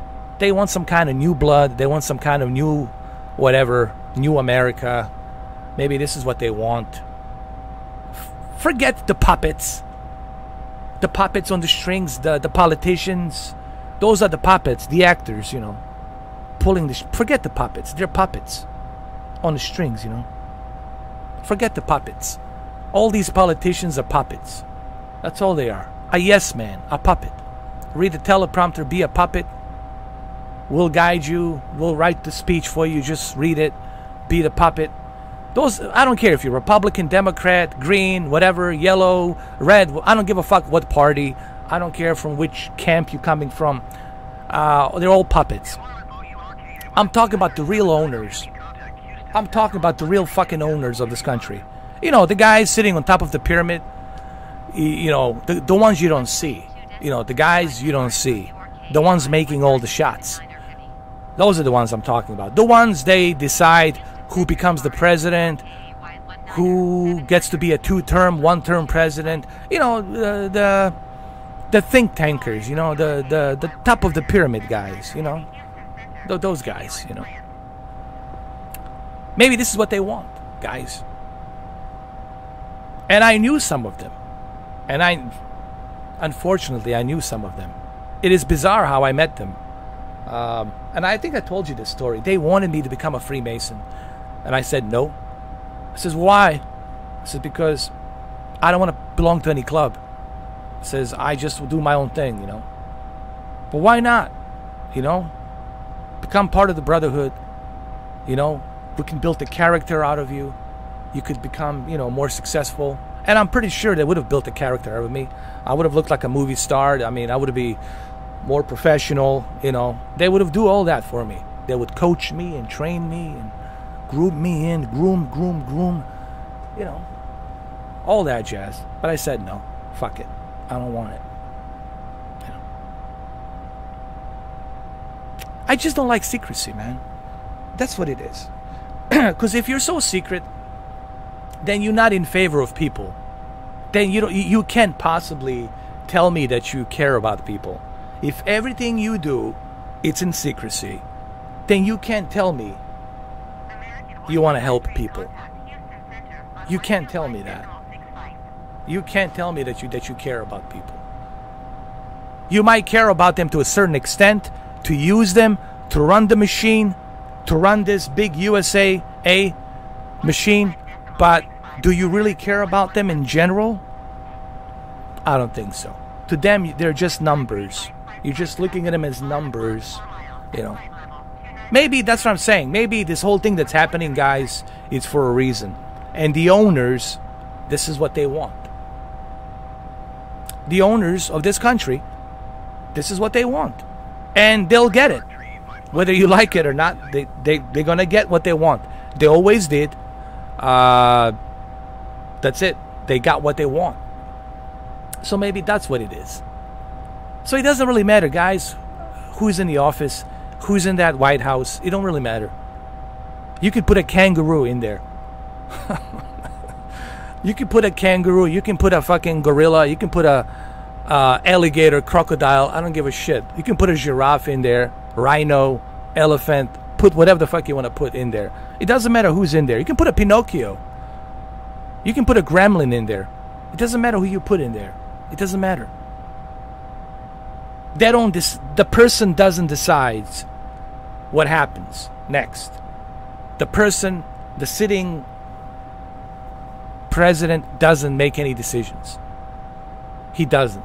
His job is to send the message and translate what the guy upstairs, what the people upstairs, the owners, want him to say.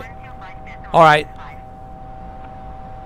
Top of the pyramid upstairs, the owners are saying, let's start the vaccines, let's start this, let's start with the pandemic, let's go. Let's create this Wuhan fucking bullshit thing. Let's get rid of this guy. He was always going to be a 4-year president. Let's get the orange man out. He's fine. He always wanted to be the president, so we gave him that shot. Get him out. Let's make some conflicts. Let's create red versus blue. Let's create some more diversity. Let's start these different movements. Let's create this new America, blah, blah, blah, blah, blah. And you now going to have to do what we tell you to do. That's why you're here. And you're going to do exactly what we tell you to do. And that's it. The owners. That's it.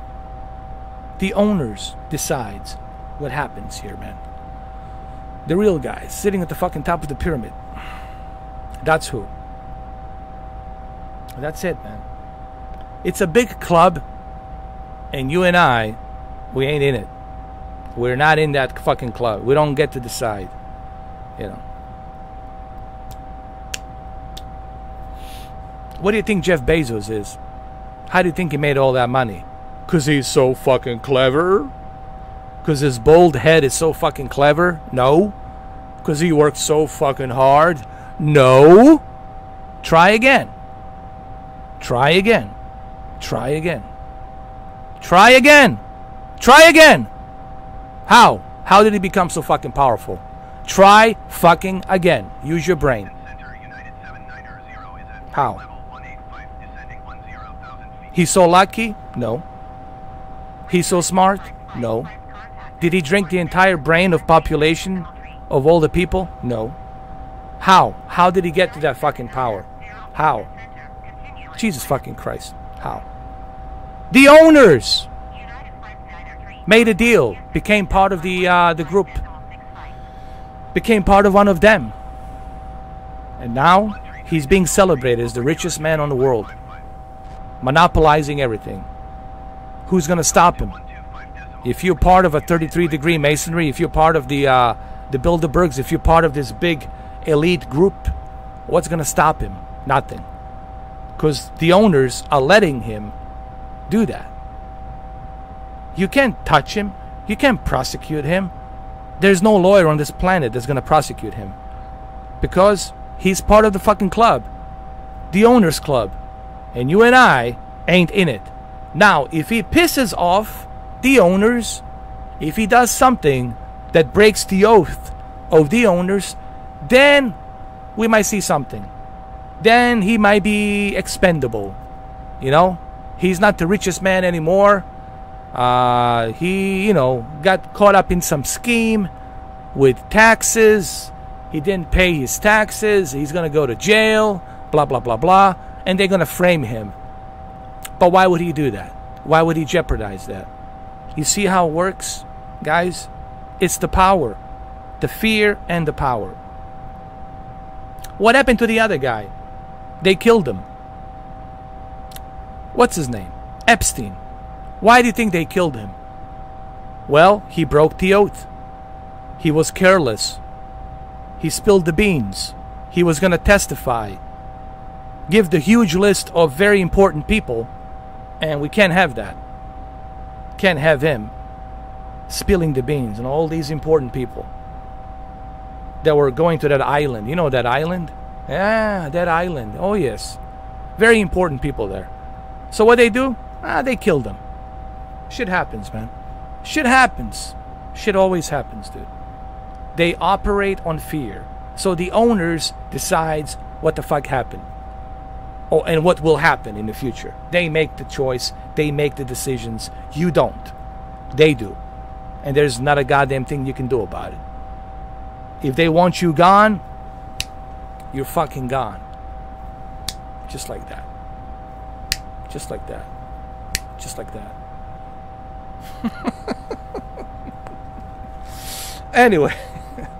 No, I'm actually, you might be laughing, but this is true. I'm telling you the truth. Whether you want to digest it or not digest it, this is really what it is. But don't expect CNN, don't expect Fox News, don't expect other mainstream media to tell you this. Don't expect them to tell you. To tell you. Because they're all corporations. They're owned by upstairs. The owners. Top of the fucking pyramid. Hello? Can I talk about this? No! Okay? That's pretty much what it is. That's where we at, guys. You know, and if you guys are just waking up and you didn't realize this, well, then you've been a sheep for a long time. You've been in that herd for a long time. Listen, just enjoy your life, have fun, play your video games, have sex, enjoy fucking life. Just think of it, you never had a choice. Look at it this way. You and I, we never had a fucking choice. And we will never have a choice. It is what it is. Enjoy what you got. Enjoy what you can enjoy. And move on and try to live your life the best you can. That's pretty much it, man. I don't know what else to tell you. I don't know what else to tell you. But don't give me this bullshit you're going to change the world. I don't want to hear this shit. Please, please, stop, stop. Look at me. Look at me. Stop it. Stop it! You're not changing shit. What you need to focus on is change your life. Change your life. You know? Move out of the city you live in. Go to a small town somewhere. Meet some nice country girl. You know, drink that fresh mineral water from the mountain. Enjoy that fresh mountain air. Disconnect yourself from the social media. Do that. But don't give me this bullshit. You're going to change the world. No one's changing the world. Just control what you can control. I can control this plane, and I will control it. I can control this drink, and I will control it, you know. But I'm not going to worry about something I can't fucking control. Like the world and 8.2 billion people in it.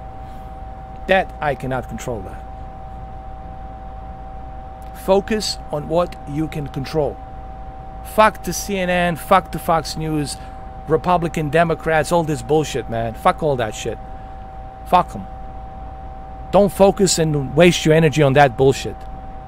You know? Don't vote. Fuck them. Don't vote. You have that right too. You can tell people to kiss your ass. I have a right not to vote and kiss my ass. Kiss my hairy ass while I fart. And you move on. If somebody asks you, just don't get caught up in that bullshit, guys. Because when you get caught up in that bullshit, then you become part of it. Then you become thinking like the way they're thinking. You become indoctrinated. You become brainwashed. And that's exactly what they want. To keep the sheeps in the herd. You know? They don't want highly intelligent, smart people like me. I mean, they wanted me to become one of them. But they don't want me to be a super successful guy and to talk like this, you know? No. No, he's talking nonsense. We must get rid of him. Just control what you can control, guys. And what does that mean? Your life. Control your life. Life is too short. 8.2 billion people on this planet. Don't waste your time. Don't waste your energy on bullshit. Just focus on your life. Because there's no guarantee tomorrow. There's no guarantee. Just like there's no guarantee I'm going to land this airplane. Look, I'm burping now. Must be the owners. Just control what you can control. You know? My problem is, I guess it is my problem. I don't know how to lie. I just don't know how to lie. I just don't know how to bullshit. I just call it the way it is. And if it's not pleasing to your ears, well, too bad, you know. But I just got to tell you the truth, you know. Thank you, Vincent. Appreciate it. But now, I could try to bullshit you, but I don't know. It's just, I feel sick afterwards if I have to pretend, you know. I feel that sickness in my stomach, like I want to throw up. You know, that's hard for me to do, man. I know there's people out there who can do that. They're great actors, and they'll feed you all kinds of bullshit. It'll just like they'll feed you right away. But I can't do that, man, because it makes me feel sick, you know, if I spit lying bullshit, you know. There's a lot of con artists out there, a lot of schemers, a lot of money whores, sellouts, who would do that in a heartbeat. And they're doing it. They're out there. You see them all the time. They're out there, man. Like a cheap car salesman, you know. You know, one of those cheap car salesmen that's running after you leave the dealership. The guy is still chasing you. Wait, we can negotiate. How about I trade down the price to $3,000? How about a $4,000? I took off $4,000. Come on over. Like, you know, one of those fucking cheap ass, you know, shady car salesmen. You know, the ones you run into. Those kind of cocksuckers. Those are the worst. They think of you like you're stupid. You know, like, oh.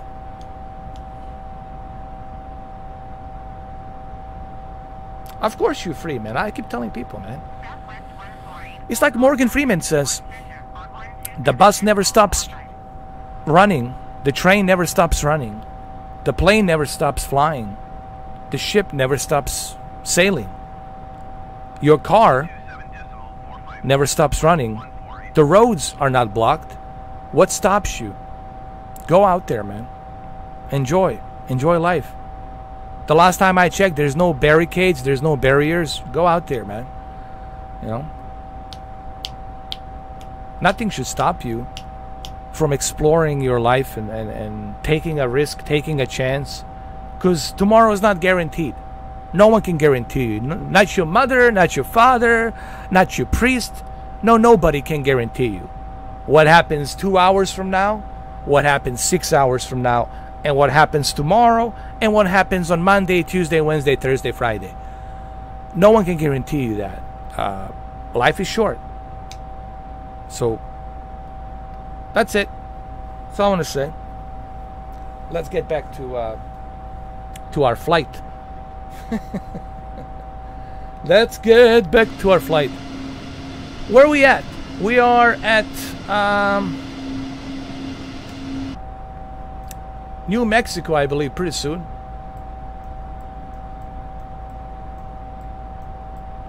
I think we're going to be approaching New Mexico pretty soon. Yeah, we're now approaching West Texas. We're approaching West Texas here. West Texas. We're still far away from Las Cruces in New Mexico. But we're almost there. Hey, look, there's the airplane below me. Look at that.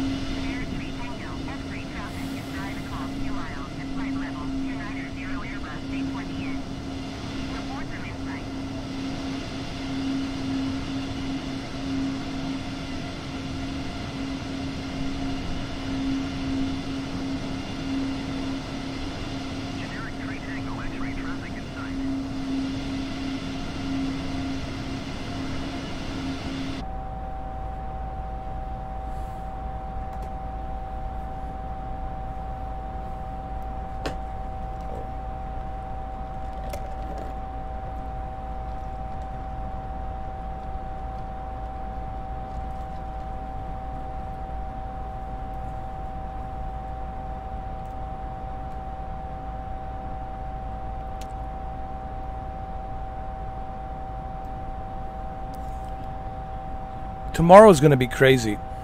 Tomorrow I'm going to try and use 747, the world travel 747 Boeing from JFK, New York, John F. Kennedy Airport, New York City, to London. So from JFK to London. It's going to be an interesting flight. It's going to be about 8 hours. 8 hours and a half. And then that's going to be interesting to see that. Especially with a Boeing 747. You know. That's going to be a huge test for me. That's going to be an interesting one. And here's the York, southern Greenland. And from a southern Greenland through the Iceland. And from the Iceland all the way to Sweden, and then south. We're going to go south of Sweden. And from south of Sweden, we're going to make our way from Ireland all the way to United Kingdom. London. Back in your neck of the woods, we're going to come visit you, Vinny. That's going to be interesting. In real time. That's going to be... And guess what? Here's the kicker. And this is why it's going to be interesting. I am terrified of flying a 747. This will be a huge challenge for me to fly 747. It's going to be a huge challenge to trim that airplane, to keep it up in a certain altitude, to even take off with that airplane, and then to land properly, to land with that airplane. Whew, my goodness. Oh, tomorrow's gonna be... You don't want to miss tomorrow. Tomorrow's gonna be something else. You definitely have to.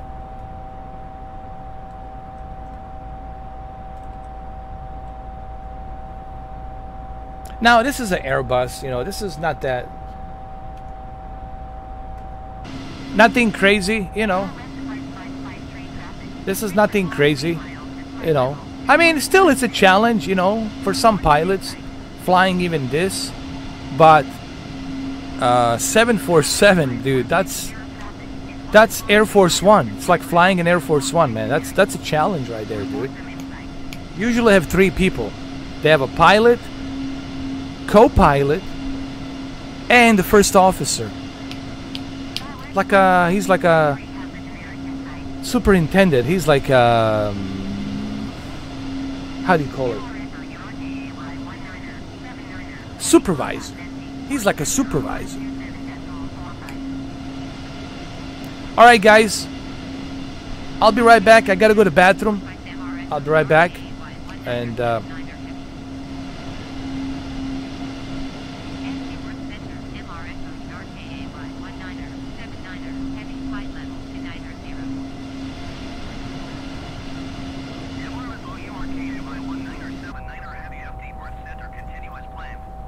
I'll be back. I promise. I promise you, my friends, that I'll be back.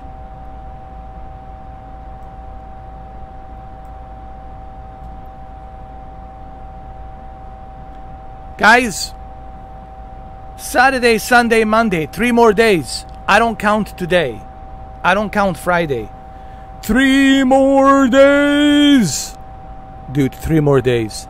3 more days. Saturday, Sunday, and Monday. Man. Oh, Lord. Are you guys excited? Come on, man. I wanna make sure everybody should have a headset. Like a microphone. Guys, please. They're cheap. On Amazon, you can get a microphone headset on the Xbox for like $10, man. It's cheaper than a Burger King, you know, $15, you know, Whopper, triple Whopper, whatever, double Whopper. It's like $10, man. Get the microphone headset so I can talk to you. I want to talk to you guys when we're flying, you know. I don't like texting. Not into that. That's what chicks do. Chicks, they love that, you know. I like to talk to you guys on the microphone. So get yourself a headset so we can join the group called the Mr. 4K Flying Therapy. I'm going to create a party chat on Monday. It's going to called Mr. 4K Flying Therapy. And we're all going to be chilling out, hanging out, live streaming, and then not live streaming. We can do offline. Some flying. We don't have to stream it. But I think we should stream it because it'll be more hilarious to do it like that, you know. So we can have the recollection of what we did. And we can look at those. The reason I like to live stream and record everything, because you guys can watch it, you can look at yourself, you can see what you said, and then you can watch it, share it to your friends, watch it on demand. You can go back to it anytime you want. When you go back to bed or something, you can watch it, click, watch it on demand. You know what I mean? It's better when it's documented. Yeah, it's better when it's documented. I like to have everything documented. Put it on the on demand. 6,000 plus videos on demand. You guys watch them anytime you want to watch them. Have fun, you know. I like to do it that way. Exactly. I'll be right back, guys. I gotta go to the bathroom. Can you believe that? I gotta go to the bathroom.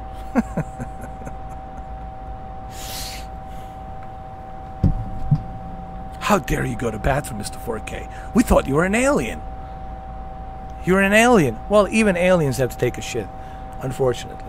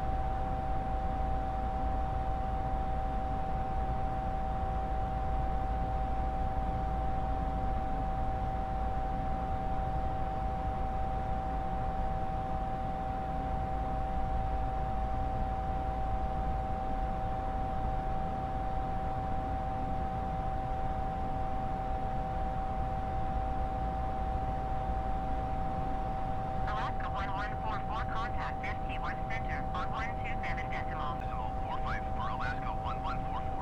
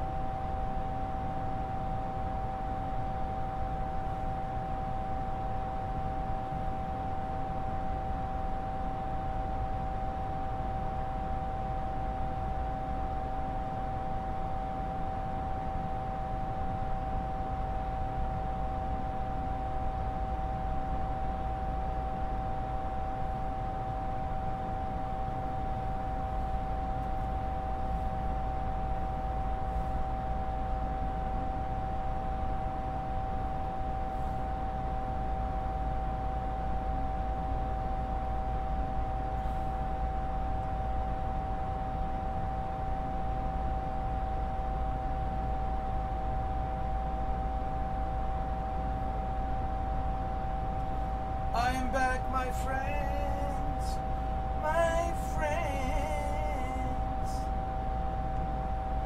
And I spilled my coffee, but that's okay. I changed a new shirt. I look fresh.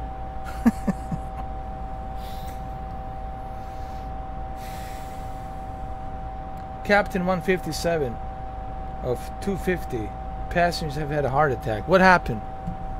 Oh, that's unacceptable. I will not accept that. I will not accept it. That is unacceptable.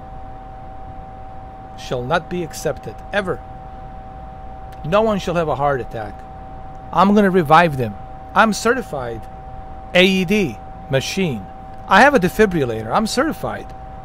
I am protected by the American Good Samaritan Association. So I can hold the fort down till the fire rescue arrives. And I could be very important to you living.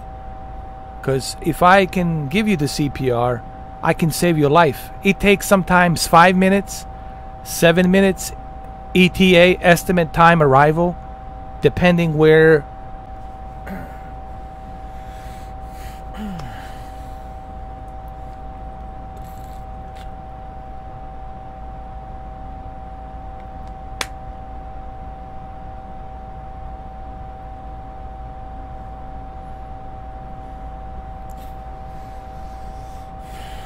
And don't worry, there won't be any mouth-to-mouth. I have my defibrillator in my trunk, in my car.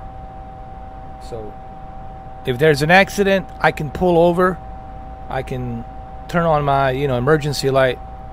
And I can just go ahead and take the defibrillator. And the AED machine. Which comes with the defibrillator if I need, if I need to do that. And then I can hold the fort down till the fire rescue arrives. You never want to pull the person up. You want to make sure that it's sitting at a certain levitation where the air can come in and out, where the diaphragm can push the air, from your lungs out and in.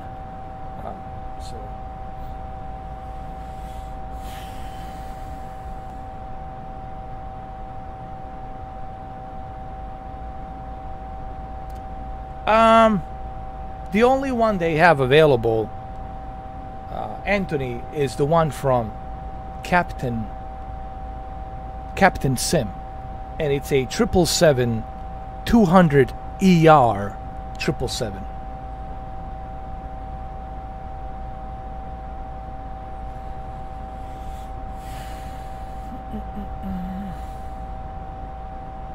But I don't think there's another one on the marketplace. I think some other companies like PMDG, I think, might be interested in bringing a 777. But currently, all we have available, it's a Boeing 777 from Captain Simulator. 200 ER, not a 300 ER. And I find out what people were complaining about. People were complaining about the fact that the display panel, it's utilizing a Boeing 747. So they think that Captain Simulator cheated using the same mod from 747 and then just building the exterior and interior with 777. If that's the case, well, that kind of sucks. But apparently, that's what that's what people are complaining about.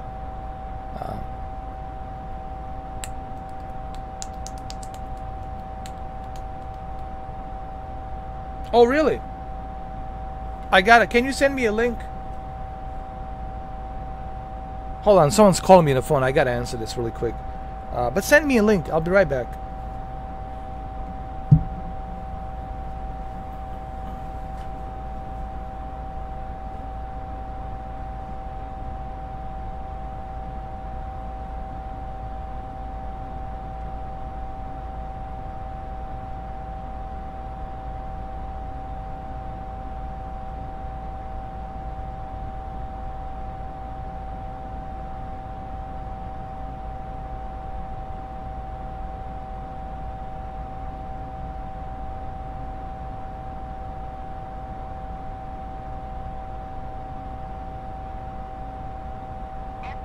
center, generic November 5, 8 November Delta 10,000 feet.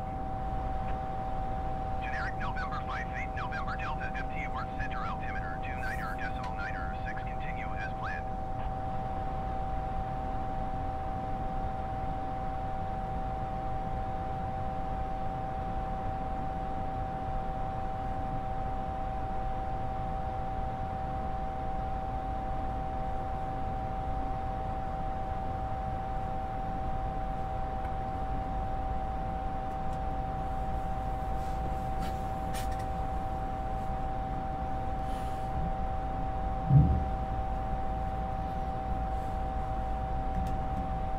Let me do a research on that.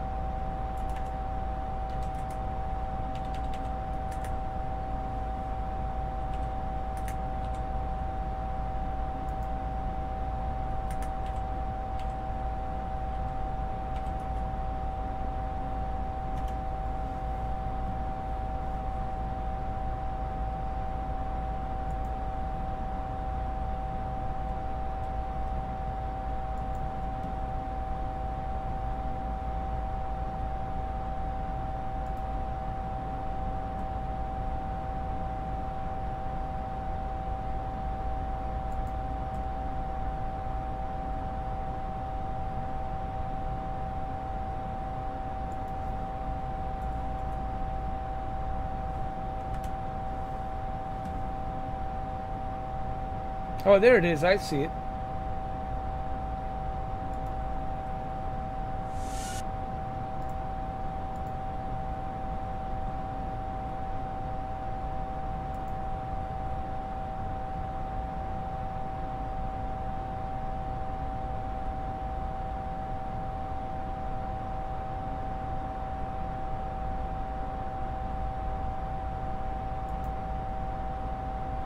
Delta Niner 69er, contact FT Worth Center on 127.45.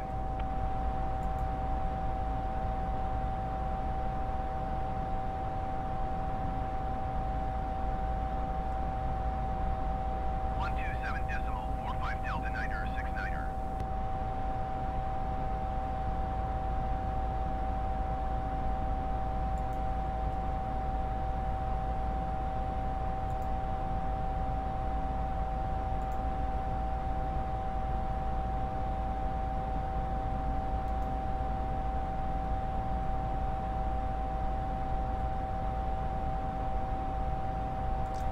I don't know.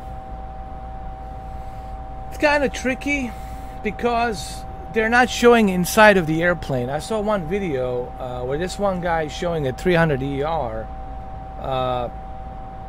and his name is Variable, but he's not showing inside a cockpit. Like, why aren't you showing inside a cockpit? How do we know that you just took a different livery and downloaded some livery, and then you're using the same captain simulator 777 200 ER?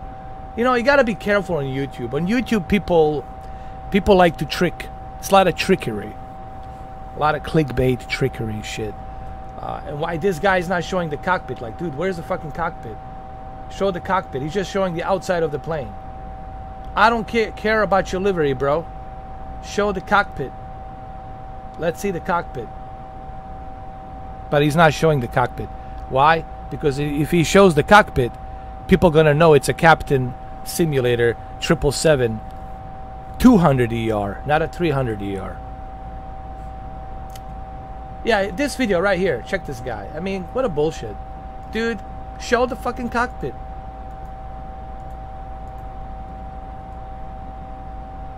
Ah, fuck that guy, man. I don't see it.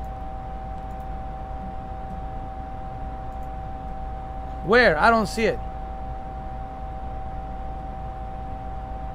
Where on this video does this guy shows it? But why 47 seconds? What is he hiding? I don't see it, man. I just examined the video. American 2385, contact FT Worth Center on 127.45. Come on, dude. Yeah, this guy's a bullshitter, bro. Yeah. Variable bullshit.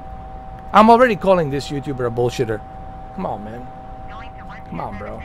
Get the fuck out of here. Get the fuck with that shit. There is no 737-300ER. I would know. I'll be first one to know about it. You see? Get the fuck out of here.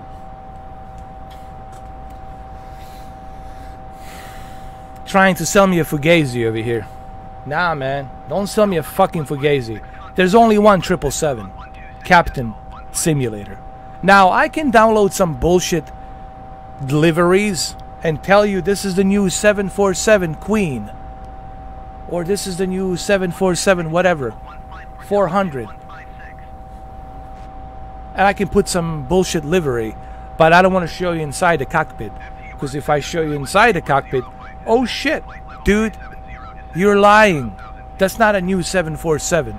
That's the same fucking 747. You just put a different livery on there. Man, there's a lot of fucking... Here's what I don't like about YouTube and internet. Internet and YouTube gives people the opportunity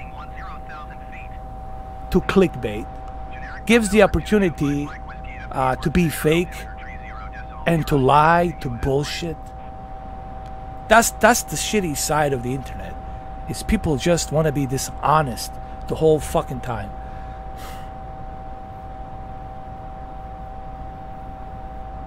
Yeah, fuck that. So the only 777 that I know, the only 777, it's from Captain Simulator, and that's all there is to it. Come on, man. I don't do that. I keep my word. I told you that I was going to do this flight today.